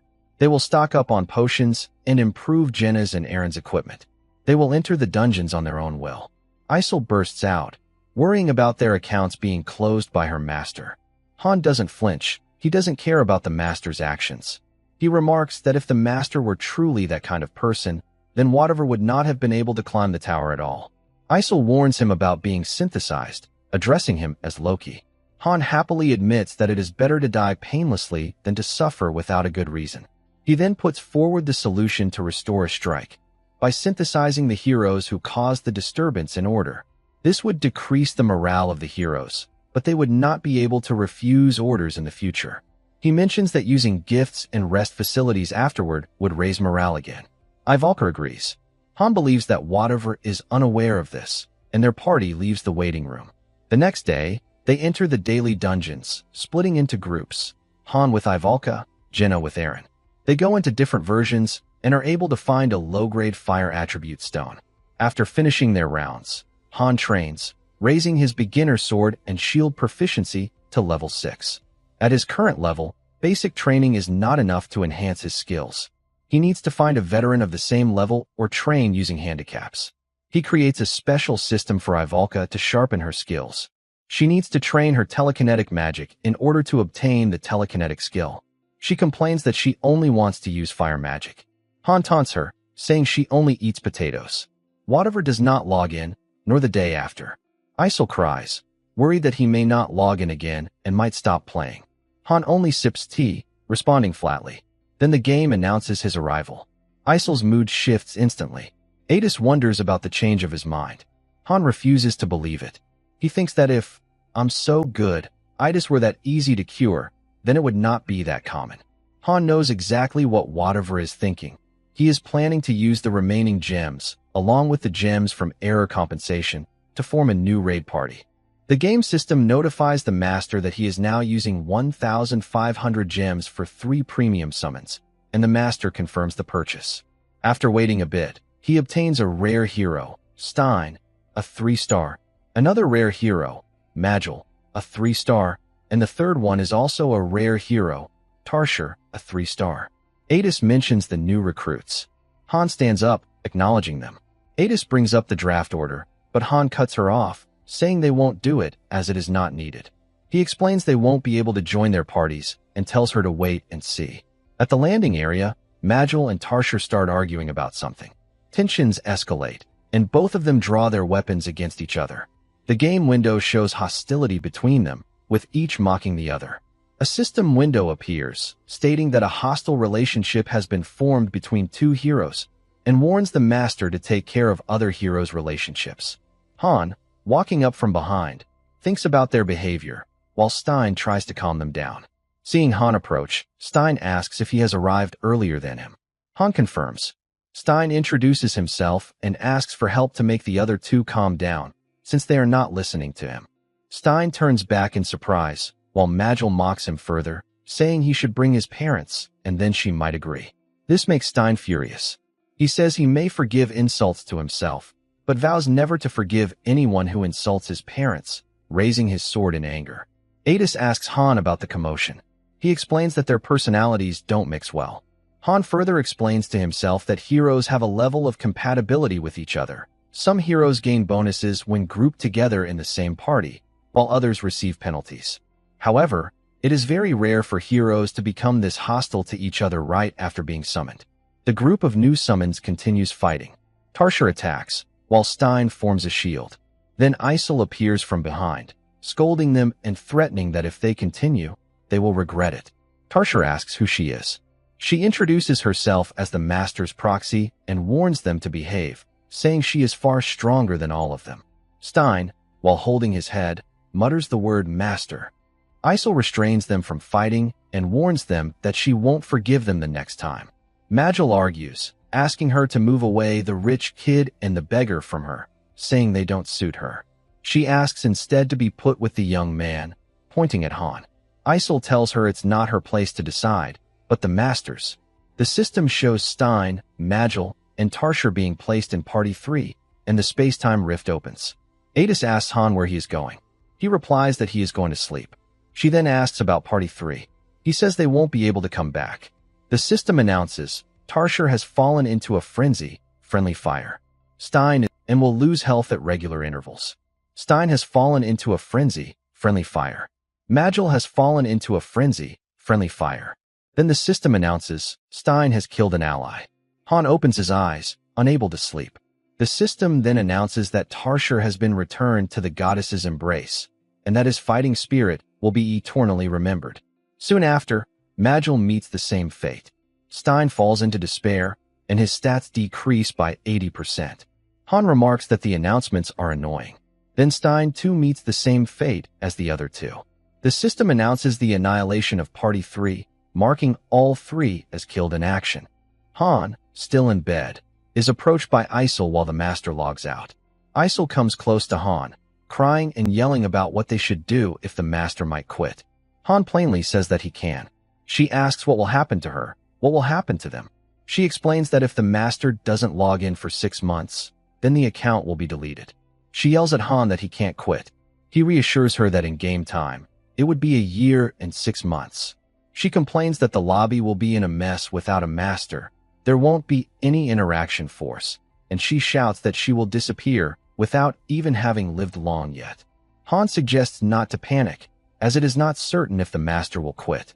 Isol begins to argue, but he cuts in, telling her not to worry, because if the Master were truly a coward, he would have quit long ago. Isol wipes her tears and decides to believe him. Han asks her about being hopeless and wants to know if she will disappear if she doesn't climb up the tower. She confirms. He pauses, sits up, and after a long silence asks her again. She says she will vanish. He goes quiet once again, then thinks about the 6-month time frame and Niflheimer. He frowns, thinking about the lack of time. The next day, the system announces a purchase. Mobius cheers for the Master's choices and shows a game window of purchasing 5,000 gems with 3 gift cards for 90,000 won. The Master presses the yes button to confirm the deal. Han and Eren, while training, look back as the system announces an advanced summoning. After confirmation, a huge sound is produced, and the gate is surrounded by purple energy and smoke. The system then announces, Rare? Master Eniken has obtained the hero Noken, a 3-star. Another rare hero, Winard, a 3-star, gets summoned. He finds the place interesting and says he wants to eat first. The system announces another rare hero, Jelen, a 3-star, who demands to know the leader of the place and requests to be guided to where they will be staying. Han states they need training and asks Eren if he is interested. Eren shows a lack of interest. Noken approaches and demands to know who Han is, warning him about being defeated. Han cuts his speech, remarking that he talks too much and that he can hear him even from the training grounds. He asks Adis for help. Jenna tells Adis that Han is better than those who came with her. Noken charges at Han with his sword. Han warns him and counters with a barrage of punches at Noken. Han thinks to himself that 3 gotcha pulls. Winard, watching from behind, praises Han in his thoughts, realizing he is skilled. Adis strikes Jelen forcefully. Jelen wonders if Noken really wants to pick two stars for his party. He recalls that some people pair high-ranking and low-ranking heroes, but one should shape their ambitions according to their capabilities. In the background, Adis keeps hitting while Winard stands fearfully. Han thinks about doing 5 gotchas in a row. The system announces the joiners of Party 3, Noken, Winard, Jelen, Robiel, and Jian. Han greets Noken and apologizes for starting training right after his arrival, but says it was necessary. The rifts open. The new 3 members work well together as they manage to pass the test, though one of them is severely injured. They now understand a bit about their roles. Upon returning, Isel gives them rewards from their master. After a few days, in the training grounds, Han and Jinna are running. She asks Han if something bad is happening. Han asks what she means. She points toward Party 3 training in the distance. She worries about their place being taken away. Noken turns back, sees Han running, and instantly turns his face away in fear. Han tells Jinna, behind him, to let them be. As days pass, Party 3 grows stronger with time, even without a mage. They continue to grow consistently without losing any members. Inning's plans are going smoothly. Noken tells his party members about the others not going on missions.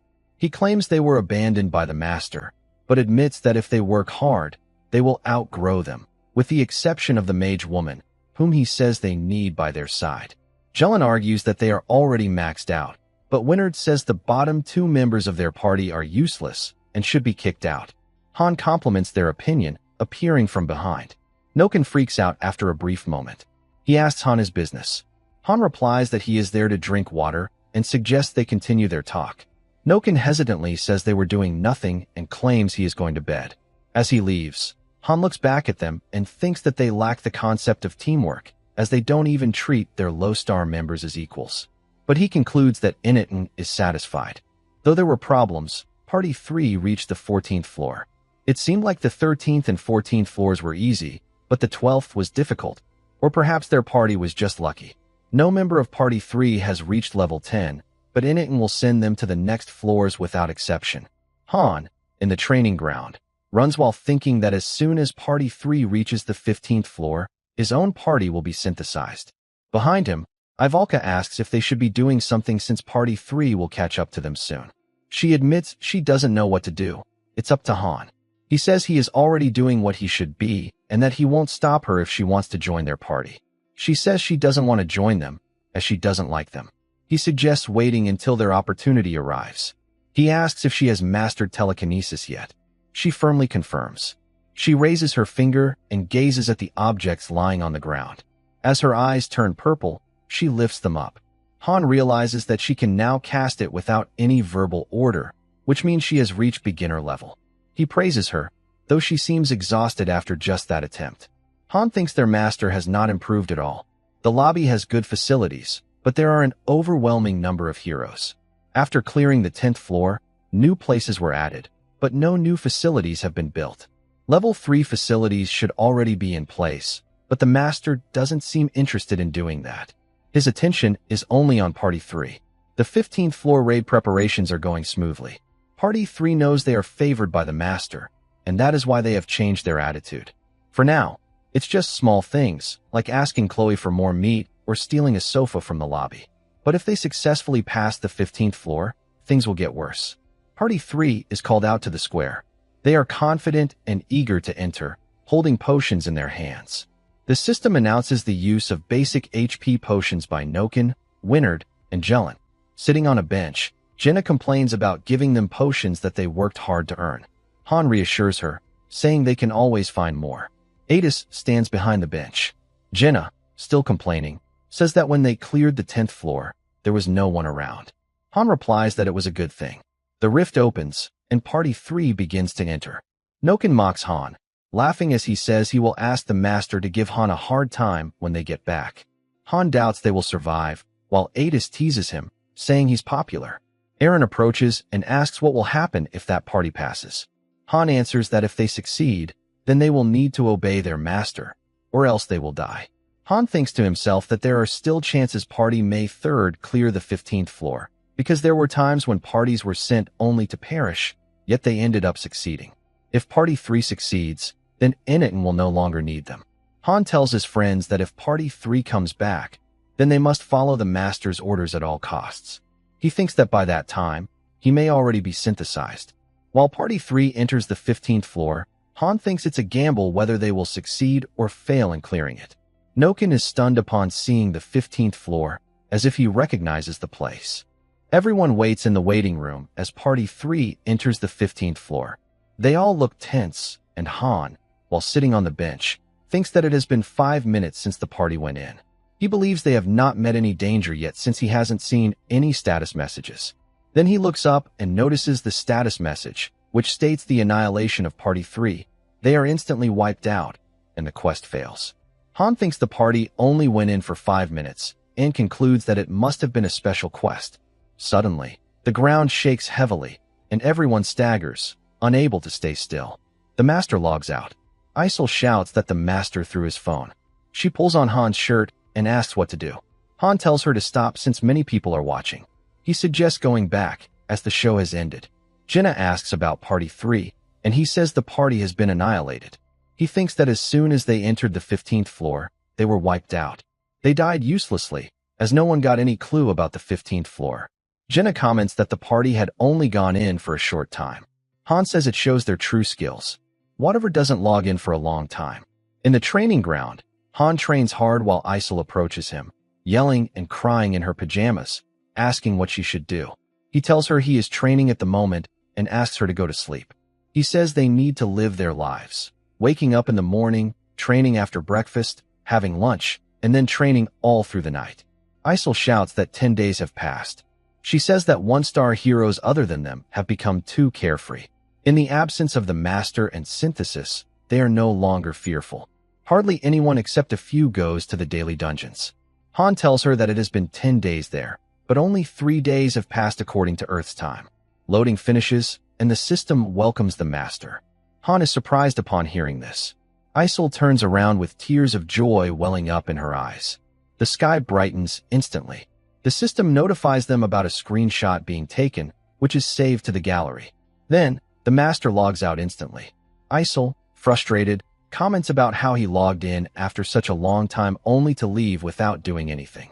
She wonders aloud if the account is about to be closed. Han reminds her that the master took a screenshot. She asks why, and he thinks aloud that maybe it was to make a memory photo. He then asks her about her hobby. She tells him she had already said before, it's surfing the web. He smirks, saying she has access to the internet. She confirms, then notices something. With glowing eyes, Han says he needs her help with something. After listening, Isol shouts at him, asking if he really intends to connect to the internet there. He plainly says he doesn't care if she can't. She shouts that she can. He asks why she is hesitating, then. She explains that it isn't easy to access information from another dimension, as there are punishments. She adds that they need to connect the fragments of interactions left behind by the master. 1 hour is possible only for observing, but time will decrease if he wants to send a reply or leave an article. She insists it is not easy. Han plainly agrees. She says she is mad too, as it has been a long time since she visited the Ragna Loki forum. Han sits up and concludes that he will need to use the internet directly. She asks, directly? He says that way will be better. Isol pauses, slaps her cheeks, and agrees to do it if it's for him, while changing her clothes. She summons her fairy power, and a holographic device appears. She weakly says she can't hold on much longer. Han plainly asks if that pose is really necessary. She says she is concentrating, it's her concentration pose, and asks him to hurry. She continues making noise, but he tells her to stay quiet, as it annoys him. He says he will finish quickly. He searches through the web and opens the Pick Me Up online fan forum. He thinks it has been a long time since he was there. He searches through the sidebar and clicks the progress help thread.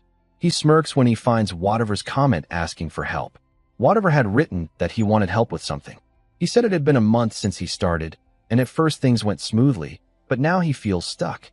He thought of following the rating guide, but felt something was wrong.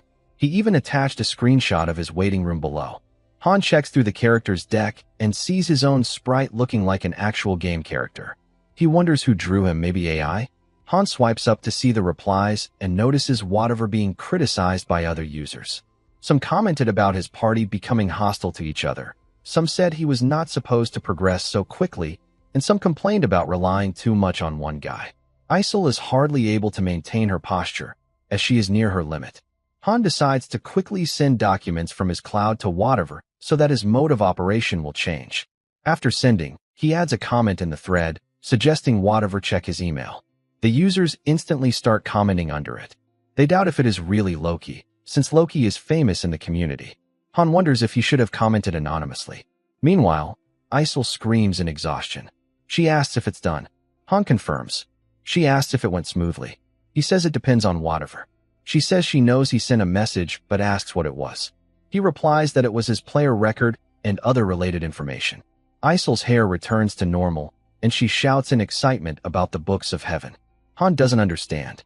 She explains that the public doesn't fully know about attack methods. They believe that the true raid methods come from Loki. She asks why. If the book contains all of the methods, he sent it to the master.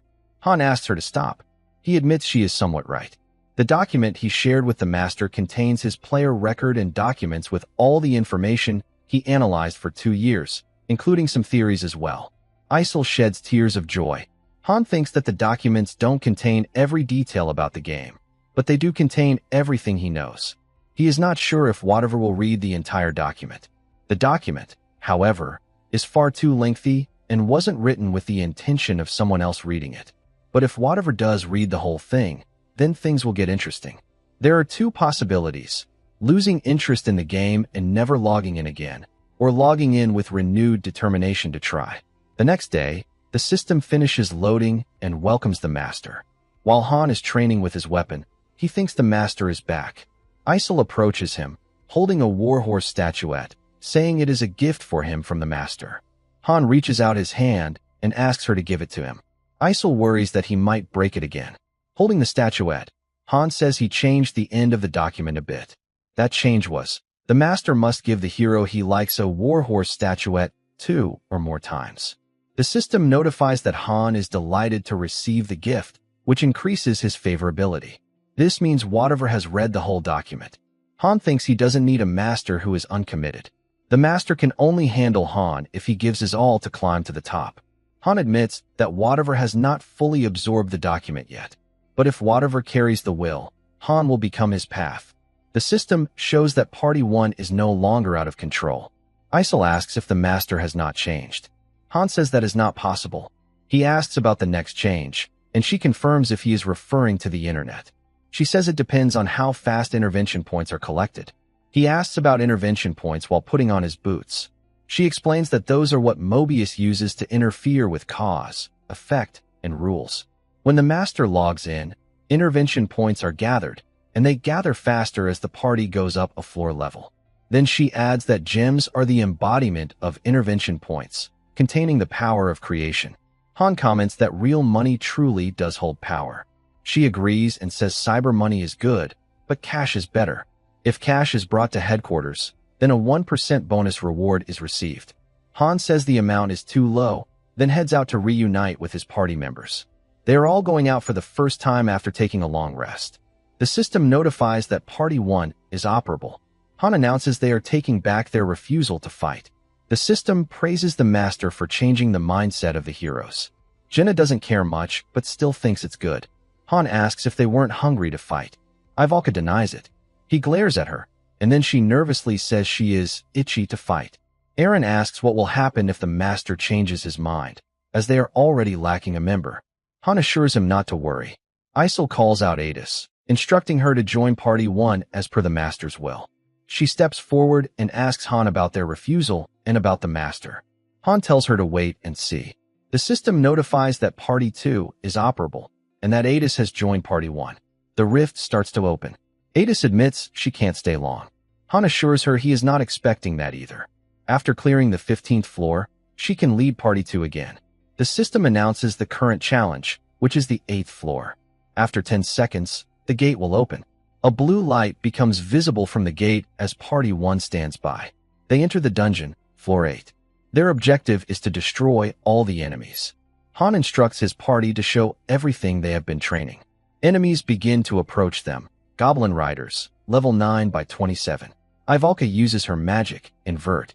As she lifts her hand, The goblins freeze and collapse on each other after an explosion. Jenna concentrates on her arrows. Ivalka then uses a different spell, Ignite, defeating the goblins with a single spell. Han acknowledges her progress, noting that before it used to take her 40 seconds, but now only 10 seconds to cast. Then he shouts that it's the last level and takes down the goblins. Ada stands there, still asking why she was called. They clear the stage, receiving coins and leather as rewards. Han thinks he can trust Jenna to cover him, as she is now able to shoot much faster. Jenna asks Adis if she is bored. She answers that she enjoyed watching them. Han believes Adis is clever and will find her role in the party soon. The system labels Ivalka as MVP. Han praises her progress in magic in his head, while she complains about getting tired after using her spells. Han tells her it's not over.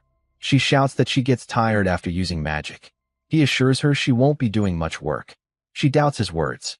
The system suggests the master start research, as they have found a member for research, which will help in the smooth functioning of the lobby. Han and Ivalka enter the research facilities. She asks if this is the magic hall and why she is there.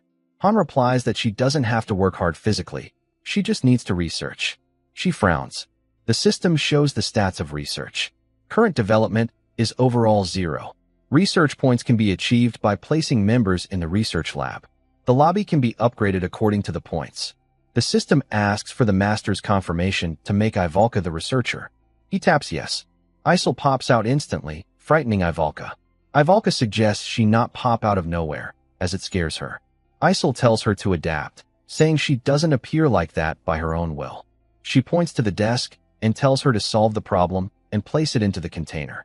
After reading, Ivalka hesitates to solve it, since she only learned those skills at the Magic Academy. Isel shouts at her to follow the master's order if she doesn't want trouble.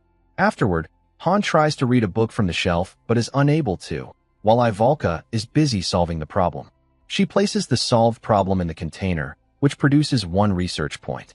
The research speed is 10 per hour, which produces 10 gems per hour. Han thinks 10 points per hour is not good. The speed isn't great, but since Ivalka doesn't have any research skill, this result is expected. The system notifies that the researcher should work for 3 hours per day, as the researcher may get irritated if the set time is too long since they have their own lives as well. Isel pops out, telling Ivalka about working for 3 hours per day. She shouts and admits it hurts her head. The system notifies that Ivalka is expressing contempt. She shouts in anger and frustration that even though she is giving her all to solve the problems, she is being treated like a slave. Han admits in his head that she has a tight schedule, and he finds a solution to the problem. He makes a request to the master through Isel. The system notifies Han's request for a fur coat. The master accepts and purchases it with 3,000 gold. The coat appears, and Ivalka holds it tightly. Han tells her to do her work and she will get more. She complains about him changing her mind through gifts, bad-mouthing him. Han holds the coat from one side and says that if she doesn't want it, she can give it back. On the other side, she shouts that she didn't say that and then does the work, while Isel observes them from behind. Enigma begins to change and starts sending members to the weekly dungeons, developing weapons in the equipment center, and forming a new party 3 made of new heroes. He has surely changed. Han smiles, thinking about it, while sitting in the research lab. Ivalka addresses him while solving the problems. She admits she is good at flame-type magic and theories about different things. She believes he is talented as well and asks him to learn magic if he is interested. He repeats her words. She says it will be hard for her to teach alone, but the books in the lab can help too. Han explains to himself that as a 2-star, he is at beginner class. He will be able to choose his class once he reaches 3-star. At that rate, he can become a warrior, but by completing different positions he may be able to unlock a hidden class. One of those includes the mage swordsman. Still, just because it's a hidden class doesn't necessarily mean it is strong. He directly refuses her, as he is only focusing on one thing. Still, she asks him to let her know if he changes his mind. Han then teases her, saying she made that offer just to receive help in solving the problems. She startles and denies what he said outright. After listening, he believes he was correct. She sighs and after a moment asks him about his life before coming here. He tells her he was a farmer. She doesn't believe him. He reminds her to focus on the problems. Ivalka was a daughter of a famous family, but her family was destroyed in a war. Suddenly, blue light appears above them. Both of them are stunned witnessing it. Ivalka asks what is happening. Han simply says, "It's beginning." The system notifies, research hero chemistry is now level 1, and the goddess's blessing descends upon the waiting room. The research lab fills with blue light, and the blessings fall from above. One falls on Ivalka, though she still doesn't understand the situation. There are 3 paths in the research tech tree, and whatever use 30 points to unlock hero chemistry research. Ivalka's head spins, and she sits down, unable to understand anything. Han suggests she check her stats. She repeats the word stat. A stat window appears in front of her, and she shouts in surprise at its sudden appearance. Han explains that it shows her ability in the form of numbers. Han believes Party 3 was destroyed because they didn't know about the quest, as they weren't able to see the system and were unaware of the objectives. Hero chemistry research is a method through which one can see the info window. He asks if she can see strength, intelligence, vitality, dexterity, and skill. She reads, intermediate flame magic, telekinesis. Han tells her those are her skills. He then asks her to follow him, as the time has come to inform the others too. As he steps out, he hears Eren shouting about a ghost. Eren calls out to his boss, informing him that a ghost is following him. It turns out to be the light source that fell on Ivalka earlier. Han holds the running Eren from behind and tells him it's not a ghost. He asks loudly about the thing, and the light enters his body. Jenna stands in front, surfing through her stat window. She tells Han that he was already able to see this. Han asks if she already knew. She admits she had seen him whispering before. Back in the dormitory, the 4 of them sit at the dining table. Jenna asks if, because of these skills, they can grow stronger.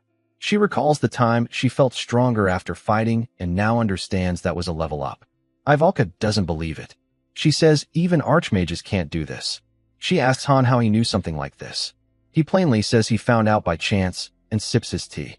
She finds it suspicious, while Jenna says it's because he came here first. Han says it's because he has been a veteran for a long time, which only makes Ivalka more suspicious. She sighs and gives up, saying everyone has their secrets to keep, and the earlier advice he gave them was really helpful. Jenna admits that it's all thanks to him that they are standing there at present. Ivalka labels her a flatterer. Jenna corrects her, saying it's survival, while Eren quietly observes them. Han thinks of telling them everything once they all survive, and that time will be when they are about to part ways. The next day, Jenna spreads the new information to others in the waiting room. They learn that not everyone can see their full stat information, and many can't see stat windows at all. This can be due to the low level of research. At the training ground, many people gather to practice. Jenna and Han are paired to train. She shoots her arrows at Han, and he counters with his sword. She asks if parrying everything is also a skill. He confirms. She calls it cheating, saying she can't break through. He tells her that if there is a parrying skill, then there must also be a piercing skill. She perks up at hearing this, and just as she is about to ask, Han disappears from in front of her and appears behind to strike. She dodges and shouts if he is trying to kill her. Han, still serious, assures her she will be fine since they won't die after taking a strike in the waiting room. He explains that if they don't raise the difficulty of training, she can't level up. He instructs her to stay firm while striking toward her with full force. She dodges. He orders her not to get tired from training harder than before and says she needs to use real weapons instead of training once. There are no rules. From now on, their training method is to push their opponent to the brink of defeat. Han grips his shield and sword firmly. They keep training on the ground while other people gossip about Han. Some say that a farmer has now become impressive, while one man disagrees. Han and Jenna continue clashing with full force. Han strikes, and Jenna jumps back. Han asks if she is giving up, as Eren is already waiting. He thinks about whether he should train the two at the same time. Eren calls out from the side, saying he is fine. He has had 32 rounds with 32 losses. Jenna, however, wants to continue longer. She has had 19 bouts with 18 losses. She shakes her head, clenching her weapon. Han charges forward at full speed. Suddenly, he finds himself close to a knife. He is about to be hit, but instantly counters it with his sword. The knife flies away to the other side. Jenna is still in her attacking pose. She aims an arrow at Han, her eyes glowing red, and shoots. The system notifies. Jenna has learned detect weakness. Han barely defends himself with his shield. Jenna leans back in frustration. Han asks how she learned that. She says she figured it out just now. Since he said there could be a piercing skill, she decided to try. In his head, Han is stunned that she learned a skill just from his casual remarks. He decides to come at her again. She remarks that it won't be easy. She shoots her first arrow to distract him, then shoots a second and third, aiming at his critical areas. This puts Han in a tight spot. She mixes and feints as well, infusing deception into her arrows, making it difficult for Han to deal with her. The system notifies Jenna's beginner archery increased to level 6. Han is stunned to see her skill level up. On the other hand, Jenna keeps shooting arrow after arrow at him. He feels it is difficult to counter her attacks, even thinking he might lose. Jenna concentrates on shooting with precision. The onlookers discuss her abilities, labeling her inhuman. Eren, observing her, admits her talent and tightens his grip on his spear. Jenna shoots her arrows, and Han takes them down swiftly, thinking he can't close the distance. He knows the shield should only be used in case of emergency. He admits this practice is for obtaining a new skill. He needs to do better than just locking his eyes on the target. He barely dodges an arrow aimed at his face and decides to figure out the purpose behind the arrows, where they will hit him. Suddenly, he finds an arrow dangerously close to his eye. The system notifies, skill awakened. His skill throw defense levels up to 3, basic swordsmanship levels up to 7, and he also obtains a new skill, insight.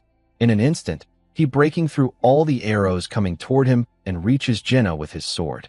She falls back to the ground as he points his sword at her neck. The training ground quiets down, and he says he won for the 19th time. Jenna calls him a monster. Han checks his stats window as he gains a few more skills. Behind him, Jenna and Eren also check their stats. She asks Eren about his skills. He says he has basic spearmanship, pain tolerance, and flame resistance, 3 in total. He asks Jenna about hers. She states, basic archery, basic dagger technique, switching, rapid fire, and the list continues. Eren cuts her off gloomily, saying it's enough. Han explains that having more skills doesn't guarantee being strong. The main thing is connecting skills according to one's current level. An incompatible skill does more harm than good, like his berserk and composure. Still, he admits Jenna is top tier with 9 skills, while Eren watches from behind. The master logs in and combines a basic fire elemental stone, basic water elemental stone, and basic wind elemental stone into a basic promotion stone. He confirms the process. It produces a loud noise as fairy power is used in the combination, but it fails. The system notifies that the attempt failed and the ingredients have been consumed. Han is surprised, as the success rate was 87%. Jenna asks if she can be upgraded too. Isol refers to her as a 2-star and says that time passes quickly. The system then notifies of the completion of a basic promotion stone and the start of promotion. Han is at level 12, Ivalka at level 8, Eren at 9, and Jenna is now at 10. Jenna holds the basic promotion stone and says she will be right back.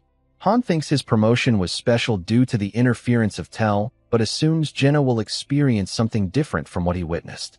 The system notifies the hero's forgotten memories have awakened. Jenna is promoted to 2-star as light glows from the facility. Jenna returns to Han and says she had a strange dream of the forest where she used to live being burned down. He calms her down by dismissing the dream and tells her to forget about it. She reluctantly smiles and agrees with him. Han asks if there was something else. She says there wasn't, except that she felt like a weight had been lifted from her shoulders. Han concludes in his head that a normal promotion simply awakens memories from the past, and that all heroes are currently in a state of amnesia. At 4 or 5 stars, they may be able to learn the full truth of how they ended up here and what happened to their respective worlds. After a short period of time, Eren goes through his promotion. Han doesn't know what happened to him, but he notices Eren seems stronger and more motivated. After training, Eren decides to go back and asks if Han is going. Han answers that he still has things to do. Eren admits he works hard, and so he himself should work even harder. Han tells him he will make his body weak if he overdoes it. Eren asks about him, and Han replies that he is fine. Afterward, Han feels exhausted, exhales heavily, then enters into his berserk mode and strikes at his target with a series of blows. The attack makes a loud noise, and Eren, stepping back, hears and watches him from behind. After landing countless blows on the target, Han is still not satisfied with his progress. He thinks that while using Berserk makes him strong, he loses his composure as his skill efficiency decreases. He wonders if it could be better if somehow he could make the two unify, like the basic sword shield technique. If two skills are compatible, they merge into one. Adis, from behind, comments on his training late at night. He asks her business there at such a late hour. She steps forward, saying she wanted to ask him something before entering the 12th floor. She points out that his party is not made up of people used to combat. Jenna was a forest keeper, Eren a hunter, and he was a farmer. He agrees plainly. As Adis is about to ask something else, her expression changes, and she firmly asks if he has ever killed someone in the past. He responds that her party climbed the 12th floor and asks if she is asking this to know how dedicated they are. She confirms. He explains that he is alive at the price of other lives. 3 people were synthesized with him, and he says she should already know the rest by now. She freezes and admits it is true, recalling when he killed the pulverizing wolves mercenaries. He asks if she is insulting him. She denies it. He tells her that whatever appears on the stage, they need to defeat it. She says his perspective is different from his party members. He replies that if that's the case, then he needs to get new members. He adds that he knows his party well, and she doesn't need to worry. The space and time rift opens. Jenna asks if they are going to the 11th floor again. Han says they have done that enough. It will be the 12th floor. The system notifies that the current challenge is the 12th floor and that the doors will open in 10 seconds. Han tells Adis to do what she needs to. She agrees. He suggests she do even better if she already knows. Then they enter the 12th floor. The objective is to destroy all enemies. Jenna shouts that it's a subjugation-type mission and asks where the enemies are. As she reaches for her arrows, she is stunned to see the enemies. The enemy soldier orders them to stop, put their weapons down, and prove their identities. The system shows, human soldier, level 11 by 13. Jenna is shocked to see they are human soldiers. Adis frowns and grits her teeth. Han remains serious, his eyes fixed on the enemies. The other members are still confused. Eren shouts at Han that those are not monsters, but people. Han asks if he won't fight. Eren refuses and suggests talking with them first. Ivalka agrees with Eren and suggests that talking may help them obtain more information about the place, so they can find a solution without fighting. Han asks if she doesn't want to fight. She replies that she wishes to avoid needless killing. Han then asks Jenna for her opinion. Jenna is unable to say a single word, as she doesn't know what to say. Han thinks that the soldiers are different from NPCs. They can see them, which means they are enemies. He instructs his party to draw out their weapons. Eren is stunned at his choice. Han asks if he decides to fight, will they stop him? He stares at them with a sharp gaze, which makes all of them freeze. They don't know what to do and just stand there, staring at him tensely. After a brief moment, Han sighs and gives them permission to do what they want. Eren thanks him and decides to talk with the soldiers. He steps forward toward them. He introduces himself as Eren and tells them he wants to talk. The soldier replies that they also want to talk. They were sent to this place and don't know why. Eren asks how they reached this place. The soldier says it's complicated, as a lot has happened, and suggests Eren come closer so they can discuss. Eren decides to approach. The soldier asks him to drop his weapon, assuring him they have no intention to hurt, but his soldiers are uneasy. He promises that they also want to go back. After thinking for a bit, Eren decides to put his weapon down. Han whispers in his ear that he can't just do whatever they tell him. Then he loudly addresses the soldiers, telling them to come over after dropping their weapons. The soldier denies. Han asks if they only want them to drop their weapons. A group of soldiers thinks it over and decides that 3 of their soldiers will come over without weapons. The soldier asks them to reciprocate, as they are now disarmed. Han drops his shield and sword as well and asks if it's fine. The soldier confirms and walks forward to discuss. He keeps walking and tells them that a voice is whispering in his head. He says he can't stop it no matter what. The voice keeps speaking to him. Han asks about the voice. The soldier suddenly draws his weapons and shouts that the voice is telling him to kill them. His and his soldiers' eyes turn red. Han swiftly pulls his sword back. He remembers that when he was a master, he witnessed heroes who hesitated to attack being killed. He swings his sword and takes down a soldier. Jenna gasps as he moves forward and takes down another soldier with his sword and then aims his knife at another one. no matter who appears or how they look. A soldier aims his arrow to hit Han, but Adis instantly kills him. Han calls Eren, thinking it is a matter of kill or be killed. He asks Eren if he still wants to negotiate. He stares at him firmly, and after thinking for a moment, Eren decides to fight and grips his spear. Adis is stunned to see the change. Han asks Jenna if she still wants to spare them.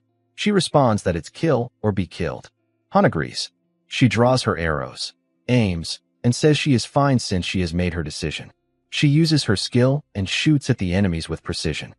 Ivalka also decides to fight. She says she is ready and prepares herself. Adis admits she was worried for nothing. Han confirms while standing at the back. He explains to himself that they don't care whether the enemy is a monster or a human.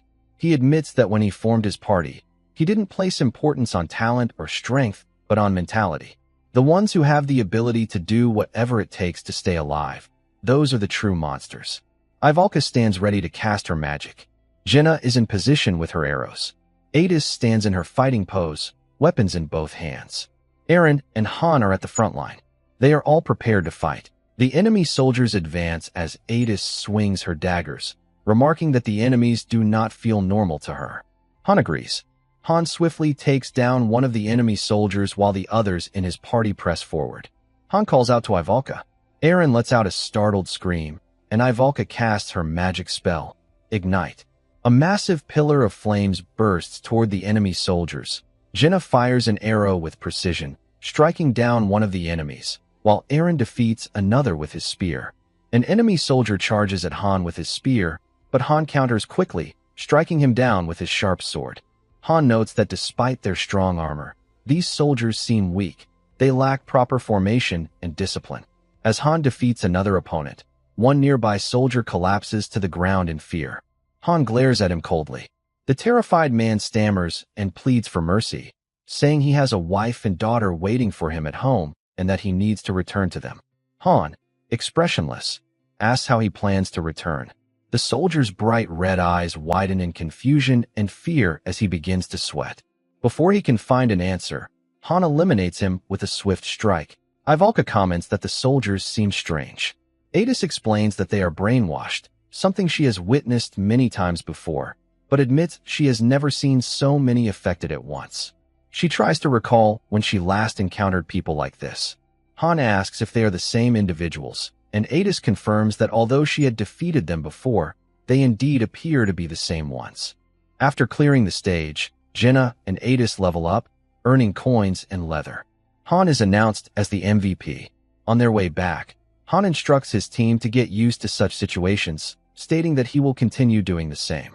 Eren asks if Han means getting used taking down their opponents, and Han confirms without hesitation, adding that monsters and humans are the same. There is no difference.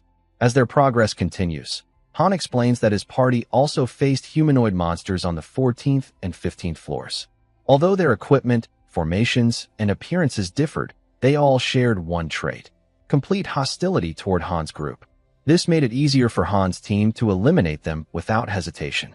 However, fighting human-like enemies caused far greater stress than battling regular monsters. Noticing this, Whatever allowed the group to rest for a day after each battle instead of forcing them to keep grinding.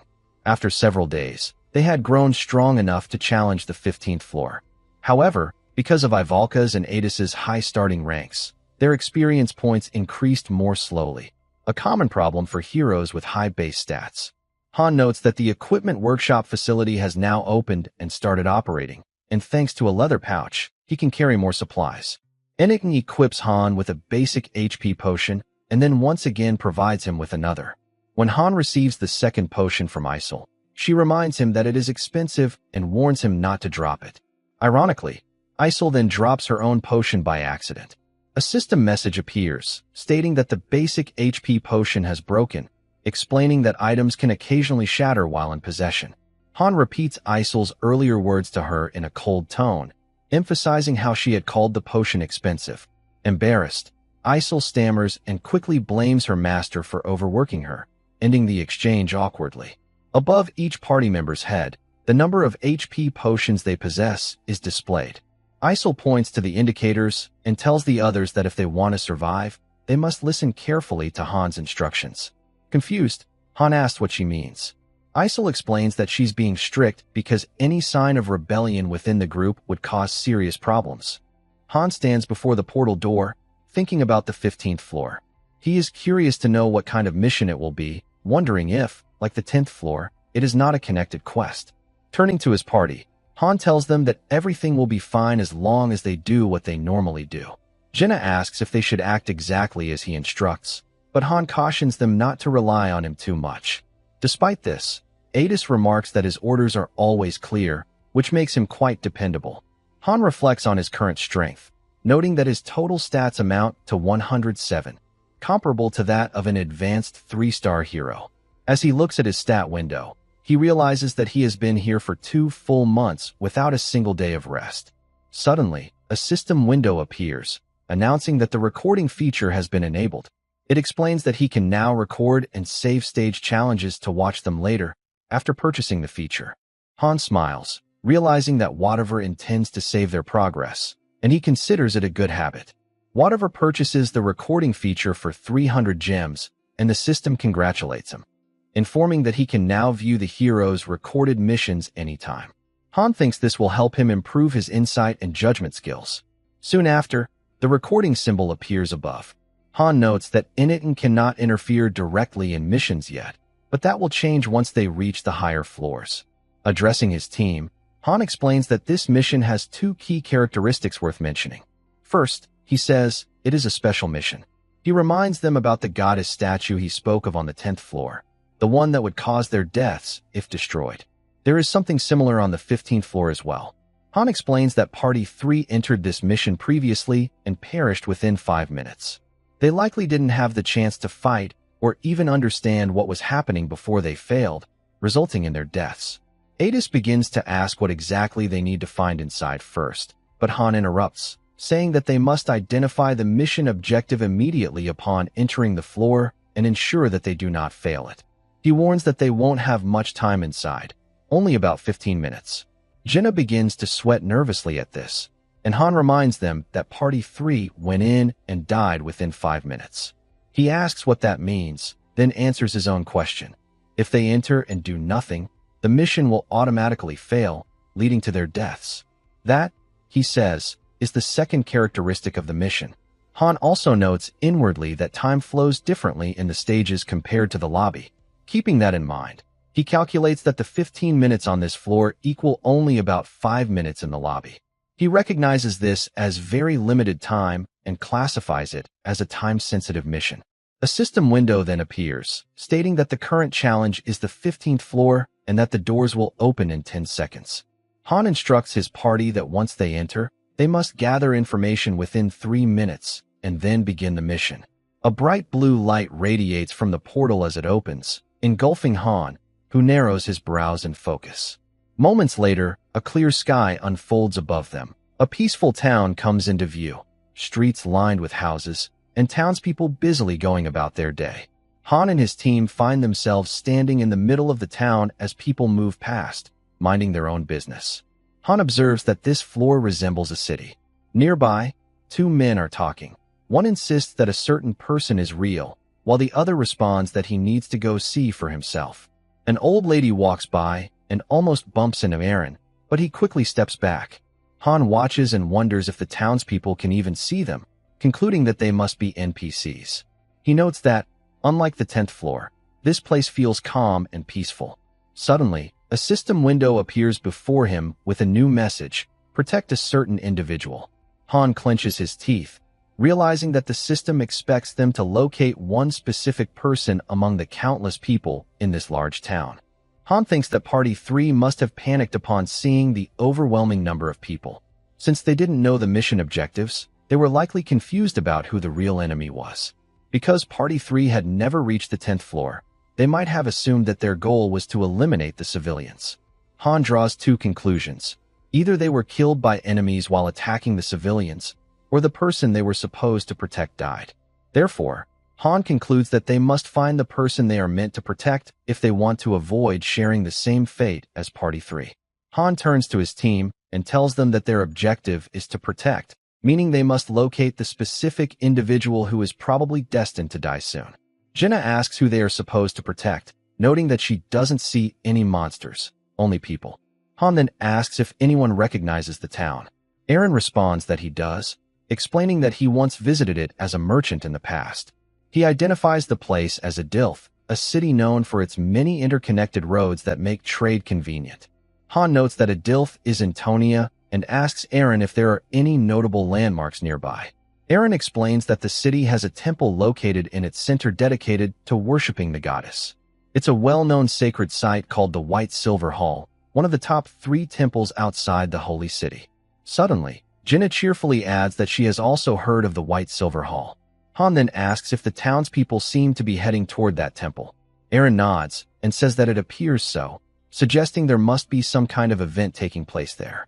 Han instructs Adis that they will head toward the temple and asks her to provide support from behind. Adis agrees. She leaps from the ground and swiftly moves across the rooftops, jumping from one building to another until she reaches a high vantage point. From there, she stands on a rooftop and observes the White Silver Hall from afar. At the temple entrance, the area is crowded with people. 2 guards stand watch at the main gate. One of the guards notices Han and his companions approaching and orders them to stop, saying they cannot enter. Without hesitation, Han delivers a strong kick to the guard. The second guard curses and prepares to blow his whistle, but before he can sound the alarm, Han strikes him down using his shield. Eren calls out Han's name in confusion as Han continues to subdue both guards. Han remarks aloud, wondering if Eren hasn't realized yet that the guards can see them. He adds that this means only one thing: they are enemies. As the party continues forward, Han explains inwardly that the cavalry NPCs and soldiers on the 10th floor couldn't see them, but the soldiers here clearly can, which means they are not ordinary NPCs. Ivalka, visibly worried, says that perhaps these guards aren't truly enemies. Han replies that it's possible but reassures her, saying that he didn't kill them, even though, to Ivalka, they already look half dead. The group notes how crowded the temple is and asks Eren to confirm whether this is truly the White Silver Hall. Eren nods in affirmation. At that moment, a tall, elderly man with long white hair appears, walking with a staff in hand. He steps onto the balcony above, facing the gathered crowd. The old man watches the people closely, listening to the murmurs and chatter around him. He clears his throat and strikes his staff firmly against the ground, producing a sharp sound.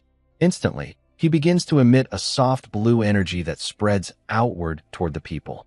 As the light expands, he commands the crowd to stay silent, and everyone quickly falls quiet, turning their full attention to him.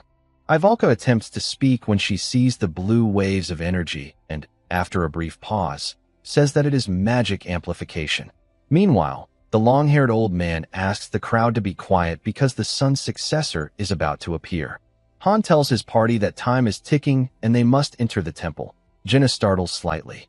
Han thinks it unusual for an event like this to occur on a stage and concludes that the person they must protect is likely the main figure of the ceremony. As Han and his group move toward the temple's main gate, a guard halts them from a distance. Han dares the guard to approach as he reaches for his sword. The guards falter and shout that they are armed. One of the guards yells, asking if they are heretics. Han smirks as he repeats the word heretics, then immediately strikes down the statue of the goddess beside them. The statue crashes to the ground. Han smirks again, wondering whether they consider that to be heretical behavior. The captain of the guard flies into a rage and orders his men to kill them at once. All the guards roar and advance on Han and his friends. A system window appears, warning of level 13 human soldiers and an unidentified enemy of unknown level approaching. Ivalka places a hand at her temple and calls Han bold. Han agrees with a smirk. Han explains that they will get past the soldiers as they press forward, adding that the person they must protect is probably inside the temple, and Han yells to his party to break through while Eren nods. Han defends himself with his shield, then dispatches one guard with his sword. Another guard strikes at him with a spear, which Han blocks with his shield before sending the attacker down with a decisive blow.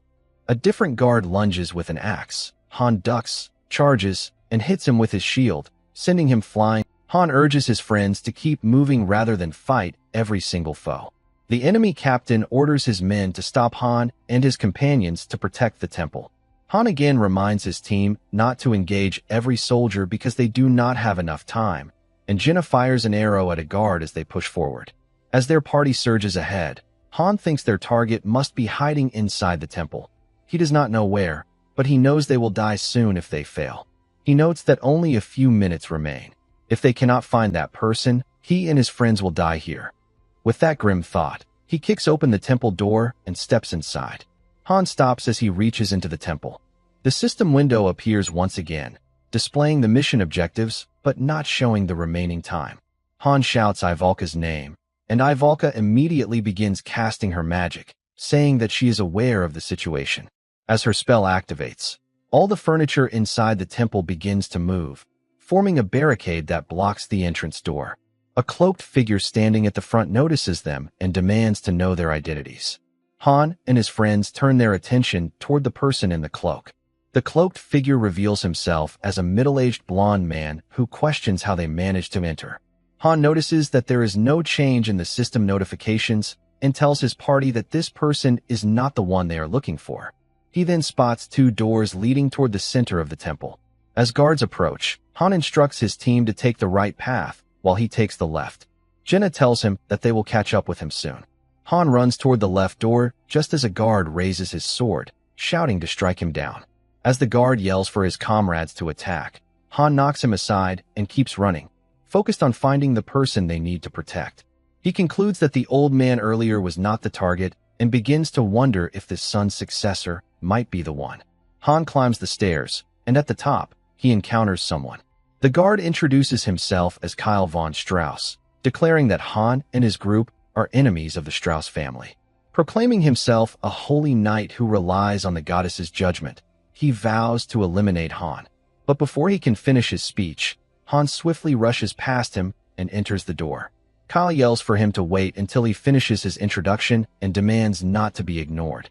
Han dashes down a long hallway and kicks open a door in frustration, hoping to find the right person, but instead, he finds an elderly man calmly eating.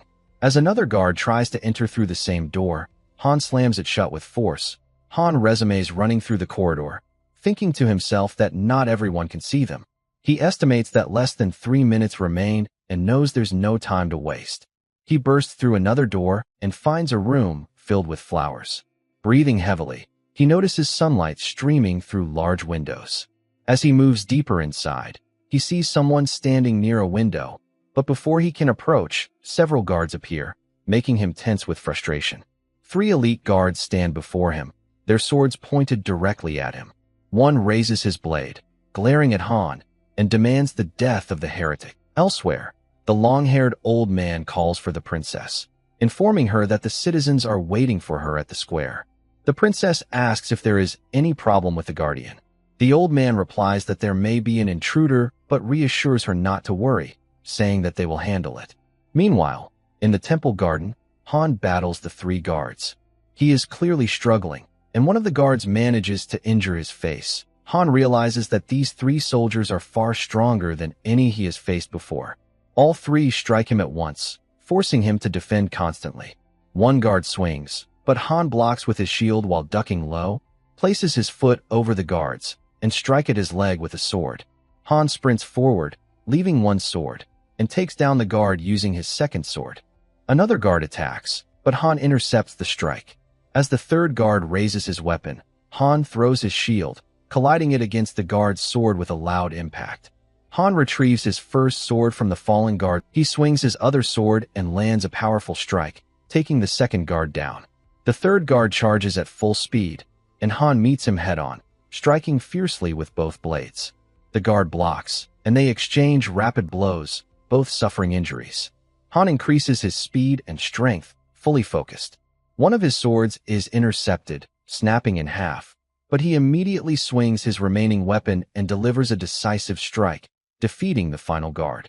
At the same time, the princess thanks the long-haired old man for giving her this opportunity, saying she will never forget it. The old man nods in agreement and adds that the goddess will be pleased as well. Han finally reaches the next door and opens it. The long-haired old man turns toward him, shouting that an intruder has arrived. Exhausted from the ongoing battle, Han faces him. The old man, shocked, demands to know how Han managed to get past the guards. He swings his staff, causing Han's eyes to widen. Han begins to sweat, unable to understand what is happening before him. The old man shouts, "Die," and casts a spell, sending a dark red orb of magic toward its target. Han realizes in that instant that the spell isn't aimed at him, but at the woman standing in front of him. Han moves forward instantly and defeats the long-haired old man in a single moment. However, the attack the old man had been preparing still unleashes. A dark red beam of magic bursts out from his staff. The temple building takes heavy damage, and people in the square scream as rubble crashes down around them. Han stands frozen in shock, realizing that the old man had not targeted him, while Han thinks that she must be the one they were meant to protect. She demands to know who Han is, but Han replies that she doesn't need to know. The princess mutters to herself, wondering if he is an assassin sent to kill her. Suddenly, Han notices something and quickly grabs the princess, pulling her down and blocking a volley of arrows aimed at her. Sitting on the floor, the princess anxiously asks what is happening, but Han tells her to stay where she is. 3 cloaked assassins appear nearby. Han raises his shield as the assassins draw their daggers. They hurl the blades toward the princess, but Han intercepts them with his shield. Examining one of the thrown daggers up close, Han realizes that it is coated in poison, confirming that the assassin's target is the princess. As one of them rushes toward her, Adis shoots an arrow from a distance and takes him down. Han engages the second assassin and defeats him swiftly. The third one lunges, sending another dagger toward Han, but he blocks with his shield and counterattacks, striking the assassin down. Adis leaps down from the wall and joins Han, remarking that the wall was so high it took her a while to climb down. Han sheathes his sword. Adis mentions that there were 2 more assassins, but she and her allies already eliminated them. She glances at the princess, referring to her as a kid, and says she looks familiar. The princess stands up again, demanding to know who they are. As she is about to order them to leave, an arrow suddenly flies toward her from behind. Han smirks and asks if she is sure she wants them to go, because if they leave, she will be killed. The princess murmurs in panic, demanding to know what is happening. Han tells her to follow them if she wants to live, or stay and die. He then asks for her answer. After a moment of hesitation, the princess reluctantly agrees. A system window appears, notifying that the special NPC Friasis Al-Lagner has joined the party.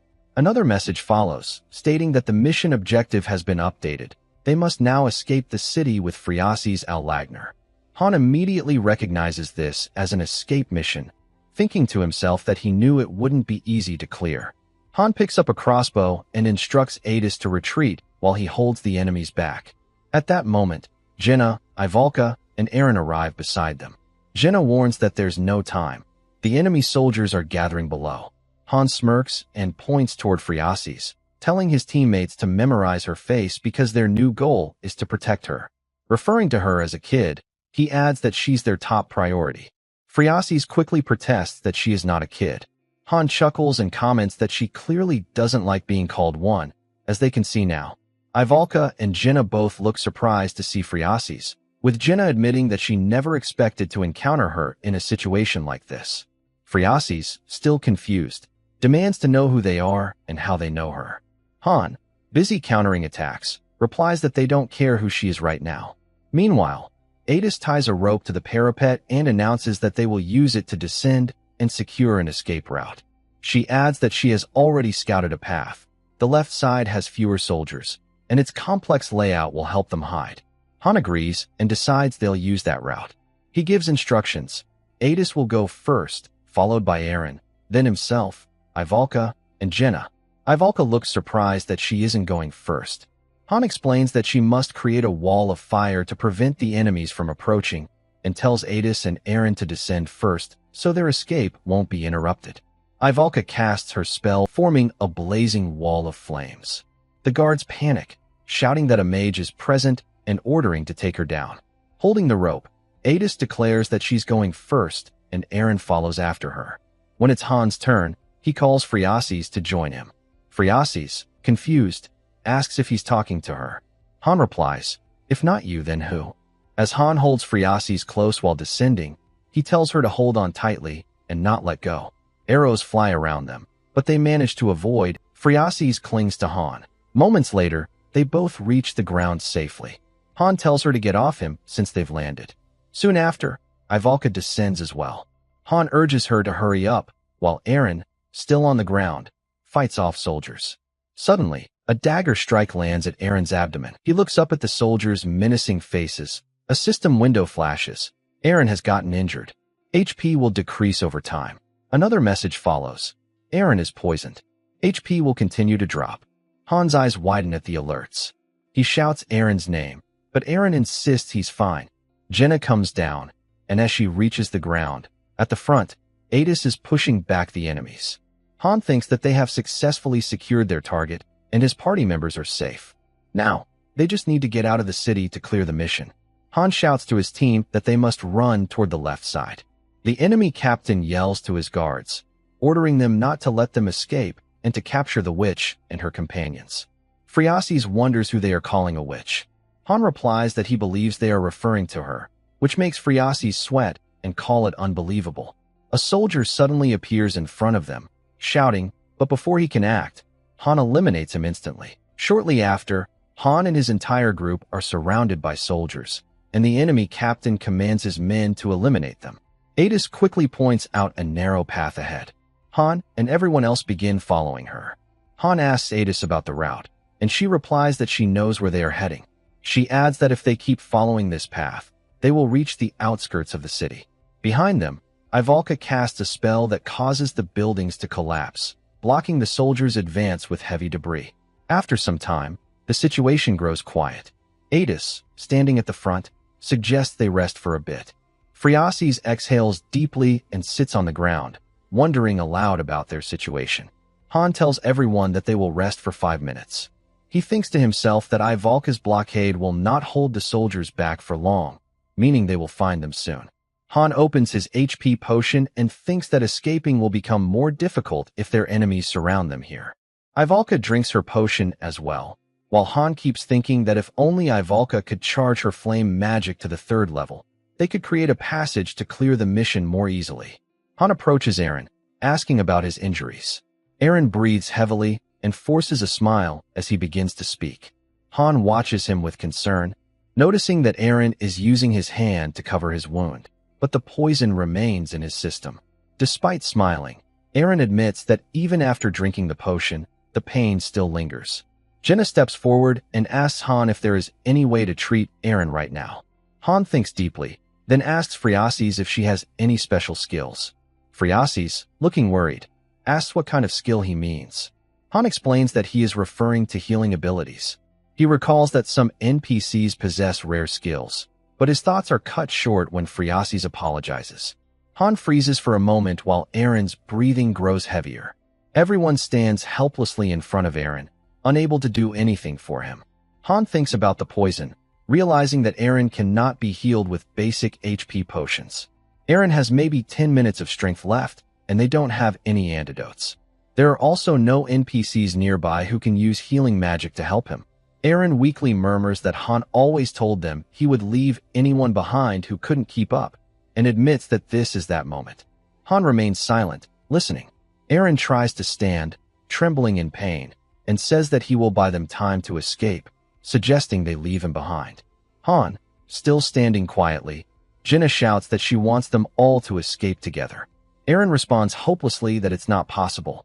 Jenna tries to protest. Eren begins recalling his past, standing at the edge of the training grounds, watching Han and Jenna train with full effort, and admits that he is just too weak. Han turns to Ivalka and asks her opinion, but she tells him that he must decide on his own. Han thinks that, from a tactical perspective, leaving Eren behind would be the most efficient decision. He also considers that Phriases, their target, cannot protect herself, and bringing Eren along would only make things harder. Protecting one person is already difficult. Protecting two would be even more so. Han closes his eyes, trying to think of another option. He opens his second basic HP potion, drinks half of it, and hands the rest to Eren. Eren looks confused, but Han tells him to drink it. Eren insists that potions cannot cure poison. Han explains that it won't heal him, but will prevent his condition from worsening. Han tells everyone to take out all of their potions, then opens his leather bag. He gives the bag to Eren, instructing him to drink one potion every 10 minutes. Eren protests, saying it's a waste, but Han reminds him that it's his job to make decisions. Han divides the team into two groups. Party 1, consisting of himself, Adis, and Phreases, will focus on getting Phreases out of the city. Party 2, consisting of Jenna, Eren, and Ivalka, will protect Eren until Party 1 successfully escapes. Jenna asks Han if their only task is to protect Eren. Han explains that since the soldiers are after Phreases, if they move in the opposite direction, they should eventually find a safe area. As Eren tries to protest, Han silences him. Adis raises a concern, saying that if they split up, they will face difficulties reaching the exit because a large number of soldiers are stationed there. That will make protecting Phreases harder. Han replies that they are simply taking different approaches. When Adis asks what he means, Han explains that the floor's first objective was to find and protect the target, and after locating the target, the mission changed to escaping with her. Han concludes that they will blend into the crowd and make their escape at night. Han tells his party that they will wait to escape until night falls. He begins to think about the plan in his head. He knows they will be less capable now that the team is divided into two parts. They can no longer fight head-on to make their way forward. However, he also realizes there are advantages to being in a smaller team. With fewer members, they will be able to hide more effectively and escape without engaging in unnecessary battles. If they can avoid fighting, they will not need a mage with them. Han thinks that fire magic tends to attract a lot of attention, so they cannot take Ivalka along. Jenna will remain in the same team as Eren, which will allow them to move faster when danger arises. Han instructs Ivalka and Jenna to head toward the edge of the city now because search teams will be patrolling all night. He adds that they only need to take Eren with them and focus on running away. Eren, still weak, apologizes. Han tells him that he is not keeping him alive for his own sake and warns him not to misunderstand anything. Han instructs Ivalka and Jenna to leave Eren behind without hesitation if a moment comes when they can no longer protect him. He adds that the life of a healthy person is far more valuable than that of an injured one. Han then announces that their break is over. He instructs Team 2 to move toward the right while he and Team 1 will go left. Ivalka, Eren, and Jenna start walking in the right direction. As Han and Adis descend the stairs, he asks her about potential hiding spots.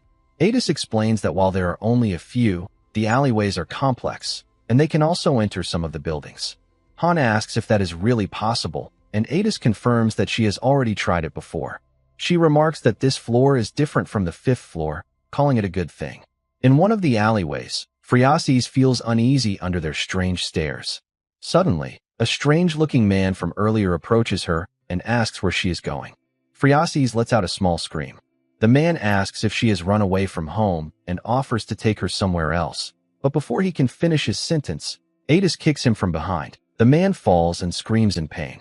Adis remarks that although this is a slum, it provides a great place to hide. The streets are like a maze and full of abandoned buildings. She then tells Han that she will go ahead to find more hiding spots. A system window appears, explaining that sometimes missions can be prolonged, and even if the user logs out, the heroes continue their work. After reading it, Han thinks about the message concerning long missions. He reasons that Enning must find watching the entire mission boring. He also notices that although Phreases seems nervous, she is staying calm, leading him to conclude that she is not an ordinary person. Han thinks that if she were just an ordinary girl, she would have refused to follow them. Instead, she made a quick decision to join them to survive amid the chaos. After a short while, Han praises Adis for finding an excellent hiding place. As he observes their surroundings, he notes that the building also has a back door, which could help them escape later. Adis suggests they stay hidden until dark and adds that she will set up a trap at the entrance, warning them to be cautious. Phreases exhales deeply as she sits down inside the building, wondering aloud if they are really going to spend their time there. Adis tells Han that she will return soon. Han asks where she is going, and Adis smiles, saying that there are things she needs to do. She adds that Han alone is strong enough to protect Phreases, while she needs to find an escape route. Han sits down on a chair, thinking that perhaps he should have placed Jenna in his position instead. Meanwhile, Phreases sits quietly, her head lowered. Han thinks that he can't do much in a place like this. Lost completely in his thoughts, he is brought back to reality when Phreases suddenly speaks, introducing herself by her full name, Phreases L. Lagner. Han shifts his gaze toward her as she repeats her name, explaining that she is the second successor of the Empire. Han, however, responds indifferently, shrugging it off. Phriases pouts slightly, saying that such a reaction doesn't work on him. With innocent curiosity, Phriases asks Han where he has come from, but Han brushes her off, saying that it's none of her business. Phriases points out that she has revealed her identity, so he should at least reciprocate, but Han replies that even if he told her, she wouldn't understand.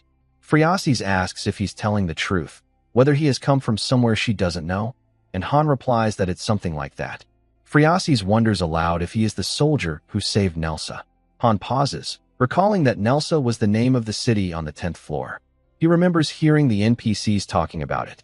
As Phriases removes her crown, she confidently says that she must be right, adding that she has seen it in her dreams. Han silently wonders about those dreams. Phriases explains that in her dream, soldiers were fighting desperately to protect the city. She couldn't see their faces clearly, but she feels like she has seen Han among them. Holding her crown in both hands, she continues, according to Nelsa's saviors, the city was protected by a group of unknown people. Without them, Nelsa would have fallen. However, none of the survivors could recall the faces of those who saved them. Phriases adds that she has been having strange dreams for an entire year, dreams that fill her with ominous feelings. In those dreams, everything is destroyed. The Empire, the 4 renowned family cities, and all the small and large villages. Every place on the continent. With a weak voice, Phriases says that her dreams have made her certain that, at this rate, the continent will be completely ruined. She asks Han if he is aware of the unusual occurrences spreading across the continent, the rise of unknown diseases, parasites, and monsters. She believes that the Nelsa invasion was part of this phenomenon, explaining that such creatures rarely invade human territories. Han, unimpressed, plainly asks why she's telling him all this. After a brief pause, Phriases looks at him and says that she needs power. Han raises an eyebrow, wondering what she means. Phriases says that she needs that power to save the world, her eyes filled with determination. Han asks if she is seeking his help, and Phriases confirms it. However, Han can't understand why she would ask him for help. He points out that as a princess, she already has influence and authority. Surely she must have a group of knights sworn to protect her. Phriases shakes her head and says that she has no real power. She's just a figurehead, a princess in name only. She murmurs bitterly that no one listens to her or obeys her commands. Han casually suggests that she hire mercenaries using her wealth. Without hesitation, Phriases says she wants to hire him as her mercenary instead, adding that she will pay whatever amount he wants. She admits that while she may be powerless, she still has money. Han immediately rejects her offer and advises her to hire someone else, someone more capable, if she truly has that much wealth. Clutching her crown tightly, Phriases says that no one has ever believed her when she spoke about her dreams. They don't even want to listen. But she admits that Han is different. He didn't laugh at her story, and that is the reason she has decided to hire him. Han finds her persistence annoying, then recalls what he learned during the promotion, that this stage represents Townia's past. He remembers what the girl from the town told him, that he must change the story, even if it ruins the setting or causes space and time to collapse completely. Han thinks that even if he wanted to help, he wouldn't be able to. To him, Phriases is just an NPC, which means they won't have any connection once the mission ends. Phriases frowns and presses him for an answer. Han replies that he has his own reasons. She asks what those reasons are, and he smiles faintly, saying that if he told her, it would just make her laugh. Phriases looks at him in confusion. Han finally tells her, "We're from a different world." Phriases curiously wonders about what Han means by a different world and asks him to explain. Han thinks that since he is free until dawn, it should be fine to tell her a little. He describes his world as a terrible place and explains that they are here because of a mission. In their world, they receive missions, and if they fail to complete them, they die. Han tells her that this time, their mission was to protect someone. They didn't know who the person was at first, but later discovered that it was her. He adds that if they fail to protect their target, they will die. Phriases freezes for a moment, nervously stuttering as she repeats his words, that they came from another world to carry out a mission here. Han nods and explains that once they complete the mission, they will be forcibly returned to their own world. which is why he cannot help her. Thinking deeply, Phrases calls Han's explanation absurd and questions the existence of another world. She asks if he is lying just to reject her request. Han tells her to believe whatever she wants. It doesn't concern him. Phrases smiles softly and says that she believes him, that they are warriors from another world. Han glances at her, and she continues, saying that she won't laugh at his explanation just as he didn't laugh at hers, and she understands that he has his own reasons. She adds happily that she won't try to change his decision anymore. He will do his job, and she will do hers. Han curiously asks what her job is. Phrases narrows her brows and says that she doesn't want her dreams to become reality. Han stays silent for a moment and then asks if she was the one who gathered the people in the square. Phrases assumes he is referring to the White Silver Hall and tells him that she was about to give a speech there. Han stands up and moves closer to her, asking what her purpose was. Phrases explains that she wanted to gain more influence and admits that, at the moment, she is nothing compared to her brother. Han looks at her, wondering about the word influence. He starts to think that if it weren't for his group, Phrases would have already died by now. If there is any meaning behind the missions in Pick Me Up, then it must be that Phrases is an NPC worth saving. Standing silently for a couple of minutes, Han finally tells her his name, Han. Phrases freezes for a moment, then murmurs his name. After smiling warmly, she repeats his name again. Phrases then thanks Han for saving her life, but Han tells her that it's too early to thank them, and Phrases nods, understanding. Han asks if she knows why people are targeting her. She replies that she has no idea. Han steps closer and hands her a piece of cloth, saying that she is far too noticeable, like a billboard. Phrases tilts her head in confusion, wondering what a billboard is. Holding the cloth in both hands, she asks if he wants her to wear it, then asks what they should do with her current dress. Han casually replies that they'll throw it out since there's a dumpster right outside, and asks if she doesn't want to. Phrases denies, saying that she expected this and asks Han to let her be alone. Han steps outside the room and pauses when he hears something. He realizes that he can hear her faintly and wonders if she is crying. Han thinks to himself that although she is a princess, she is still only 15, and it must be hard for her to accept the situation she's in. A short while later, Phrases changes her clothes and comments that the fabric feels rough.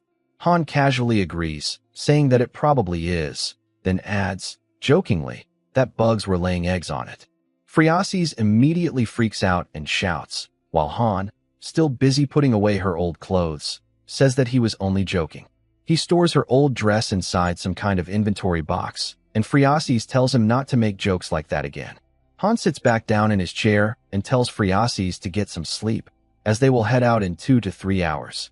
Phrases quietly sits on the ground.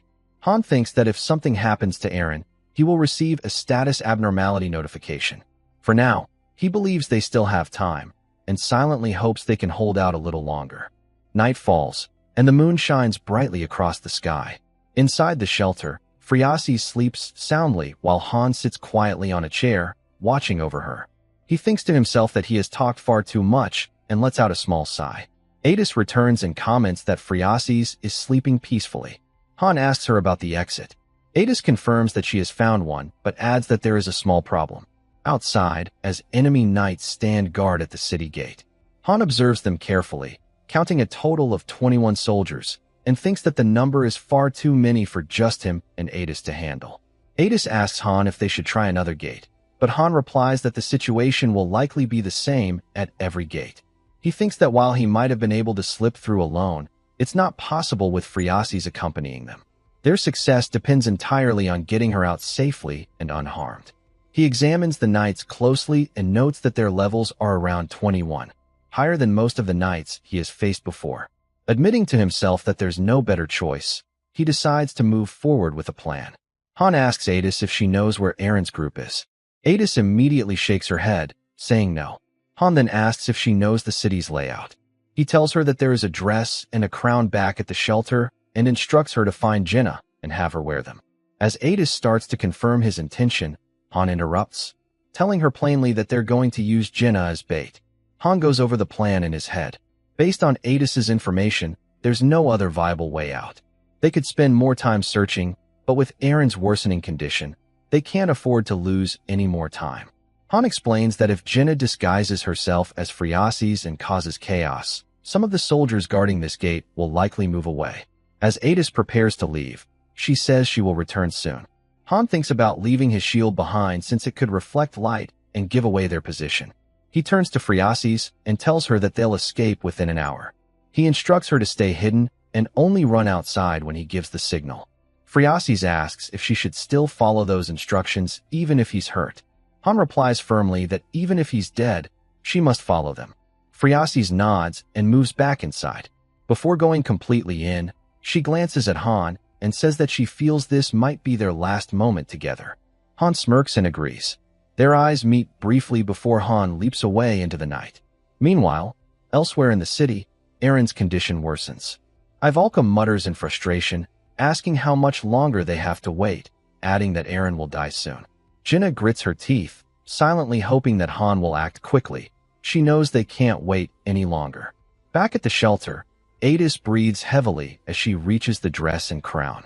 At the same time, Han skids to a stop, thinking determinedly that they will escape the city before dawn. Enemy soldiers patrol the area while Han hides behind a wooden trolley, quietly observing them. He notes that Jinna and Phreases have similar physiques, meaning it will be difficult for the soldiers to tell them apart in the dark.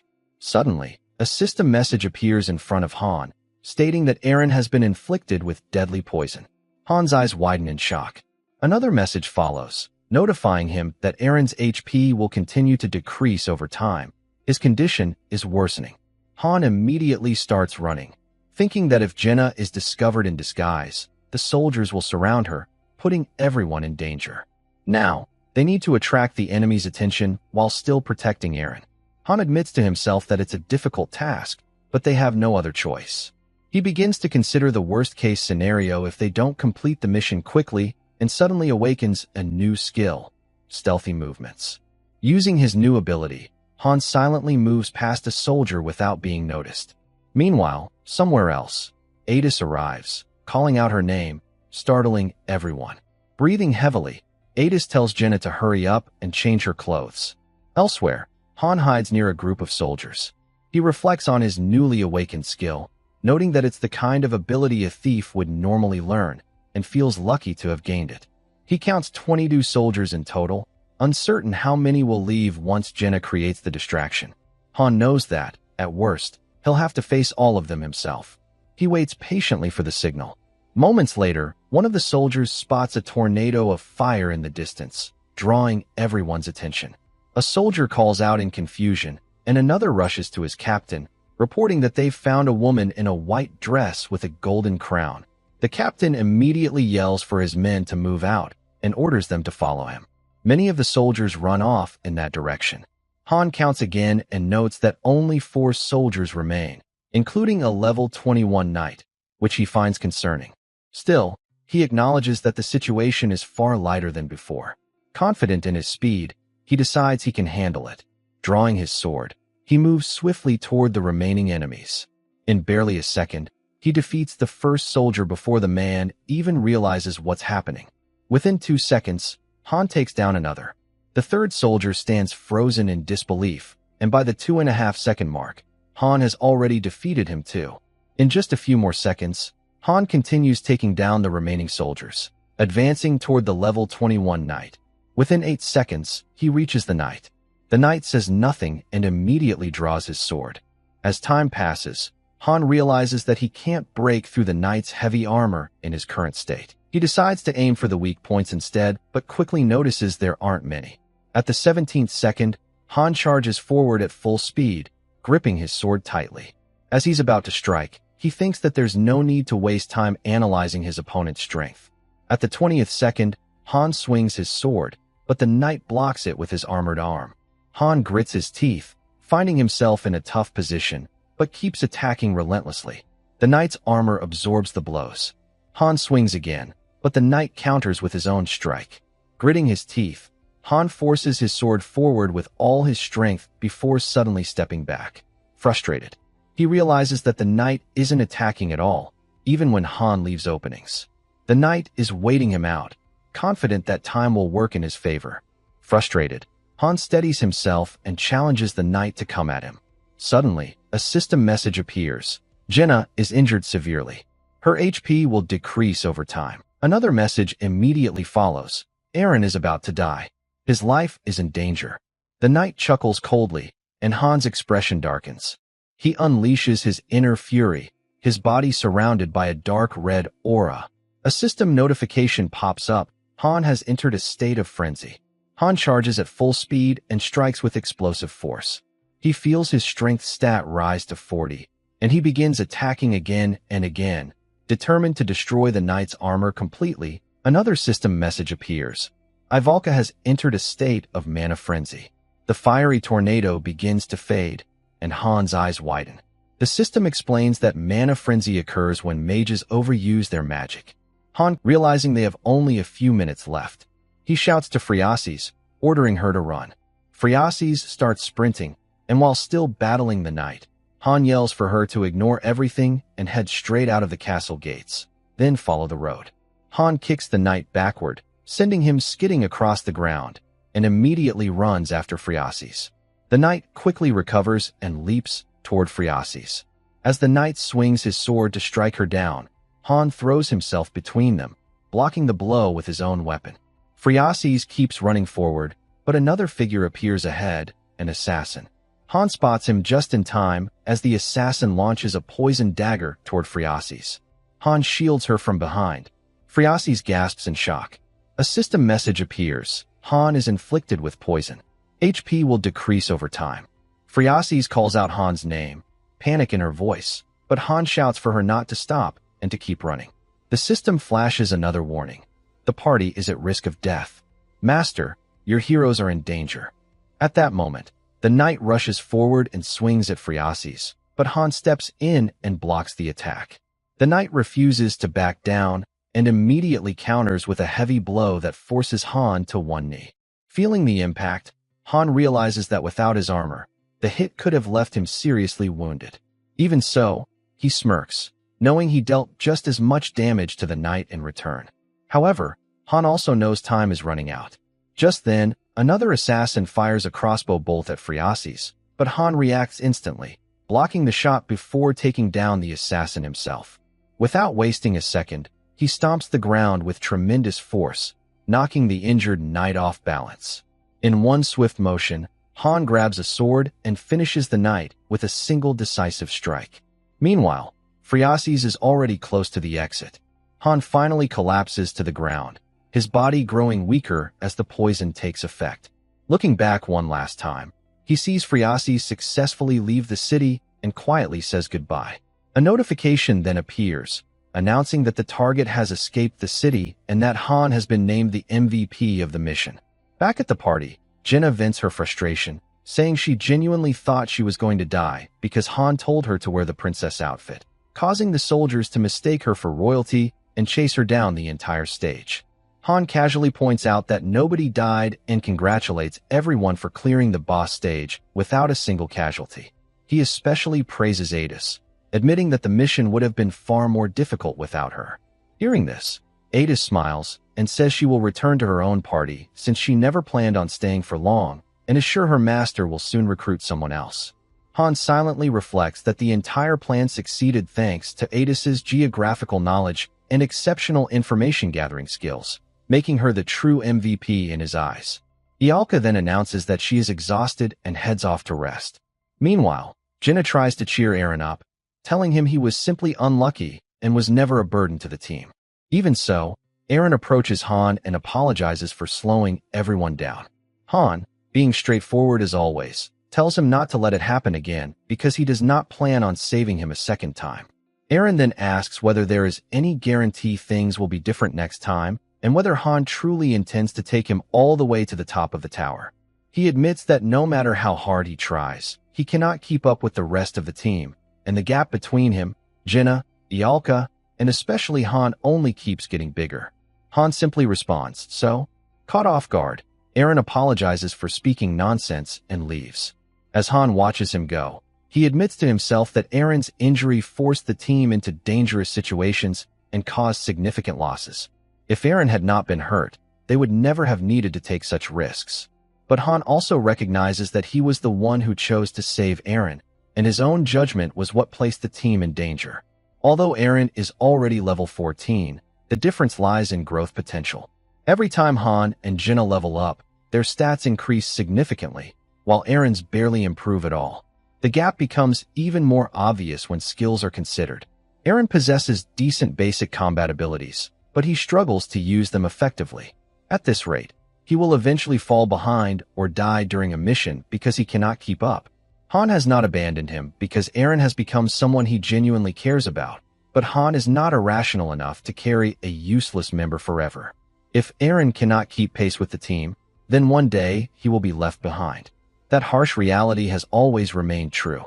The next day, Han gathers everyone and announces that for the next 3 days, training will be completely voluntary, and he won't be assigning any schedules. Hearing that, Ialka practically lights up with excitement when Han casually adds that it's basically a short holiday. Not wasting a second, she happily heads off to get some well-deserved rest. Han then asks Jinna and Eren what they plan to do. Jinna admits it feels weird to spend the entire day resting, so she decides to train until dinner before taking it easy. Han raises an eyebrow and asks if she's really not going to rest, but Jinna immediately points out that he's planning to train too. Sure enough, Han is later seen working out with 10-kilogram weights. At this point, his physical abilities have already reached the human limit, and without the extra weight, he barely feels fatigue. As he trains, he wonders if this incredible growth is another effect of the interference power Isol mentioned. Ever since Han handed over the strategy manual, the atmosphere in the waiting room has changed dramatically. The low-ranking heroes who used to be constantly on edge have started relaxing because whatever is no longer using synthesis, meaning they no longer have to compete against each other for survival. Just then, Belkist from Party 3 arrives and says he heard a rumor that it doesn't matter who someone was before coming here, only whether they can prove their worth. That idea excited him because he thought this place would finally allow him to show what he's capable of. But now, seeing people laughing around and avoiding work, he questions whether that belief was true at all. Han notes that Belkist is one of the second-generation heroes. Despite never going through synthesis, he trains voluntarily, shows the same persistence as Eren, and possesses remarkable talent. Standing beside him is Neriza, who remains as mysterious as ever. Belkist then asks whether this situation is really what Han intended, and says that if Han permits it, he'd like to teach these lazy heroes a lesson. Han immediately shoots him a sharp glare and warns him not to cross the line. Belkist backs down, apologizes, and then asks the real question. Was Han lying when he talked about proving one's worth? Because from Belkist's perspective, it doesn't seem to matter anymore. Han simply tells him to keep doing his job and that he'll understand soon enough. With a smirk, Belkist says he'll wait and see before leaving. Watching him go, Han reflects on a lesson he learned while operating Niflheim. Use synthesis with caution. Many people followed that rule after reading his strategy guide, but almost all of them failed. Fear is one of the strongest motivators. Without synthesis, heroes stop listening, become complacent, and begin ignoring orders, exactly like what's happening now. A moment later, Han notices Enoch the carpenter hauling materials by himself and asks why he's heading to storage alone. Enoch sighs and explains that nobody is doing their assigned work anymore, leaving him to handle everything himself. Han realizes that even whatever should have noticed by now that both training and daily dungeon operations are falling apart. As efficiency continues to decline, there are really only two solutions. Either bring back mass synthesis or motivate the heroes through something other than fear. Soon, the answer becomes clear. Whatever begins upgrading facilities and constructing new research centers, expanding the town with more advanced buildings and opportunities. Seeing this, Han immediately predicts that a celebration is coming. Around the same time, Eren approaches Han and requests a duel, but Han advises him not to push himself too hard because reckless effort won't help him in the long run. Suddenly, whatever summons everyone to gather in the town square. Han tells the others to pause their training and head over, while Isol checks to make sure everyone not currently inside a dungeon is present. She then orders everyone to move to the storage area because a large-scale renovation is about to begin. The moment she says that, the entire ground starts shaking, leaving everyone stunned. Before their eyes, the training grounds are upgraded to level 3, and the residential facilities rise to level 3 as well. Adis curiously asks what exactly is happening, and Jinna confidently explains that their master is creating new facilities for the heroes, including cafeterias and support buildings. Then another notification appears, announcing that thanks to all the newly constructed facilities, the town square has officially evolved to level 3. As everyone stares at the transformation in amazement, Han simply smiles, knowing this is exactly the change they needed. Jinna excitedly explains that all the buildings have been upgraded, and when Adis realizes that means their rooms have been upgraded too, the other low-ranking heroes immediately get excited, already imagining better food and better living conditions. Isol then announces that construction is complete and everyone can come outside. As the heroes step out, they're stunned to see how much the layout has changed. The lobby now has 2 floors connected by a large staircase, and the second floor even includes a bathhouse and an upgraded resting area. Jinna and Adis are visibly impressed as everyone rushes off to inspect the lodging facilities. But the excitement quickly turns into confusion when people enter the rooms and discover that the sofas, carpets, fireplaces, and even the beds are all gone. Complaints immediately start pouring in, with everyone wondering what happened.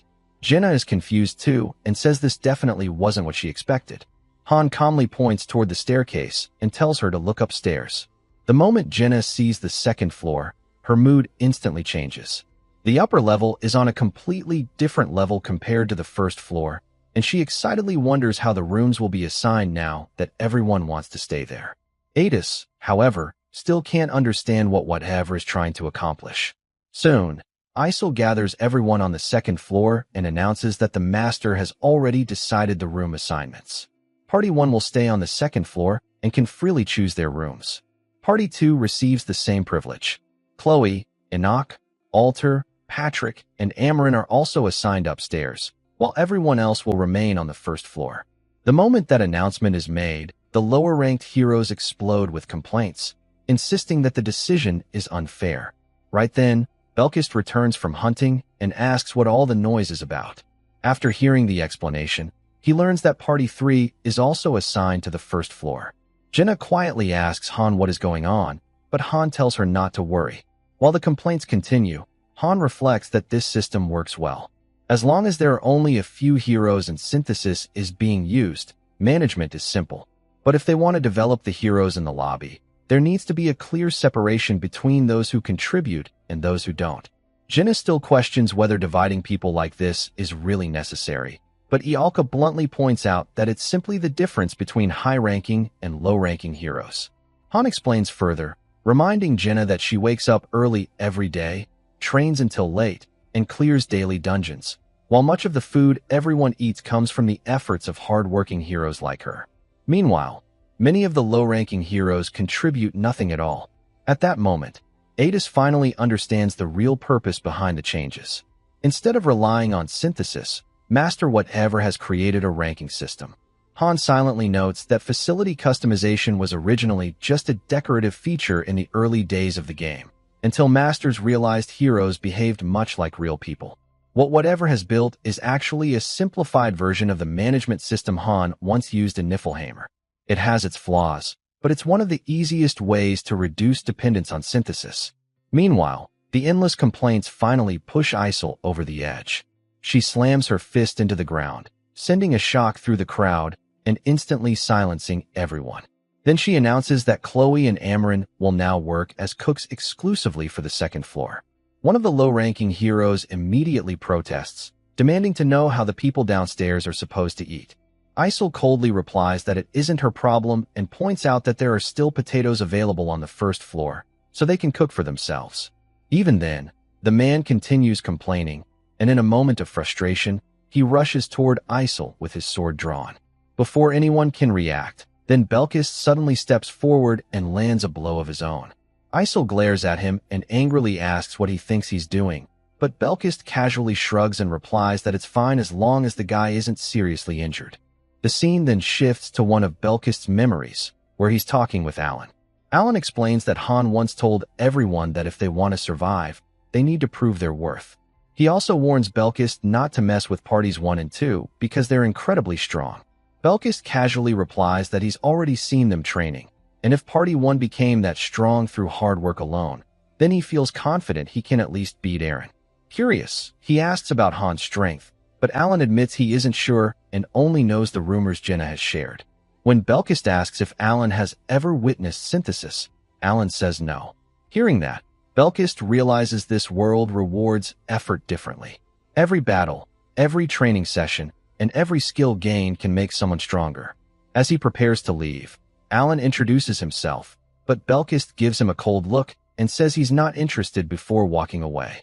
Back in the present, Belkist comments that from what he's heard, there used to be a very effective system for dealing with low-ranking heroes, but strangely enough, Master Whatever doesn't seem to use it. He then turns toward the crowd and asks if anyone wants to challenge him. The room instantly falls silent. Han asks why he's getting involved, and Belkist simply shrugs, saying his body reacted on its own before apologizing. Before leaving, he confidently declares that he'll reach the second floor soon enough. Afterward, Isol explains the rules of the newly upgraded facilities. Nobody can enter the second floor without permission, and anyone who tries will face consequences. If someone wants to move up, they need to improve their skills and prove themselves. She even points to Han as the perfect example. Han immediately steps in, pushes Isol aside, and tells everyone that Master Whatever is watching. If the low-ranking heroes perform well, they'll eventually be promoted to the second floor. Even then, some people continue complaining. Belkist instinctively reaches for his sword again, but one sharp glare from Han is enough to make him back off. Isla then speaks up and reminds everyone that things were far worse when he first arrived. Jenna agrees and explains that back then, a single mistake could lead to synthesis, which is why they trained every single day. Han constantly pushed them to gain experience and improve their skills. Han quietly observes the crowd and realizes that while support and gathering roles are desperately needed, most heroes only focus on combat. About half the people seem to understand the situation, while the other half remain in complete denial. One of the complainers, a man named Sidhan, suddenly declares that he refuses to fight while being treated this way. He then accuses Han of hiding a secret and claims Han knows how to influence Master Whatever's decisions. As Sidhan continues ranting that he can't live like this, several others begin agreeing with him. Soon, Sidhan and the members of Parties 4 and 5 openly go on strike. Watching this unfold, Han calmly notes that 10 people are refusing to cooperate despite not understanding their position at all. Then, to everyone's surprise, Han throws his sword towards Sidhan and tells him to injure his own arm just like the previous troublemaker did. If he does that, Han says he'll let him live. Sidhan is stunned but quickly dismisses it as an empty threat, arguing that heroes can simply refuse the master's orders. Han agrees that's technically true. Heroes do have the right to disobey. Adis then points out that every time they disobeyed in the past, they were risking their lives, and Sithan's group is no different. Sidhan stubbornly insists there's no difference. Han simply tells Adis to leave them alone. At that moment, Isol calls Belkist, Alan, and Leslie forward and orders them to enter the synthesis chamber. The crowd is instantly shocked. Han realizes that while these people knew about disobeying orders, they had no idea what synthesis actually meant. Once the process is complete, Belkist emerges stronger, having gained a level and even awakened a new skill. Next, Isol calls Nereza, Oliver, and Walter. After their synthesis, Nereza levels up as well. Han is summoned afterward, but he only receives experience. Once everything is over, Belkist and Nereza confidently tell Han that the next time they meet, it'll be on the second floor before walking away. From then on, Master Whatever begins summoning more heroes. Depending on their rank, they appear on different floors. Free summons arrive on the first floor, while premium summons are placed directly on the second. Before long, a natural selection process begins. Many heroes fail, some disappear, and only a small number manage to climb upward. Han explains that nobody should get comfortable just because they're on the second floor. Anyone can be demoted, and now that a second floor exists, a third floor isn't far away. More floors will continue appearing, and the rankings between heroes will only become more defined. The following morning, Han heads to breakfast and finds Jenna already eating. She happily comments that the food Chloe and Amaran prepared is amazing, and that their cooking skills must have improved too. After breakfast, Han heads to the training grounds, where Eren is already hard at work. Looking around, Han notices how much the upgraded facilities have improved things. There are now private training halls that can be locked from the inside, allowing him to train in berserk mode without anyone noticing. The new sparring arenas are even better because injuries aren't instantly healed like in the waiting room, making practice fights far more realistic. As the facilities improve, the heroes will naturally improve as well. The real question now is who will eventually fill the empty spots in parties 1 and 2. Han immediately thinks of Belkist and Neriza. Belkist has an aggressive personality, exceptional talent, and recently awakened wild nature, a rare passive skill with an extremely low acquisition rate that converts emotions like rage and fear into combat power. Neriza, meanwhile, lacks overwhelming combat strength but remains calm, intelligent, and highly skilled at stealth, scouting, and gathering information. Still, Han decides there's no point overthinking it right now. Just then, Belkist spots him and confidently calls him down to the training grounds. Han smiles and walks over. The moment he arrives, Belkist boldly asks him for a lesson. Han calmly releases his aura and remarks that everyone here is the same in his eyes. Belkist immediately responds by releasing his own aura and declares that he's different from the rest. The tension skyrockets as both warriors charge forward at the same time, and their swords collide in a powerful clash. Belkist refuses to back down and continues launching attack after attack at Han, but Han effortlessly avoids every strike that comes his way. Spotting an opening, Han drives a powerful kick into Belkist and sends him sliding backward. Even so, Belkist withstands the impact and charges right back in with even more determination. Han calmly blocks the incoming attacks and realizes he won't even need to activate Berserk for this duel. As the spar continues, the scene shifts to the following day, where Isol gathers Party 1. Ialka immediately asks if they're finally climbing the tower again, but Han explains that's probably not happening yet since their party is still missing a member. Isol then reveals that Master Whatever has assigned Party 1 to an exploration dungeon. She explains that there are 3 types of dungeons within the space-time rift: main dungeons, daily dungeons, and exploration dungeons. With the briefing complete, Isol tells them to head to the first floor where the portal has opened. Jenna points out that there is a similar gate on the second floor and asks why they can't use that one instead. Isol quickly shuts the idea down and tells her that's not how it works. As Party 1 heads downstairs, Han warns everyone that this mission could take 1 or 2 days, and due to the difference in time flow, even longer from the waiting room's perspective. Before they leave, Master Whatever provides travel funds for the mission, and Han immediately distributes 3 gold coins to each member of his party.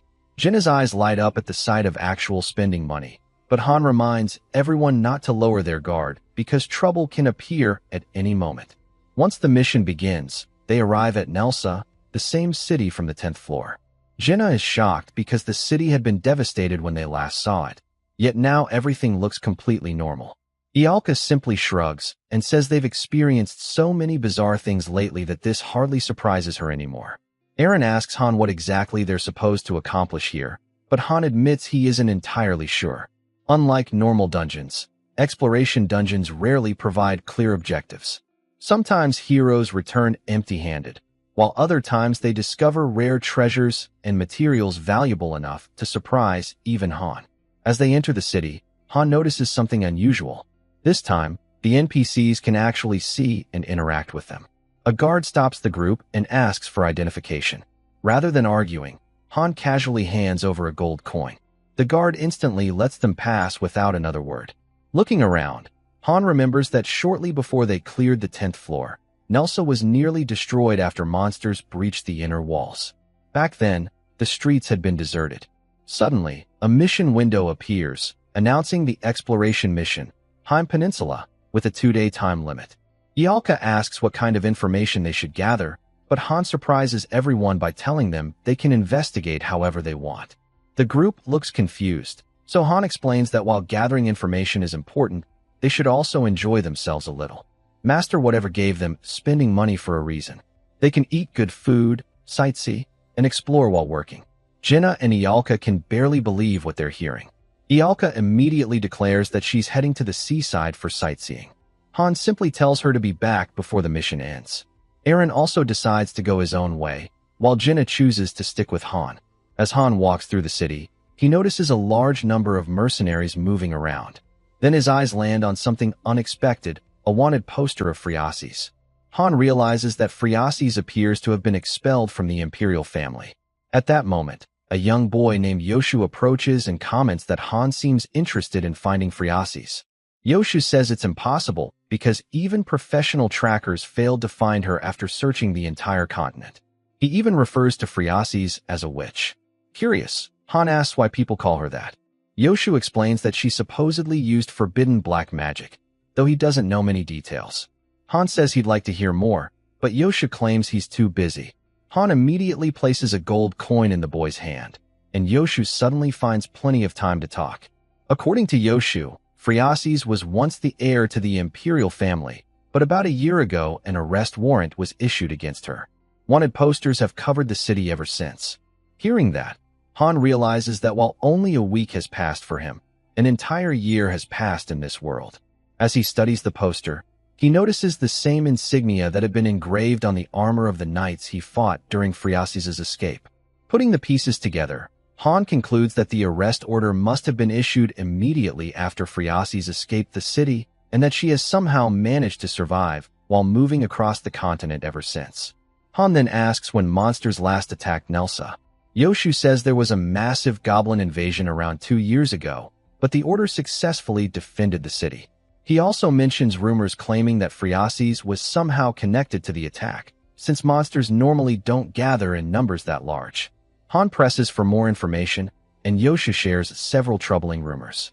A plague has been spreading, monsters have become increasingly aggressive, the weather is growing colder, and strange dungeons have started appearing across the continent. These mysterious ruins are surrounded by invisible barriers that prevent ordinary people from entering. According to another rumor, a strange stone waits at the end of these dungeons, and anyone who obtains it gains special powers. The moment Han hears that, he immediately recognizes what Yoshu is describing. It's an Advent stone, the source of a hero's seal, and one of the most valuable powers available to heroes.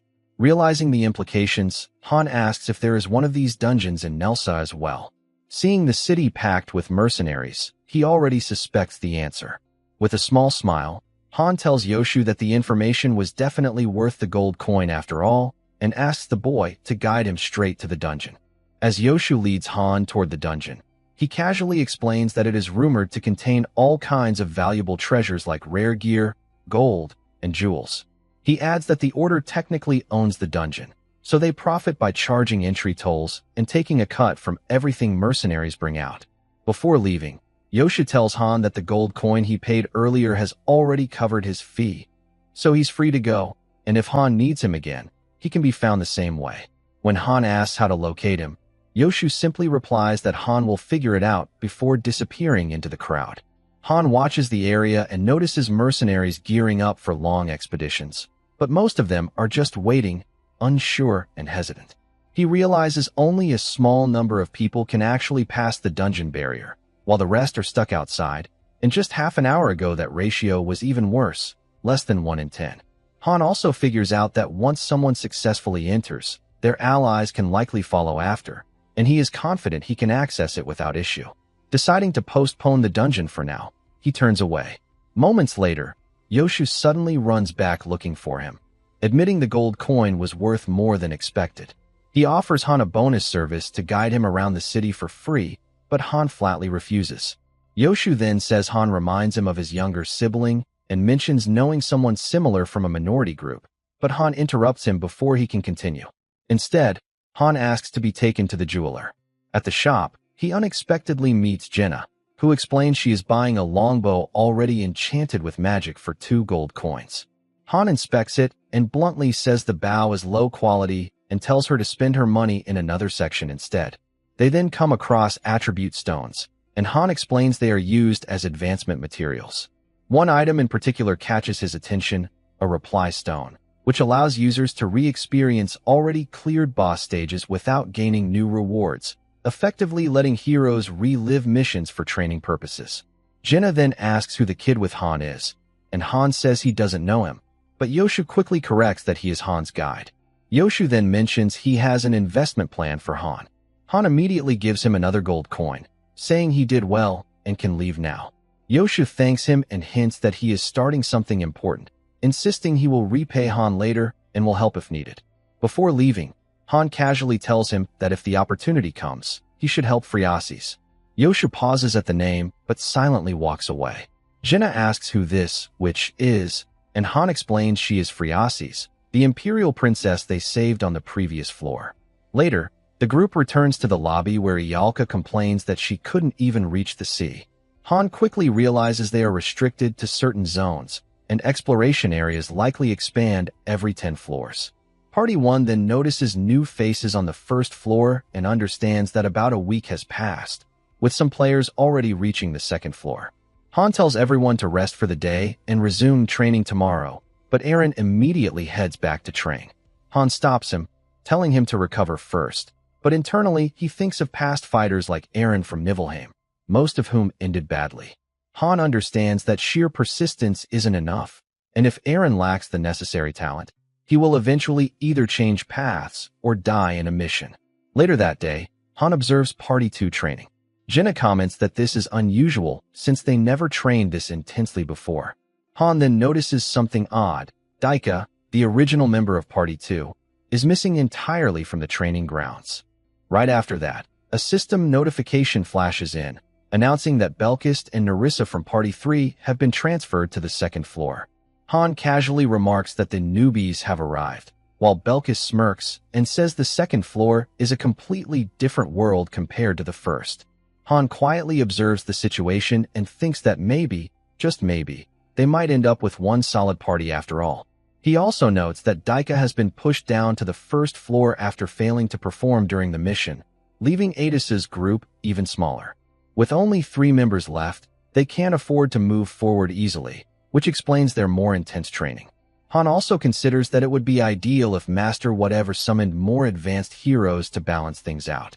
Back in the present, Nerissa directly states that she expects to be placed in either Party 1 or Party 2, and confidently says she prefers Party 1 since she believes she won't be a burden. Belkist immediately snaps at her, telling her to stay out of it and know her place. But Nerissa calmly responds that strength isn't the only thing that matters, and that she has far more to offer than just combat. Jinna then comments that Nerissa really seems determined to join Party 1. Han asks her directly why she wants it so badly, and Nerissa admits that she originally thought the rumors about Party 1 were exaggerated, but after seeing them firsthand, she changed her mind completely. Hearing this, Han realizes she must have used a regenerative stone that allows heroes to rewatch cleared missions and review past records. When he asks how much she saw, Nerissa simply says everything, adding that the rumors actually underestimate how strong Han really is. She explains that in a place like this, it's only natural to stay close to the strongest if you want to survive, which is why she wants Party 1. Adis then asks what about Party 2, but Nerissa repeats that she still prefers Party 1. Belkist also boldly states that he wants to join Party 1 as well. Nerissa then suggests that Han should decide who gets in, and Adis agrees, saying she doesn't want unwilling members in her party. However, Jinna points out that if Han decides everything, there will only be more complaints. Han quietly thinks that he would have chosen Belkist, but his personality is too difficult to manage. Instead, he declares that luck won't decide this. If they want to join Party 1, they will have to prove themselves through a duel. Before it begins, Belkist asks if he can fight at full strength without holding back, and Han simply says he doesn't care, he only wants to see their capabilities. Belkist grins at that answer. Nerissa, on the other hand, coats her sword in poison, preparing seriously for the fight. Watching the atmosphere turn heavy, Jinna nervously comments that the tension is insane and it feels like someone could seriously get hurt or even die. The duel begins, and Belkist immediately charges forward at incredible speed. Nerissa refuses to back down and meets him head-on with her blade, but Belkist cleanly evades her attacks. As the fight continues, both fighters appear evenly matched for a moment, drawing everyone's focus. Han tells Jinna and Eren to watch carefully, saying they might learn something valuable from this. He analyzes that both of them are at weapon mastery level 4, but their combat styles differ greatly. Even Ialka watches in silence, impressed as both fighters go all out. Suddenly, Nerissa throws a dagger toward Belkist. He reacts instantly and dodges, but the blade still grazes him, and poison begins to take effect. Belkist realizes what happened, But without hesitation, he pushes forward and lands a heavy strike that sends Nerissa collapsing to the ground, completely unable to move. Declaring his victory, Belkist asks Han if he has any objections now that the duel is over. Han calmly responds that it was a good fight, but he has already made his decision. Nerissa will be joining Party 1. The moment those words are spoken, Belkist's expression twists in disbelief and anger. Jinna casually comments that both of their skills were actually pretty solid, and as Han scans everyone's reactions, he notices something interesting. Only Adis, Roderick, and Jinna fully understand what just happened in that fight. Han internally concludes that the ending was actually pretty clever. Nerissa had intentionally cornered herself, using her position to lower Belkist's guard. While the earlier double dagger movement was never meant to hit, it was pure deception to create the perfect opening for a decisive strike. Belkist, on the other hand, relied completely on his raw confidence and kept pressing forward without reading the setup. Most of the others were caught up in the intensity of the fight and completely missed the hidden strategy. Annoyed, Belkist demands Han repeat what he just said, and Han calmly replies he can say it as many times as needed. Nerissa is the one joining Party 1. Belkist angrily questions the decision, but Han explains that Party 1 is made up of a swordsman, spearman, mage, and archer, all focused purely on combat, and what they truly need is someone like Nerissa who can adapt and respond to any situation. Han admits he originally thought Belkist might be strong enough to compensate for that gap, but now he sees that assumption was wrong. Belkist insists that if Nerissa hadn't used tricks, he would have defeated her in under 5 minutes. But Han calmly acknowledges his talent and still rejects him, saying Party 1 doesn't need him. He then directly challenges Belkist, asking if he wants to fight him instead, adding that he will withstand Belkist's attacks for 1 minute just to prove a point. Belkist tries to argue further, but Han's cold glare shuts him down instantly. Changing his approach, Belkist instead brings up Eren, claiming he is the real weak link. Han explains that swordsmen and spearmen are not defined by raw strength, but by formation and role, but Belkist counters that Eren isn't even fulfilling his basic duties as a spearman. He claims he has observed all of Party 1's fights and believes Eren is the only one who doesn't fit. Jinna immediately defends Eren, telling Belkist to stop talking nonsense, but Han calmly responds that yes, Party 1 could replace formation roles if a stronger swordsman joins, but only if that swordsman is truly stronger than the current spearman. Then he asks Belkist directly if he believes he can defeat Eren. Without hesitation, Belkist says yes and boldly challenges Eren to a duel. The entire group is shocked by the sudden escalation. Han then asks if Belkist is willing to stand by his words, and Belkist replies that if he loses, he will quietly move to Party 2. Han then leaves the final decision to Eren, saying he can refuse if he wants. Internally, Han notes that Eren has been pushing himself harder than usual lately, and while that effort might not end well, Eren is still valuable to Party 1 due to their long-time coordination. Even if he is falling behind, he can still fulfill his role, but he needs a driving force to break through this limit. After a brief silence, Eren accepts the duel. Belkist smirks, clearly satisfied. Han then announces that the winner will join Party 1, asking if both agree, and they both confirm. The duel begins instantly as they charge at each other. Jinna nervously asks what happens if Eren loses, but Han simply says it's Eren's choice, and adds that Eren actually has a chance if he performs exactly as he trained. Both fighters are at weapon mastery level 4, but Belkist has passive abilities that give him an edge, while Eren compensates with experience and battlefield familiarity. As the fight continues, Eren starts pushing Belkist back, surprising everyone watching. Idashir gets excited and starts cheering for Eren, while Eren himself thinks that against a swordsman, a spearman's movement feels almost unnatural and unpredictable. Momentum shifts as Eren lands clean strikes, steadily injuring Belkist and taking control of the duel. As Eren swings his spear with sharp precision, Belkist reacts instantly, leaping high into the air to evade the strike. Han calmly observes the duel, noting that swordsmen and spearmen operate on completely different tactical rhythms. Jinna, meanwhile, admits that Eren is performing well, but something still feels off about him. Yalka doesn't understand what she means, so Jinna explains that Eren's number of effective attacks has actually decreased over time. His spear techniques are clean and precise, but far too straightforward, making his movements easy to read, especially for someone like Belkist who has an extremely sharp eye. At that moment, Belkist closes the distance and questions Eren directly, asking if he's joking around. Eren replies flatly that he isn't. Belkist then presses further, asking why Eren is holding back. He points out that he heard Party 1 trains like they are fighting for their lives, so this level of hesitation doesn't make sense. He demands to know why Eren isn't targeting his weak points. Eren stays silent. Watching this, Han comments that Eren has become too soft. He then coldly asks Eren since when he started considering the life of his opponent, and whether he truly believes he is strong enough to hold back in a real fight. Han orders him to show everything he has and not disappoint him. Hearing this, Eren finally agrees to go all out. Belkist smirks, clearly satisfied that the real fight is about to begin, and both fighters reset their stance. In an instant, they explode forward with incredible speed.